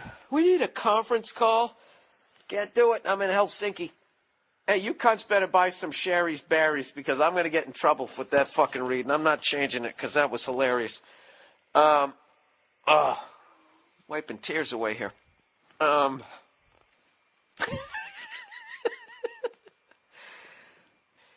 my apologies to berries.com. I didn't look at the copy before I read that.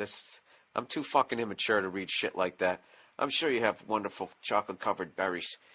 All right.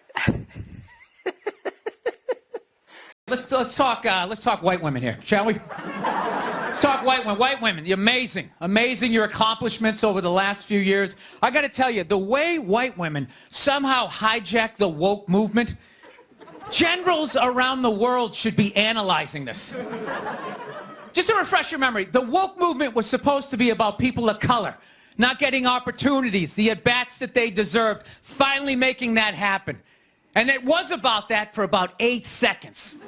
And then somehow, white women swung their Gucci-booted feet over the fence of oppression and stuck themselves at the front of the line. I don't know how they did it. I've never heard so much complaining in my life from white women. My life is so hard with my SUV and my heated seats. You have no idea what it's like white guys, the nerve. Where's the camera? The nerve of you white women. Listen, I don't want to speak ill of my bitches here, okay? I don't. But let's go back in history here, okay? You guys stood by us toxic white males through centuries of our crimes against humanity. You rolled around in the blood money, and occasionally when you wanted to sneak off and hook up with a black dude, if you got caught, you said it wasn't consensual. Yeah, that's what you did. That's what you did. So why don't you shut up, sit down next to me, and take your talking to.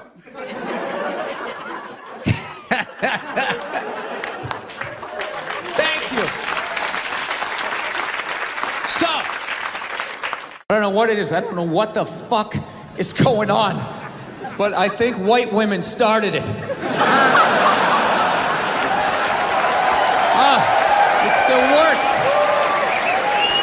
The fucking worst. It's all they do is bitch, moan, and complain. I had no idea how difficult it was to be a white woman in the United States of America. Evidently, it's really difficult. Yeah, they're always bitching. Do you have any idea what it's like to be me?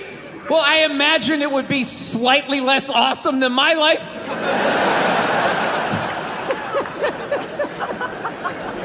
What happened to you today, sweetheart, huh? Did they not chill your rosé? You know? Was the trolley not running down at the mall? What happened? No, it's unreal. I'm really fucking annoyed how white women have the fucking balls to throw my white privilege in my face, you know?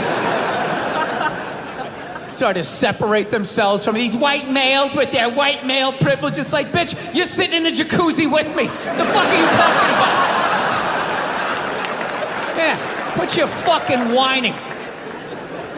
Look, right out of the gate, all right? If you live in some honey boo-boo lifestyle on the Appalachian Trail, you know, your uncle just banged you in the dirt, all right, I can listen to you. Now, one of my fantasies is I want to drive by like a woman's rally and just say the most sexist shit I can think of, just to watch them lose their minds. You know, just drive by real slow and be like, yeah, why don't you get back in the kitchen where you belong? Just to look in the rearview mirror, watching them flipping out on the road, spinning around like Leatherface at the end of Texas Chainsaw Massacre, like,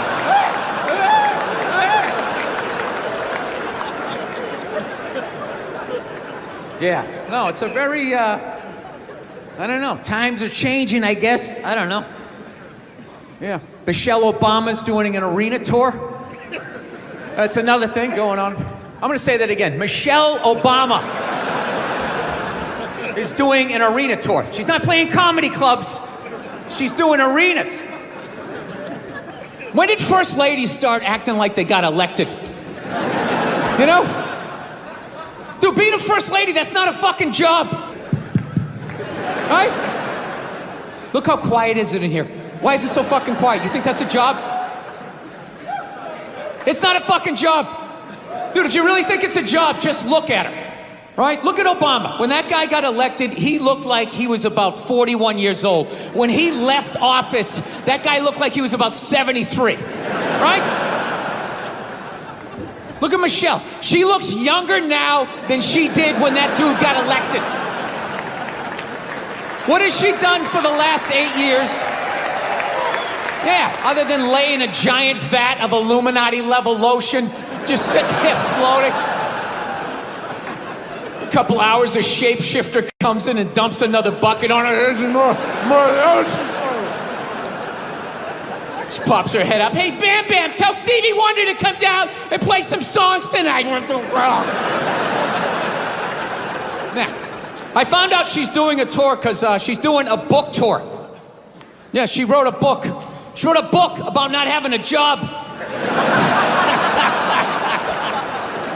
I gotta read that fucking book. Chapter 1, how to know if a dick tastes presidential. How to weed your way through all that local representative cock and get to the big swinging dick in the room. I'll tell you right now, say what you want about Republican presidents, but they got their first ladies in line. They do. Dude, George W. was president for 8 years. 8 years. I don't even know his wife's name. What was it, Abigail or some shit? Maggie? No clue. Donald Trump's wife stands behind him like a giant meerkat, like...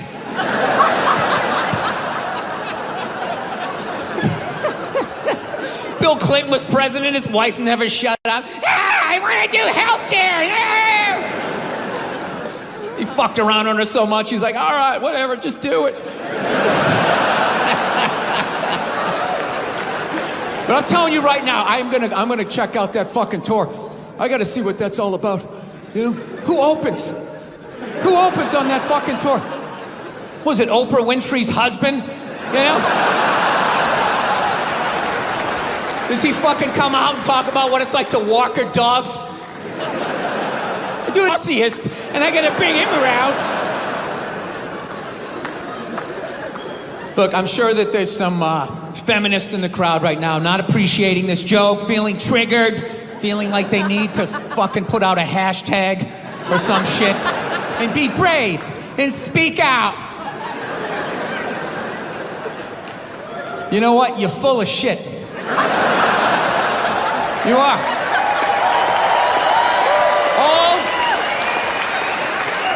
All those feminists are full of shit. Because I'm going to tell you right now, someday, there's going to be the first woman president. All right? Which means you don't even know what her fucking platform is, and you automatically cheer. It's got the same genitalia. Fucking. I'm telling you, they're not smart people. Feminists, they're not as smart as they're coming off. I'm telling you. Someday, there's gonna be... By the way, this is gonna be my last show ever, by the time this fucking thing comes out. Someday, there's gonna be the first female president, which means there's gonna be the first male first lady. Right? And you wait. You fucking wait. The first time that dude opens these feminists, they're all gonna be, you shut the fuck up!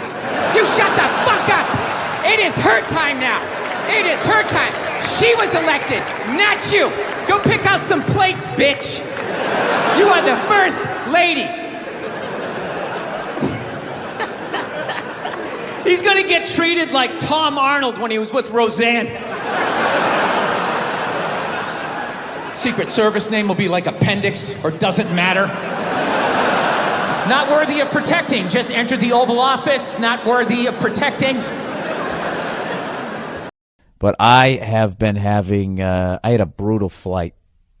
All right. I flew out of LAX, Los Angeles International Airport, that for some reason, if you go beyond Colorado, you just can't get a fucking direct flight anywhere. I don't get it. When I was in New York City, I could fly to all these places directly. Maybe it's because I was in New York and it was only an hour and a half away. I don't fucking know. It just doesn't seem like you can fly anyway. So anyways, I got to fly LA to Phoenix, Phoenix to Columbus. All right? On US Air. So I get on the plane and there's 2 empty seats next to me. And it's getting close to the point where they're going to close the door to the plane. And I'm excited, like, holy shit. I'm going to have this whole fucking row to myself. This will be nice. I can stretch out a little bit, take my carry-on, stick it under the other chair. This is going to be great. Right before they close the door, lo and behold, this fat tub of shit gets on the fucking plane. All right? And I'm thinking, oh, God, not me. Please, for the love of God, don't pick my row. You know when you do that shit, you just fucking willing the guy to sit down as he waddles his fat ass down the fucking aisle. It's him and his fucking lady, right?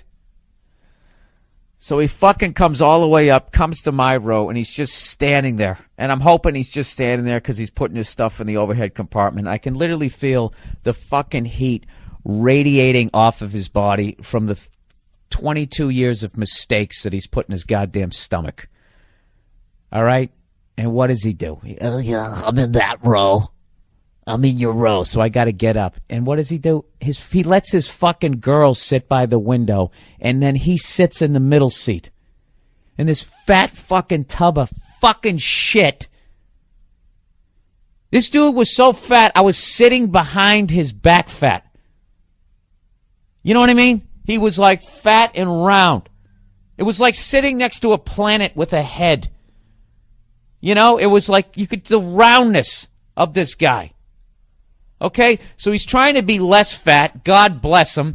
So he crosses his arms when all it does is just cause his fat lat to fucking bulge out even more into my airspace that I fucking paid for. And it's not real. All I'm thinking is, why the fuck didn't he take the window seat and then post up against his girlfriend? My shoulder was getting hot from his arm. He was on me. This fucking guy was on me. If I was claustrophobic, they would have had to turn the plane around. This is how much this guy was in my chair. And I'm thinking, why didn't you just take the fucking window seat, you fat fuck? Have a little bit of fucking consideration, you tub of shit. You know, with your basketball shorts, like you actually ever played a goddamn day in your life. His fucking legs spread out like he was going to give birth to a baby calf. You know? Why don't you sit near the window? You know what I realized after a while? He didn't sit near the window because he's so fucking fat, he can't. He can't. If he sat by the window, his other fat lat would have blown out the window. We all would have got sucked out. Unless his tub of shit body fucking somehow got stuck in the fuselage, which if you saw him, wouldn't be beyond you, a possibility. Unfucking believable. And he's sitting there. This is what kills me. He's sitting there and he's biting his nails. And I just want to be like, dude, do you ever stop eating? Is there a moment? And you're literally consuming yourself right now. I know what you guys are thinking. Well, hey, Bill, why don't you fly first class? Oh, yeah? Well, hey, why don't you go fuck yourself, hypothetical person who said that? Okay, I understand I bought a coach seat. I know what that means. That means my fucking knees are going to be in my chest. That means if I'm even slightly leaned forward and the guy in front of me reclines, he's going to hit me in the head. I understand that. Okay? I get it. But that doesn't mean that this tub of shit, I shouldn't have to pay an extra couple of fucking grand, or whatever, $1,500. So somebody else's lard isn't in my lap. I am full on 100% behind you having to buy 2 seats when you're on an airplane. Okay? I'm sorry you're fat. Okay? But you made your choices. This is one of the things. This is a good thing. You got to buy 2 seats. You got less money for cookies. Maybe that'll be a goal. Maybe that'll be you bottoming out. But it's absolutely ridiculous that I have to. I'm literally leaning out into the fucking aisle. My giant microwave oven head is out there, and then I got to deal with the stewardess going, "Excuse me, sir. Can you not share in this, sir, please, sir?" Right? I got to watch if I can't start yelling here. I'm in a hotel room again. I already got 1 strike against me. They probably built a fucking file on me. Yeah, I'm leaning out there. This is the best part. The food cart comes. Okay? They asked me they asked the dude what he wants to drink. He goes, "Can I have a Coke? Can I have a Coke?" I just want to be like, dude, how about a water? How about a salad? Are you trying to make yourself even fatter during the flight? Do you know what that soda's going to do to your already distended fucking belly? You already can't even put the fucking tray down. This dude couldn't put the tray down. He tried. He tried to put the tray down. Oh, my God, this fucking guy. I swear to God. The thoughts I was thinking, it was embarrassing. I was sitting there thinking, like, I'm so glad this dude's going to die young. Can you believe that? I'm not happy in real life that that's going to happen. But that's how fucking uncomfortable I was, and that's how fucking mad I was at this guy. Absolutely. You got to buy 2 seats, people. You got to do it. I love when they try to leave the fucking arm up, too. I don't play that. I fucking shave that ham right down. I bring the fucking thing right the fuck down. Fucking sit here making me uncomfortable, and you want to relax? If I could, I'd put my foot on your chest and make your belt even tighter. That's what I do to you. Cut off your circulation to your legs. Maybe you'd get up and take a walk. There's no excuse for it. You know, and I know this is probably coming off insensitive, but you know something? I've been a redhead my whole life. Nobody gives a shit. We're not considered handicapped.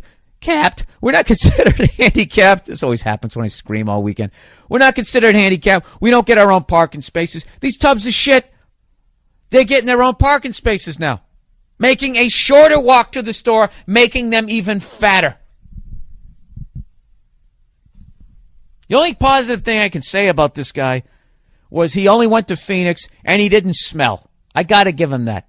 He didn't smell. I don't know if he fucking jumped in a goddamn pond, you know, killed 200 fish before he got onto the flight. I don't know what he did, but he didn't smell. But I swear to God, you know what kills me is I ranted about this on the radio here in Columbus. And somebody called up the radio station and said, I'm 5'8", 300 pounds, and I love to fly. I'm never listening to this radio station again. Can you believe that? This dude actually felt like he was the victim. You know, that'd be like if some wife who got the shit kicked out of her ranted about her piece of shit husband for slapping the shit out of her, and then some guy calls up, hey, I got issues with women, and I slapped the shit out of my wife, and I'm never listening to this radio station again. You know? Give me a fucking break. You know what you need to do. Eat a salad. Go for a walk. You don't have to put money down for the gym. Just go for a walk. It's actually easier to do cardio when you're not at the gym. Because when you're at the gym, at any point, you can just get off and walk 100 yards to your car. Your car is always 100 yards away. When you walk out your front door and you walk a mile away, what are you going to just quit and lay down on the ground? You got to walk back. There's 2 miles. Easiest 2 miles you'll ever fucking do. Or be a tub of shit. Be fat. That's your right, okay? But buy 2 seats. That's all I'm going to say. All right? Do I wear short shorts showing off my milk white legs, offending everybody's eyeballs? No, I don't. I'm considerate. I wear the Jordan ones. They come down right over my little white knees.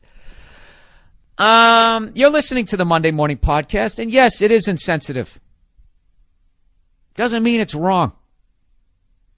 I'm right. I'm right on this one. Hey, fatties who listen to this podcast, God bless you. Have yourself a Sunday on a Monday.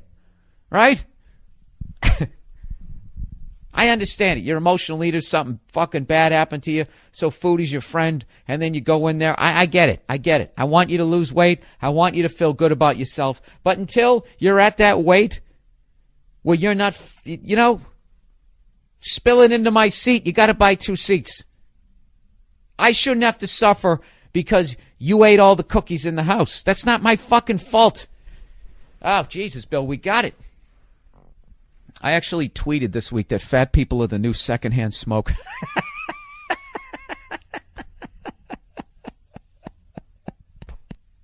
Hey, you want to be fat? Go outside. I'm really just having enough with the whole me always trashing women. It's getting tired. I'm sick of doing it. So to balance out the podcast, you know what we're going to do? I'm going to bring in a special guest. I'm going to bring in a fucking lady. The wonderful Nia, as always, putting up with me and my bullshit. Mm-hmm. And fuck you, okay? I do a lot of good what stuff. you do? You can't even can't even be nice for 2 minutes. Because I'm sitting there, I'm trying to open up and say that I know that I'm a jerk. Yeah. And then you have to I hate that. I hate when someone goes when they're actually going listen, I was wrong. I shouldn't have done X, Y, and Z. And that person going, right. And it just makes you want to do it again. That just means that I'm listening. You're so full of shit. Nia, please don't do this. I'm trying to get over my issues that I have with women. And what you're doing is you're feeding right into it. Please. Do I really? It doesn't take much.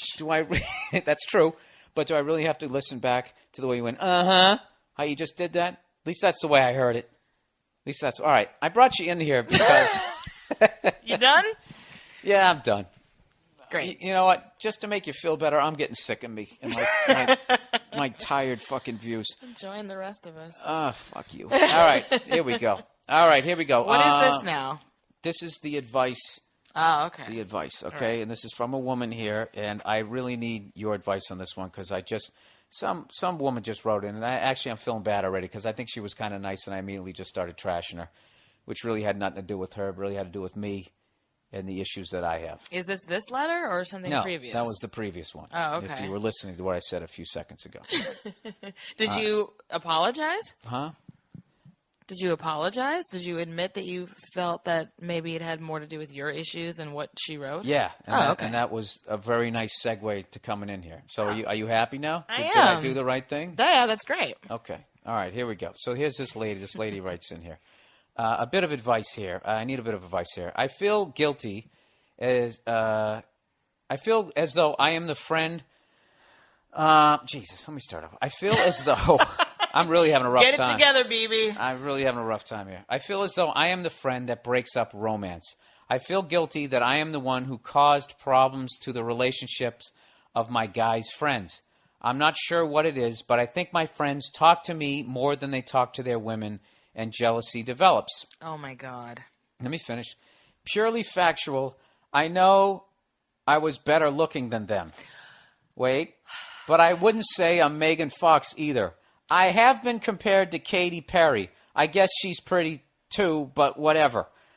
Are you fucking serious? No, she really wrote that, and I butchered it the way I read it. Oh, my God. Now I'm in a situation that I don't know what to do with. Two of my friends, guys, seem to be flirting with me all the time, saying things that I see as a guy would only say to his girlfriend. I'm not really a flirty person. I'm a good listener, but talk a lot, so conversations are never dull.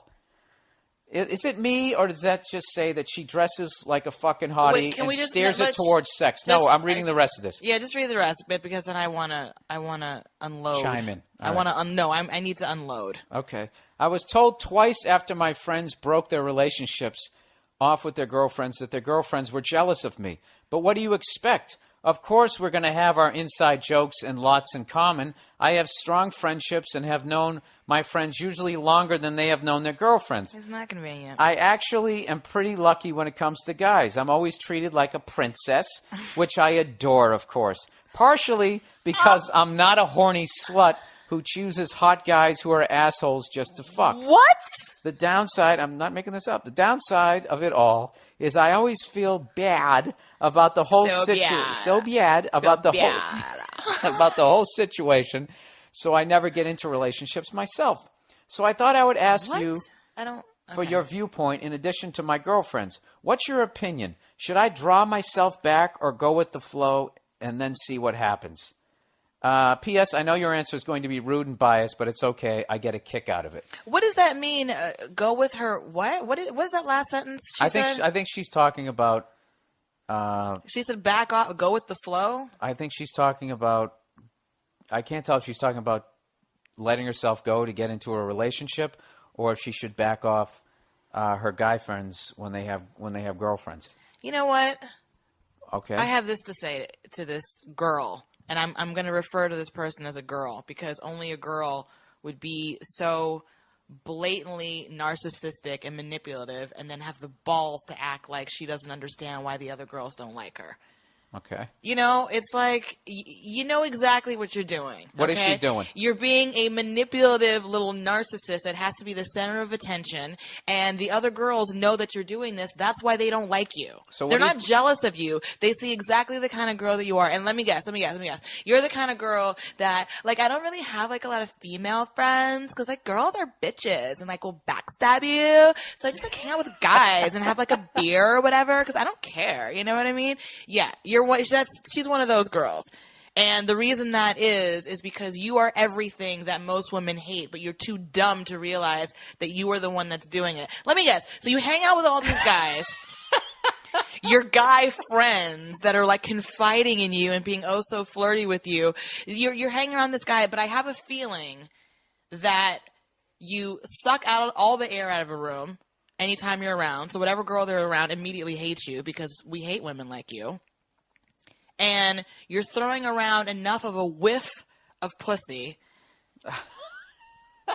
to have them follow you around because in typical guy fashion, some of them are just too fucking stupid.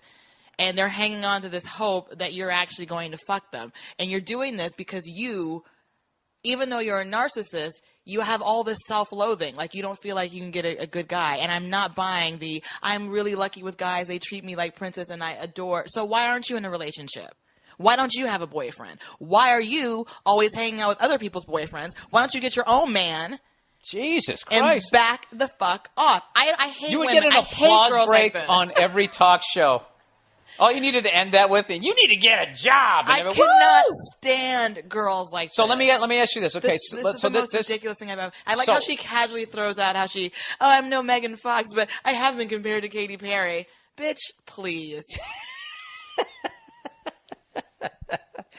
All right, Nia, everybody, taking care of that topic. Let me just, if I can just try to just, if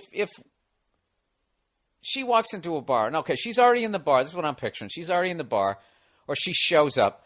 Like, if the guys are like, oh, me and my girlfriend are going down for a fucking brunch, and we're going to watch the game. She comes down, looks extra cute, extra fucking hot, has her tits hanging out. Of course. And then deliberately does the inside jokes. Yep. To show that she's closer to them. She's that girl, Oh, right? absolutely. She's that girl. totally that girl. She's that girl. And I'm Okay. sure she's, I'm All sure she's borrowed one of their T-shirts and wears them to one of these things. Yeah, well. It's like, oh my God, I totally forgot this is your T-shirt. You left it over my house that time. Ha ha ha ha. Yeah, okay. That's what I thought. I see, you know what? I can't even believe the nerve that email was even written. Well, this is the thing. How you trashed her was basically the angle I was going to trash her, but I don't have your insight as a female. But what was great about that was it just would have been back-to-back me trashing a female and it would have come off like an asshole. That was great. You actually, I feel like I pulled a little sinister move there. I got you to do my dirty work. Oh, is that what you think? That was tremendous. That you really, email. It really got me going. My blood was kind of I would say pumping. you fucking blew the pubes right off her little landing strip that she's accidentally showed with her loose fucking shorts. Just checking in on you. The lovely Nia with me. Hello. What's going on? Oh, it's Christmas, Nene. I know. City sidewalks, pretty ladies, everybody walking around, spending money on people that annoy them. Take your dick out at a Charger game, rub it up and fucking down. Oh, no. I feel so bad for that kid. Why? Why do you feel bad? Because I have a dick and I know how hard it is. You know how hard it is? No, sorry, no pun intended.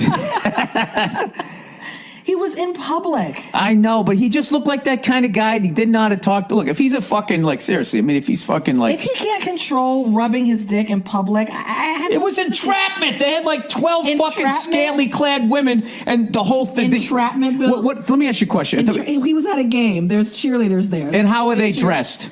Oh, so it's their fault? That How are they dressed? Like cheerleaders, the way cheerleaders are always dressed. Why can't you guys ever be flattered when a man flashes you? Oh, God, no. That's disgusting. If a fucking woman ever just whipped her hoo-ha out because I look so good in a fucking T-shirt, it would just fucking make my day. As long as she stayed away from me. I mean, she was doing his own thing. You know what's hilarious? Fucking pervert. The way doing it in public. You know what I loved? The way he had his arms crossed. He was like, well, I can't see what I'm doing. That means no one else can.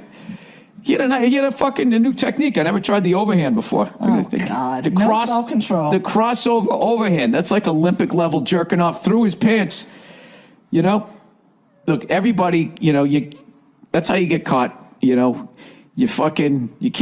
got greedy is what happened. You know what I mean? He thought he could, he thought he could do it. It was like fucking 20,000 people staring right at him. Idiot. Yeah, but okay. And look, when I'm talking about those cheerleaders, why are they out there, Nia? Why are they really out there to stir the crowd up to cheer more? No, they're not. To spread cheer. They dress them like just shy of whoas. That's what they're out there for. They got their cleavage. They got their butt cheeks hanging out. Everything's barely covered. Everything's all shiny, glittery. All glittery and shit, Hey, what the fuck was he supposed to do, Not touch his dick in public. Hey. That's what he was supposed to do. There before the grace of God go I. Are Okay? you really trying to say that you would be in a position where you would just be jerking off through your pants in public like that? I have to be honest with you. I've never stood next to 12 women all dressed in the same sparkly outfit, touching their toes in front of me, wearing some very user-friendly slacks. So, action slacks, maybe. Action slacks they were. Uh-huh.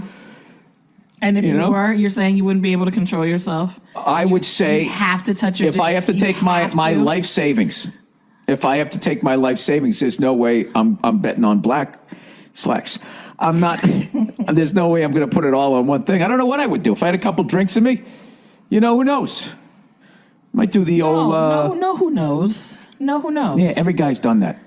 Done what? Jerk off in public? Oh, absolutely. No, they have At some point, they did something. They were in their car. They rubbed one out. They did something. They were on a porch. Well, guys are always tugging on a plane. On a plane, they went to the bathroom and just rubbed one out. The amount of men, I'm just saying, the amount of fucking men who've done it. Seriously? Hey, have Nia. you done that? Yeah, you got to understand when. Wait a minute. What's that? Wait a minute. What's that?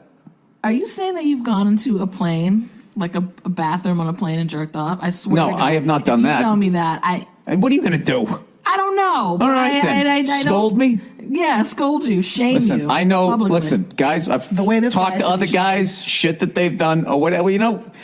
Hey, we've all done stuff we're not proud of. Didn't Jesus say he who's not fucking rubbed one out to a fucking cheerleader? You fucking cast the first. You know what I hate is if that's the worst that kid does. Okay, which is basically all he did was completely humiliate himself. All right, and his life is fucking over. I mean, isn't that enough? I feel bad for him. I do. Unless he's like really a pervert and he's running around grabbing women and he's ruining people's lives, then put the kid down like a rabid dog, without a doubt. But if his worst fucking, what I love about it is they say men can't multitask. There was a man clearly operating as a security person while rubbing one out. Well, that is multitasking. He only had one hand free, so I don't really feel like he was at his full capacity as a security guard. Well, a lot of security is just presence, just people seeing you. Seeing you with your dick in your hand. He had his gun in his hand. I feel bad for him. Don't feel bad for him. Jesus Christ. Just hear those sleigh bells ring-a-ling, ting, ting, ting-a-ling, too. You're acting like he's like, a homeless child. Come on and rub one out, fucking cheerleader or two. Keep it rubbing while everyone watches. Oh, my God. That poor bastard. What is this tweet that this person is sending me? I don't know. Can you stay focused here? Yes, I'm focused. Can I tell you What's up? Can I tell you my story today? Why am I here? I went into. Well, you don't have to be here. What are we watching on TV, Nia? It's the Washington Capitals versus the Philadelphia. Wait, no, I don't know. You said Chargers. I did. I don't know. The Philadelphia fucking Flyers. Flyers. This is Rivalry Wednesday. That's I'm Wayne here Simmons. because I can't get up Claude off the couch, Giroux. and I have my feet up, and I'm pregnant, and I'm the size of a house. That's why I'm here. No, you're not. You look like an igloo more than a house.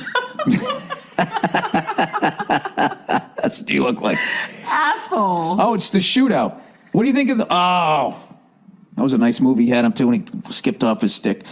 I don't like the Fly. I don't like the gold numbers on that way. The Fly's got such a great uniform that kind of fucks it up a little bit. Somebody's got to buy it. That guy who just paints his room fucking orange and white. The biggest fan ever.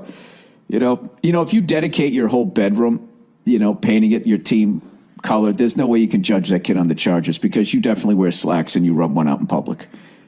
Oh, just fuck you. That was a fuck you. I don't respect you as a goaltender. Did he even do a move? He just stared at him and was like, this is going in the net, bitch. And that's exactly what the fuck happened. Look at this. Jesus Christ. Right there, Fred. Fuck you. That's 1-0 in overtime. Oh, sorry, 2-2. All right, here comes another flag. Comes down, he dips. Little head, too many fucking moves. See what he did? Claude Giroux. I love the head fake in hockey. I mean, it works in basketball and fucking if you're a wide receiver, but as you're gliding in, it just never seems to work. Oh, he stayed home. All right, no one wants to listen to this shit. So anyway, I go to Target today. You literally just had your arm over your eyes like it was the most torturous thing ever to listen to. I'm exhausted. I'm fucking tired. I'm exhausted. Yeah, I have friends way fatter than you, and they're doing much more stuff. I don't know what you're complaining about. I have a few friends that are like morbidly obese, okay, and they're more active than you are. I think you're being a little dramatic. Are they gestating life? I don't know what gestating means. Do they have another human being inside Jesus, of that them. was a nice goal. Holy shit. Taking all of their food. What did he miss? Sucking all of their energy. Huh? Do they have that? Increasing their blood flow and their water retention and their exhaustion. No, but they probably have a woman in their life fucking yammering at them. That was a goal. Why didn't the guy put the fucking number up? I don't want to be a part of this podcast. Oh, you don't? No, I don't, because I don't like your attitude right now. Oh, okay. I'm sorry. How about this? You know, Nia, what you're doing right now is one of the most special things that has ever been done on the planet. Granted, most of the people on the planet will do it at some point because most people are women, you know? And guys don't like wearing rubbers. Sorry. All right, so I go to Target today. Jesus Christ, Wade Simmons. When you told me that earlier, I just couldn't even imagine you going into Target on your own accord. It just didn't seem like something. I was buying you a Christmas gift. From Target? Yeah, from Target, and I couldn't fucking find what I wanted. Wait a minute. Why are you buying me a Oh, you know what? Let me stop, because I'm about to sound really... Yeah, you're going to sound like what you are. Oh, I'm an asshole. 2-2's the final score. Well, wait, I'm fucking old. I can't see what's the overtime score. We have to get Flyers we just have to won. get our eyes examined this year. I mean, 2017. We both have to go to the optometrist. Listen, I think we have enough activities together. I already went to the optometrist. Activities together. Yeah. It's not an activity together. And I got fucking, for when I fly, I got glasses so I can see the radio channels. Glasses? I glanced down. I got the half moon things where like, I'm regular. Where? I'm a freak. I'm regular. I'm a freak. Bifocal? Yeah, I don't know what they are. Yeah, they're fucking great. I've never seen you in these glasses. It's because you won't fly with me, you baby. Fly with me. I'll take you over the ocean. I did fly with you. And we'll see some people sitting on some surfboards as they wait for a fucking wave. When you fly with me, I did fly with you. I'll fly Do you not you remember? over the Santa Monica Pier. I did a whole Snapchat story of it. Yeah, but you won't go unless I'm with an instructor. Of course. Well, all right then. All that does is motivate me, Neil. Because you're a comedian. You're not a pilot. You're a comedian. That's like saying I'm a comedian. I don't have a license to drive a car. No, it isn't. What do you mean? It's the same thing. I'm not a professional driver. I don't drive at the Indy 500. I don't fly for American Airlines. You get me in a Robinson 22 with the old 44 there, I'll take you for a fucking ride. Legally. Okay. I don't know if I have enough hours for the 44, but the 22, the two-seater. Yeah, listen, you can try this fucking woman thing that you guys all do. What woman thing? That fucking What thing, woman that thing? yanking on the fucking range that you guys all do. Anytime you see a guy doing something new, you got to have that, well, he thinks but you're always shitting on our fucking hobbies. It's what you guys do. I would love for you to get a hobby. Excuse me. You know what I'm going to get you? I'm going to get you a shitting listen on to your- me when No, I speak. no, I I'm am not. the man in this No, relationship. no. I'm going to get you I'm a not shitting wood you whittling on your- kit. I'm not shitting on your hobbies. I'm just saying, like, I would feel more secure if there is a person there who is a professional flying with us. Fair enough. Why is that so bad? It isn't. It's fair enough. But there's also part of it that it motivates me. Motivates me. That's all. Okay, well. All right? See that? Okay, well, what is that? What do you want me to do, Bill? What do you want from me? You always say that. What do you want from me? Hey, what do you want from me? You know, I'm going to get you a little wood whittling kit. I'm going to get you a fucking hobby.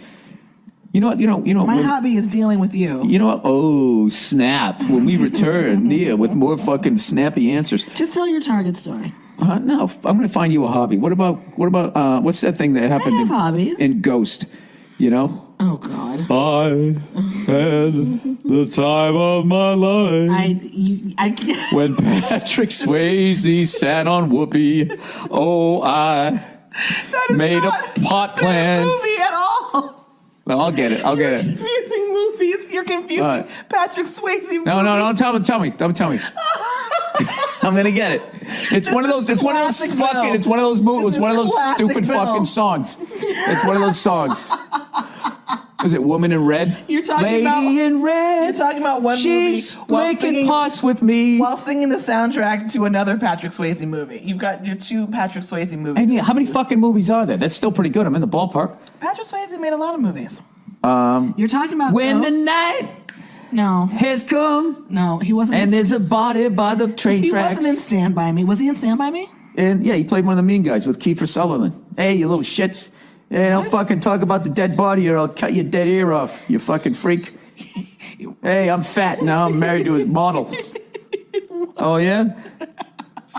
This is you describing Stand Everybody By in Me. it. I thought it was Leonardo DiCaprio, but it's River Phoenix. And that one's too sad, so I'm not going to do that one. And then the other guy, hey, I'm going to fucking... You're talking about Jerry O'Connell. Then there's the other dude, right, who does the Thriller dance still, right? It's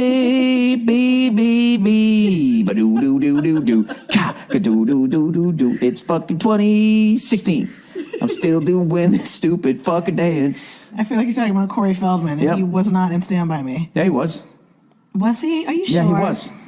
He was the dude with the fucked up ear who wanted to fight with the glasses. Oh, yeah. Yeah, I liked him. So there Anyway, you go. originally you were talking about ghosts, and then you started singing a song from Dirty Dancing. Don't tell me, because I'm going to get it. I'll get it by the end of the podcast. You know, one of my goals in 2017, I'm going to get a fake ID. I'm going to get a fake ID for all those fucking times. You know, I'm on the road and I want to use a gym, and they go, "Can we need an ID?" And they want to take a fucking copy of my license. You know, having a fake ID is illegal, right? I'm going with, my name's going to be Frank Fallujah. I like alliteration. Bill Burr, Frank Fallujah, right? Teddy Pendergrass. All right. What? So I go into Target, right, to buy you a gift that evidently you're above. I was going to get you a flannel right next to the bicycles. Target's so fucked up. It's like, what do you guys want to be? I don't like Target. They're like that person who just morphs themselves into what they think you want them to be so they can be friends with you. It's just like, pick a fucking angle. It's like you're walking, you know, you're looking at TVs and they're next to cereal. Like, what the fuck? This is like a fucking yard sale, but everything's new. All right, so I go into Target, and I'm looking for your fucking shit, and you know what's funny about Target is everybody looks like they work there, so you gotta ask like 9 fucking people, "Hey, do you work here?"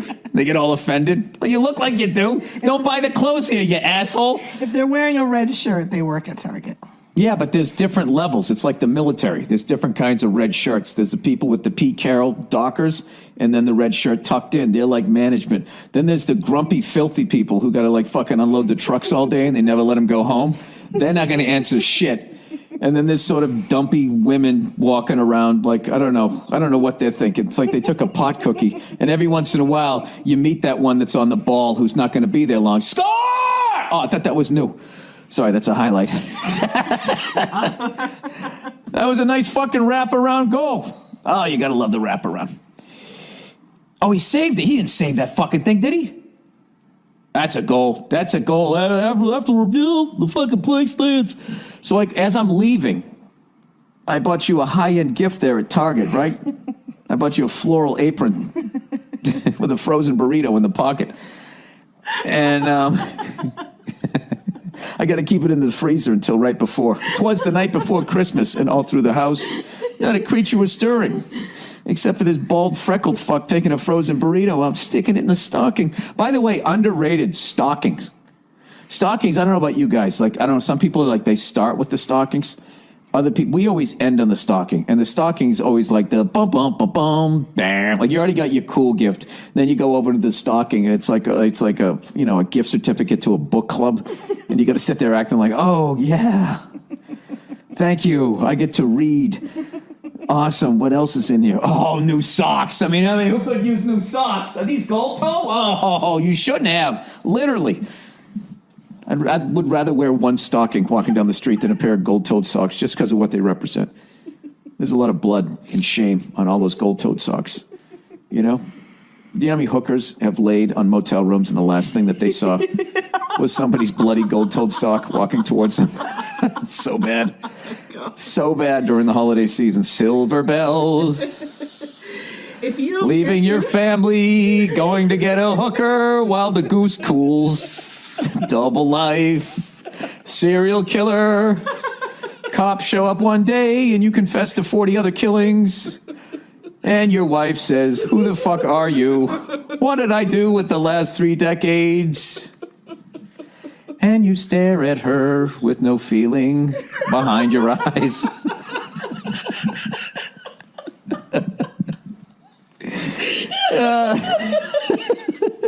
I really got you going this one there, Nene. You're egging me on here. I like your dark holiday carols. Because I hate that song. I hate Silver Bells. It just goes on It's like, is this song on a fucking loop? There's no way this is one song. Huh? Did fucking Fish record this fucking thing? It's like 20 minutes long. Silver Bells, and I hate Jingle Bell Rock. It's just such an attempt of like white people trying to be hip, you know? We're gonna jazz this one up. Jingle bell, jingle bell, jingle bell rock. Hey, jingle bell. It's that thing where you're kind of just shaking your head and your ass at the same time, you know, as you're snapping your fingers with your fucking loafers. That's when somebody, you know, if you're at a party and there's a piano and somebody knows how to play, they're gonna sing that at the holidays. You know? Oh, yeah, and then there's going to be the undersexed fucking 20-year-old, 20 like years married chick with the red wine teeth. Oh, we'll start dancing. And it's like, all right, come on, let's get her out of here. Get her coat. Send her home. I just don't know why they stay together. So I'm leaving Target. And this guy looks fucking confused. He's getting interviewed here, huh? So I'm leaving Target, and as I'm walking out, all of a sudden, I just hear this guy going, "Get off me! Get off me!" And I look over, and there's two Target ladies. They're at the Pete Carroll level of the Target thing, and a Target guy. Two women and a guy are just fucking grabbing this dude, and they're dragging him into like this windowless office. And the guy's going, "This isn't legal! This isn't legal!" And they just dragging him in, and everybody's just watching, like, what the fuck? And then, like, the door starts to close, and then it opens again. And it fucking closes again. And then they finally got him to calm down, and they closed the door. And this older manager just closed the door, and he did that. You know that smile you do when you walk by a stranger because you're hoping they don't have an axe? You know that little purse lip where you kind of you lift your eyebrows up? He kind of did that. Like, well, that's the end of that. And it's like, that's an American citizen in there, sir. What the fuck just happened? But nobody said anything because it's Target. You just don't expect it. So I said to the lady next to me, I go, "Did he steal something?" She goes, "No, I don't think so." And then somebody else goes, "I think he's autistic and he was acting a little weird." So they dragged him into the back room? Yeah, I don't think that doesn't make sense. It doesn't make sense. It doesn't make sense, but why wouldn't they call why would they take it upon themselves to drag him away? Why wouldn't they call the police? I know. It looked like that Scientology show that you're watching, that the stuff that they do to people, except it was at Target, you know? I wonder if one of those people are going to do a TV show exposing Target and what really goes on there. They probably wanted him to work all 3 shifts on Christmas, and he said no. They just dragged him in there. They don't fuck around at Target. I guess not. Are you fucking kidding me? Did that guy just score from the other side of the... I'm just watching the highlights. It's pathetic. And that was it. And that was the end of... and then I just sort of walked out. And I have to admit... 20 rolls of paper towels. Yes. Merry Christmas, Nia. I'm expecting a lot of big tears next year. Big tears. Big tears. So anyways, I should probably read some advertising here. Oh, this is fucking... What a great night. We got the fire going. Mm-hmm. Oh, tell them how much I like eggnog. A lot of people don't like eggnog. You love eggnog. I love eggnog now, too. Well, what it is I was always shy about it because I was like, I don't know if it's my thing, but it's delicious. Yeah, but people pour you a giant fucking glass of it. It's like not an aphrodisiac. What do they say? What's that shit you drink in Italy after you? Aperitif? Yeah, that's what it is. But with sugar. Or digestif? That's it. Yeah, digestif. You have a big meal. You sip on a little eggnog. It tastes like melted ice cream. And I like it. Way to hold up the podcast while I type in my fucking podcast. It tastes like melted ice cream. And I like it. I'm exhausted. I know, I'm I'm sorry. not a good guest tonight. I'm sorry. Look how I spelled stalking. That looked right to me. Now when I look back at it, I look like the dumbest person ever. STOLKING. Stoking stuffers, underrated. Let's see. I wrote some ideas. Silver bells, kid jerking off, Christmas break, Stokel stuffers, underrated.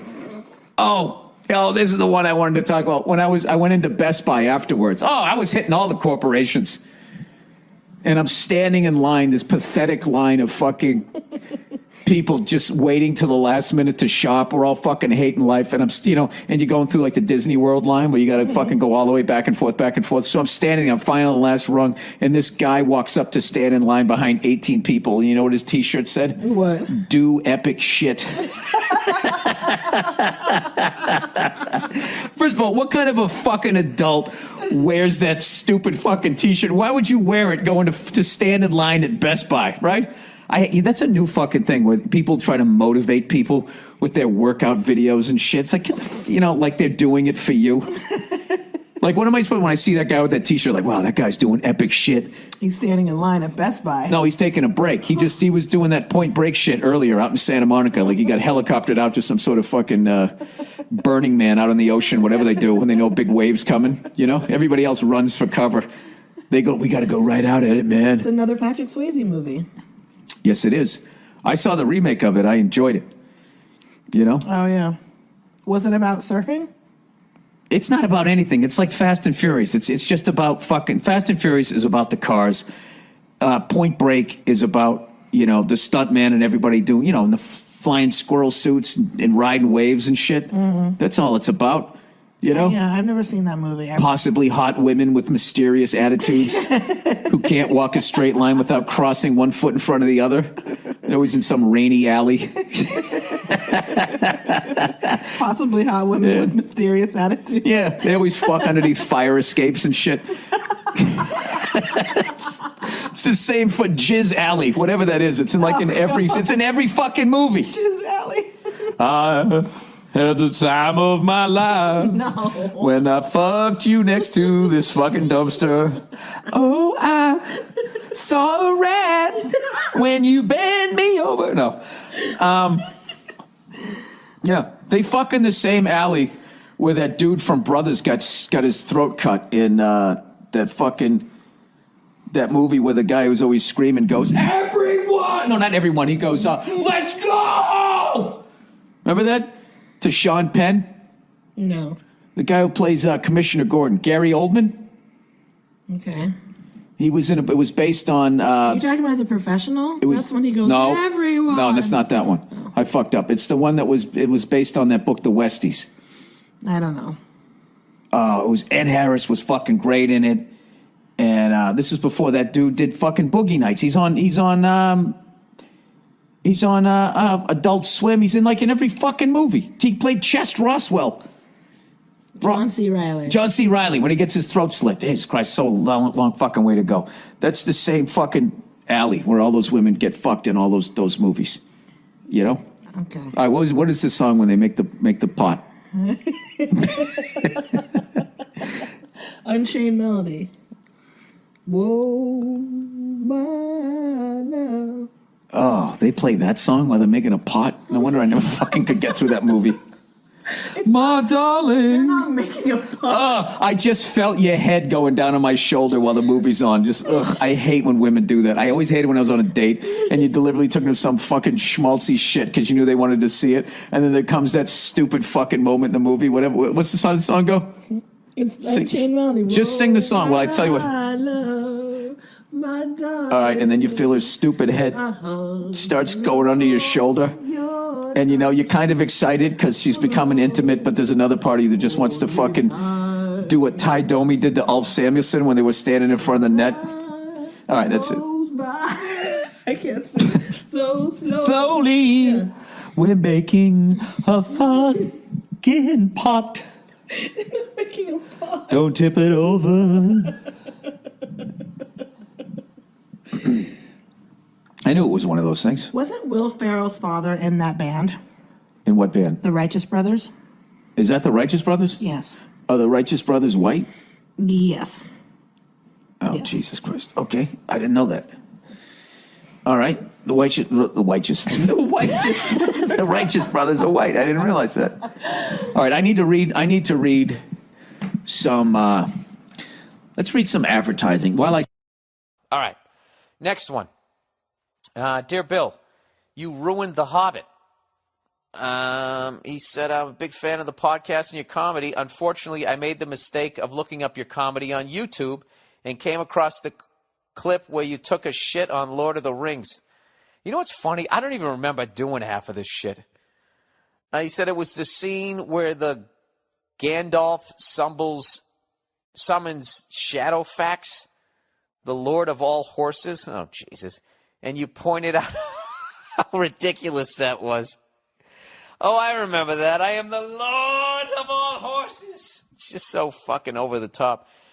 He goes, I don't consider myself to be a big nerd, but I do love Star Wars. Lord of the Rings and all that nerd stuff. I like all of that shit. I watched The Hobbit for the first time yesterday, and every time they said something ridiculous, I pictured your ginger mug going, oh, Jesus. I was literally laughing every 30 seconds. Well, there you go then. I turned Lord of the Rings into a comedy for you. You know, I saw a clip of one of those things where the guy just looks like and he has elf ears, and he talks to the I'm assuming a wizard. You know, why don't wizards ever get a haircut? You know, why don't they ever have take a shave? Why don't why can't you be a clean cut wizard? Are you so busy moving fucking mountains? You know, somebody get him one of those little toiletry bags. The straight razor. I was watching one of those things, and I didn't remember where the fuck I was at. Was I on a plane, or was I watching TV? It's all running together at this point. My age, the days fly by so quick, you can't even remember. Did I dream that? Or did my neighbor say it? I can't even fucking remember. But I was watching one of those elf movies, and the fucking lead dude with the Karl Malden nose and the Spock ears, he found a ring. Now, for some reason, I thought the Lord of the Rings, like if you had the rings, I thought the rings were like, you know those magic rings that hacky magicians pull apart? I thought that they were that big. It looked like you found a wedding ring. I don't fucking know. Anyways, so he said he was laughing every 30 seconds. Whatever am I? He said, I hope you're happy that my enjoyment of The Hobbit was a casualty on your war on nerds. I don't have a war on nerds. I just call them out on their shit. How arrogant is that? I just try to keep them honest. I do think that they should teach nerds how to fight rather than trying to stop bullying, because you're not going to end bullying. You know, it's like I started watching the Ultimate Fighter, where they have the women fighters now, and I'm telling, when I watch those women fight, I get like psyched for them. Going like, I hope some pervert tries to grab her ass. Like, I hope a rapist, like, I would never wish that on any of them, but for the love of God, the next time a rapist tries to rape a woman, like, if she has the fucking skills that the women on the Ultimate Fighter, I mean, it's just going to be a great day for humanity. You got to see that show, dude. These women, like, for the most part, they spar with men because I don't think there's enough women in the sport or whatever. So these guys are kind of half-assing it, and the women are going like, it's okay to hit me in the face. I'm just sitting there like watching the guy fighter still pulling his punches, because it just goes against everything that you were taught and everything that is just right in the world. To ball your fist up and actually swing and punch a woman is just like, I just don't think Christmas would ever be the same after that. Like, it would just be something. You just would lose something. But anyways, I mean, they like, I can tell you without a doubt, every woman on that show would beat the living shit out of me. I wouldn't have a prayer. There's nothing you can do. Once that mixed martial arts, you know, if a woman, look, a woman boxer, you have a chance. You can outweigh her, and you can just fucking just shoot her legs and fucking put her on her back and just smother her with a pillow from the couch. Right? You got a shot. But that UFC shit, you take them to the ground, and then what? Then they're going to fucking put you in an arm bar. They're going to choke you out. It's going to be over.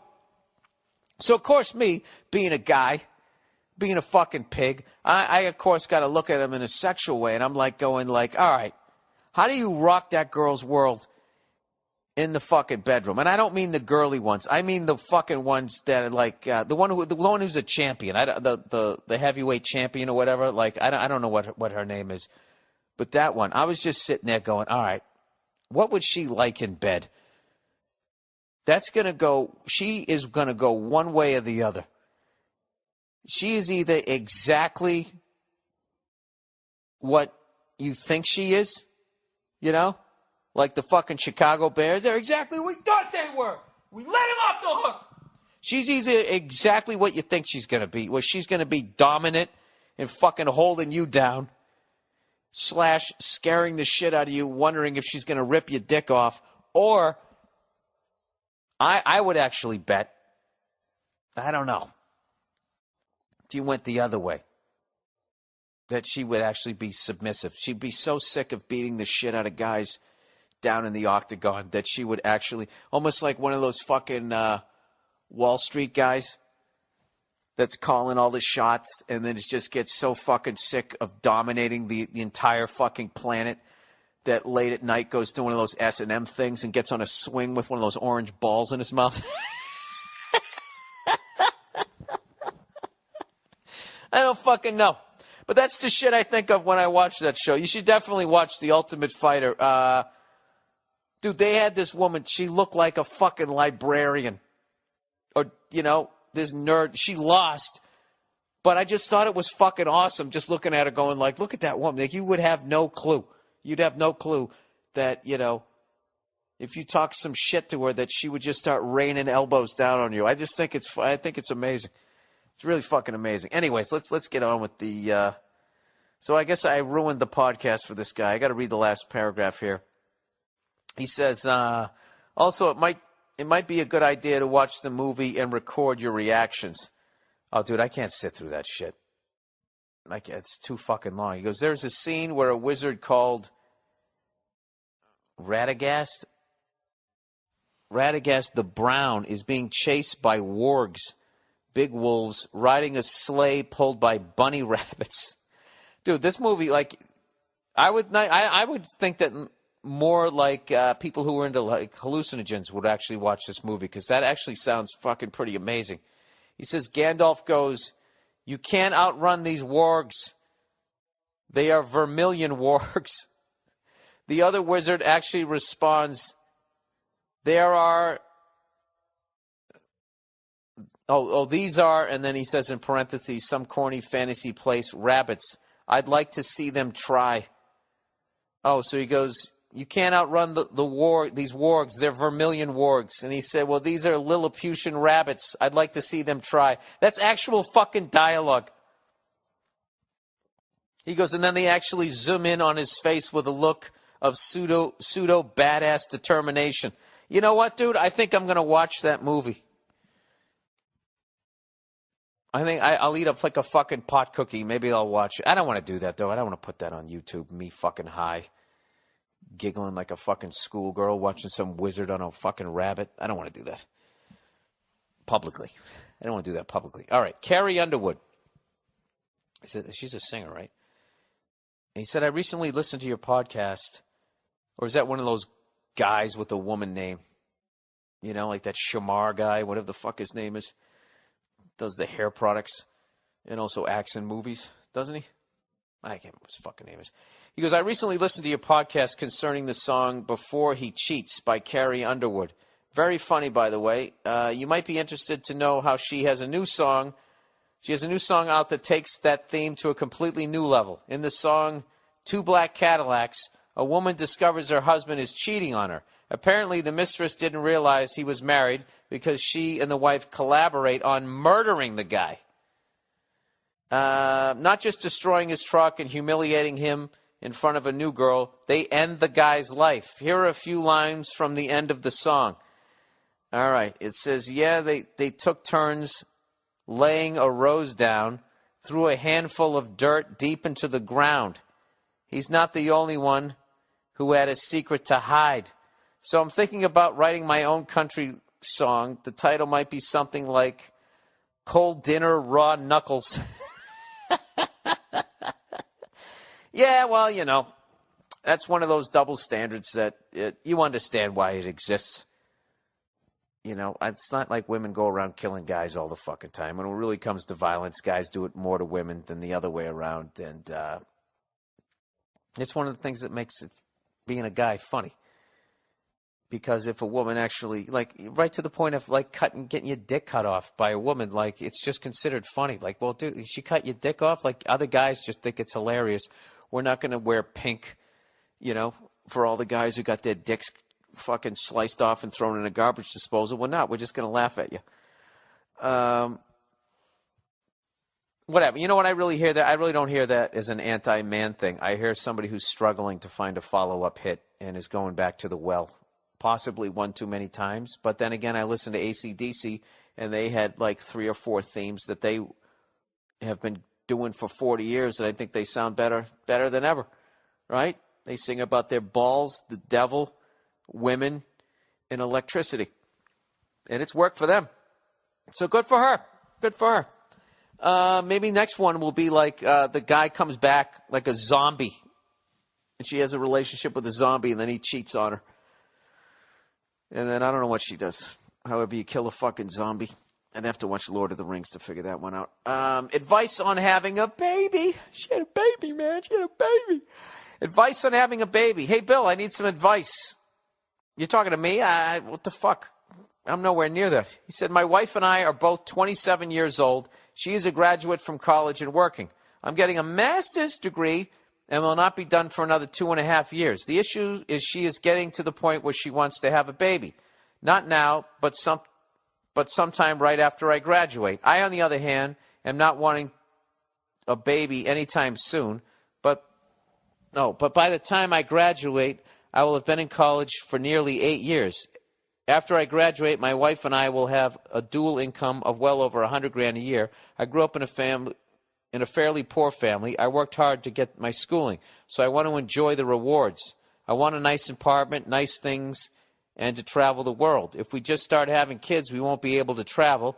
And if we just have kids right after I graduate, I'll go from a life of stress from school to a life of stress from parenthood. But I understand my wife's concern.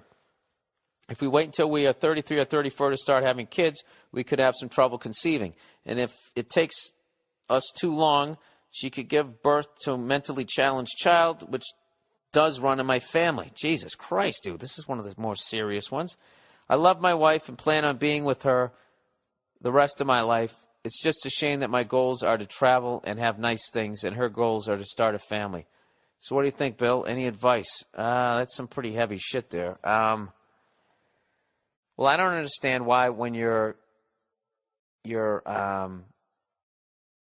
going to school right now that you guys can't save up a little bit of money and go to Aruba for a few days. You could do little mini ones. You know what I mean? I think there's a way to kind of do both.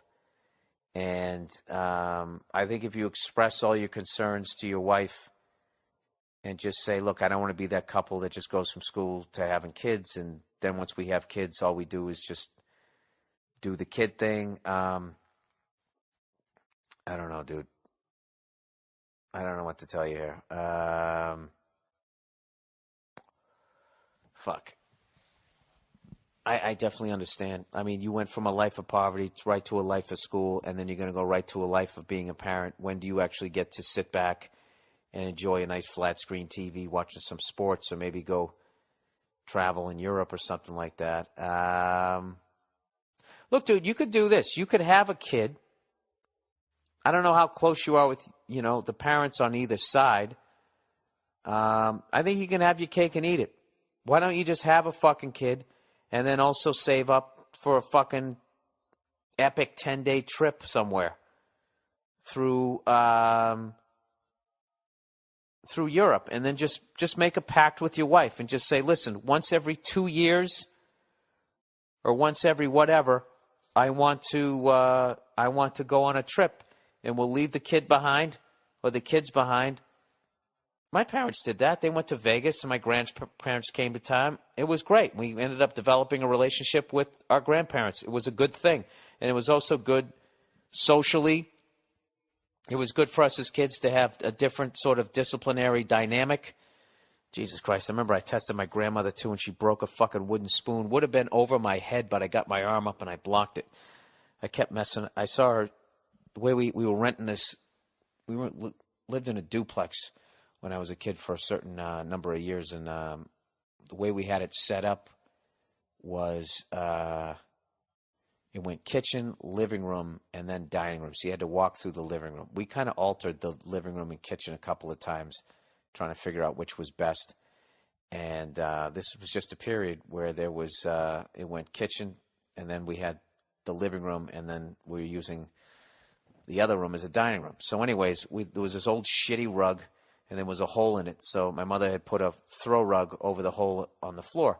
So I saw my grandmother walk by through the living room as she was setting the table, and she saw the throw rug was messed up, and I just heard her mumble to herself. She said, "Now, why does this keep getting messed up?" So she walked into the kitchen. That was literally my cue. She'd straighten it out, walked into the kitchen. So I said, all right, fuck. So I got off the couch and I messed it up and went over and I went back and I sat down. So then she comes walking out with the dishes or the food and she sees it again. She goes, now what just happened? I just straightened this out. So she straightens it out, goes in the dining room, walks back into the kitchen, and then I got up and I messed it up again. She came third time, sees it again, and she doesn't fucking say anything, which should have been a warning to me.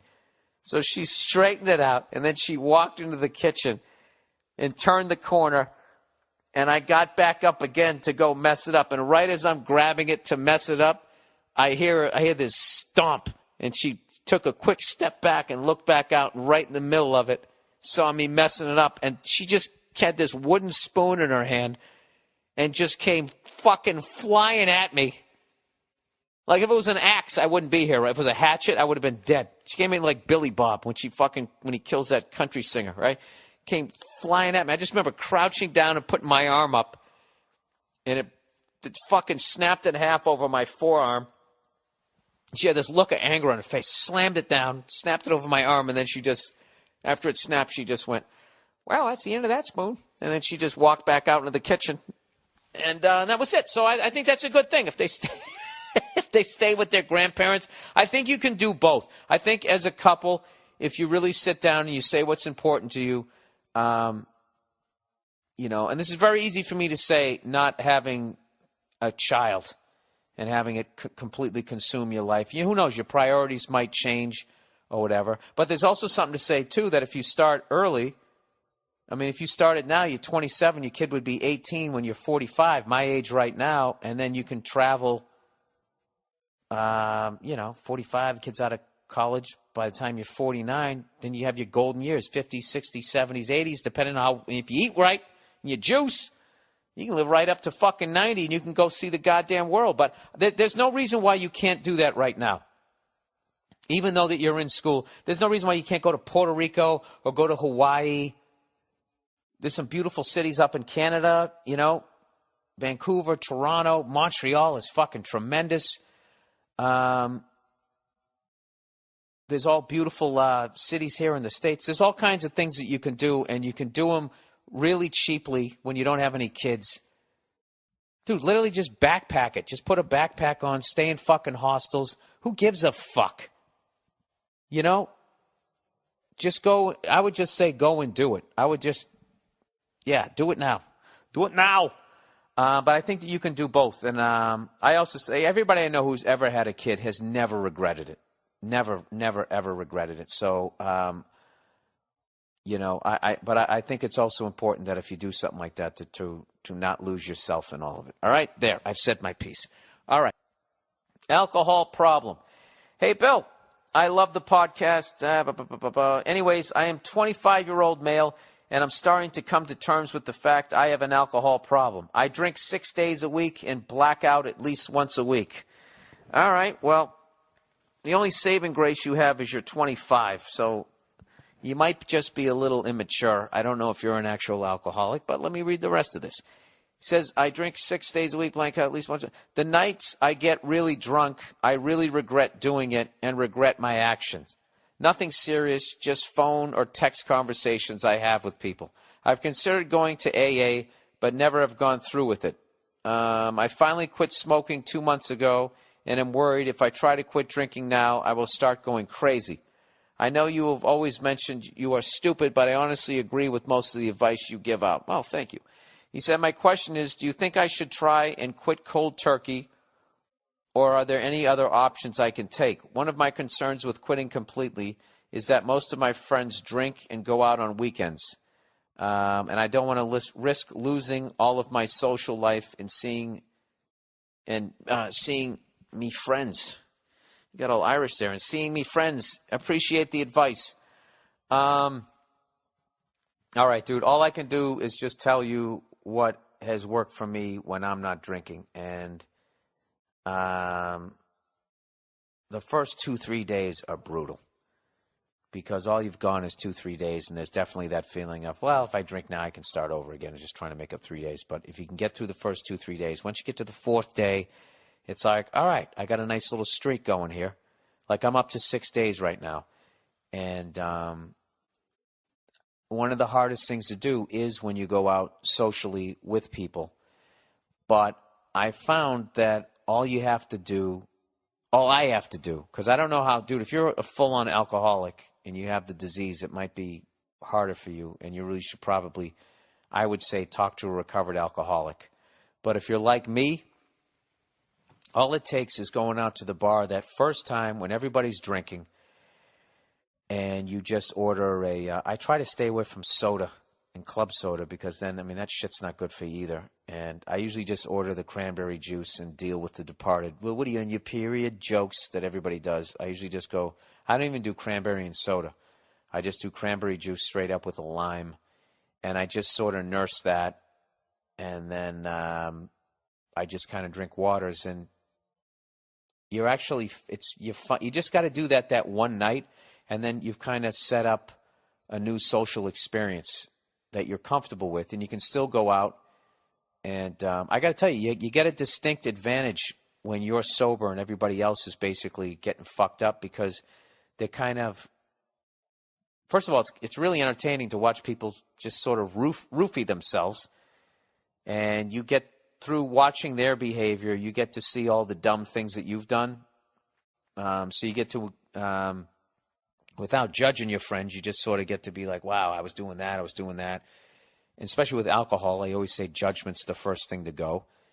And I don't know. I think you also have a better chance of meeting a really nice woman if you're the sober one, because you're going to come off as responsible. And also, if your friends are also hitting on her and they're all sloppy drunk, you're going to look even better yourself. So I would, if you're not feeling AA, which I understand, if you just try. What it is, I don't know. I have to replace the activity. Like this week, I decided, that I was going to stop drinking. So then what I did was I dove into playing drums, and I'm doing that Mike Johnston 10 Days to Faster Hands workout. So I just sort of replace, like at night. I just sort of like, okay, I'll go downstairs and I'll do the practice pad thing. And, I started working out. You know what it is, dude? You got to replace the time that you're drinking and doing dumb shit with shit that's also fun, but you're sober doing it. Because for me, it's like if I just don't drink, and I'm just sitting around doing nothing, that's going to make me want to drink, because it's just like, well, I usually go out and drink and have fun right now. But if I'm actually doing something else, like I went out and I saw a movie last night, you fill up the time. Dude, learn how to cook. There's all kinds of, you learn a fucking second language. There's all kinds of things, dude, that basically you're in your 20s right now, and, you're trying to appeal to the opposite sex here. So, if you can add some shit to your game, you're going to move up in the draft. You're going to get a better woman here. If you're fucking bilingual, what woman doesn't like that? If you're sober and responsible, she's going to like that. Who knows? You learn to play a couple of songs on a flamenco guitar. You take her out on a fucking rowboat. You're in there.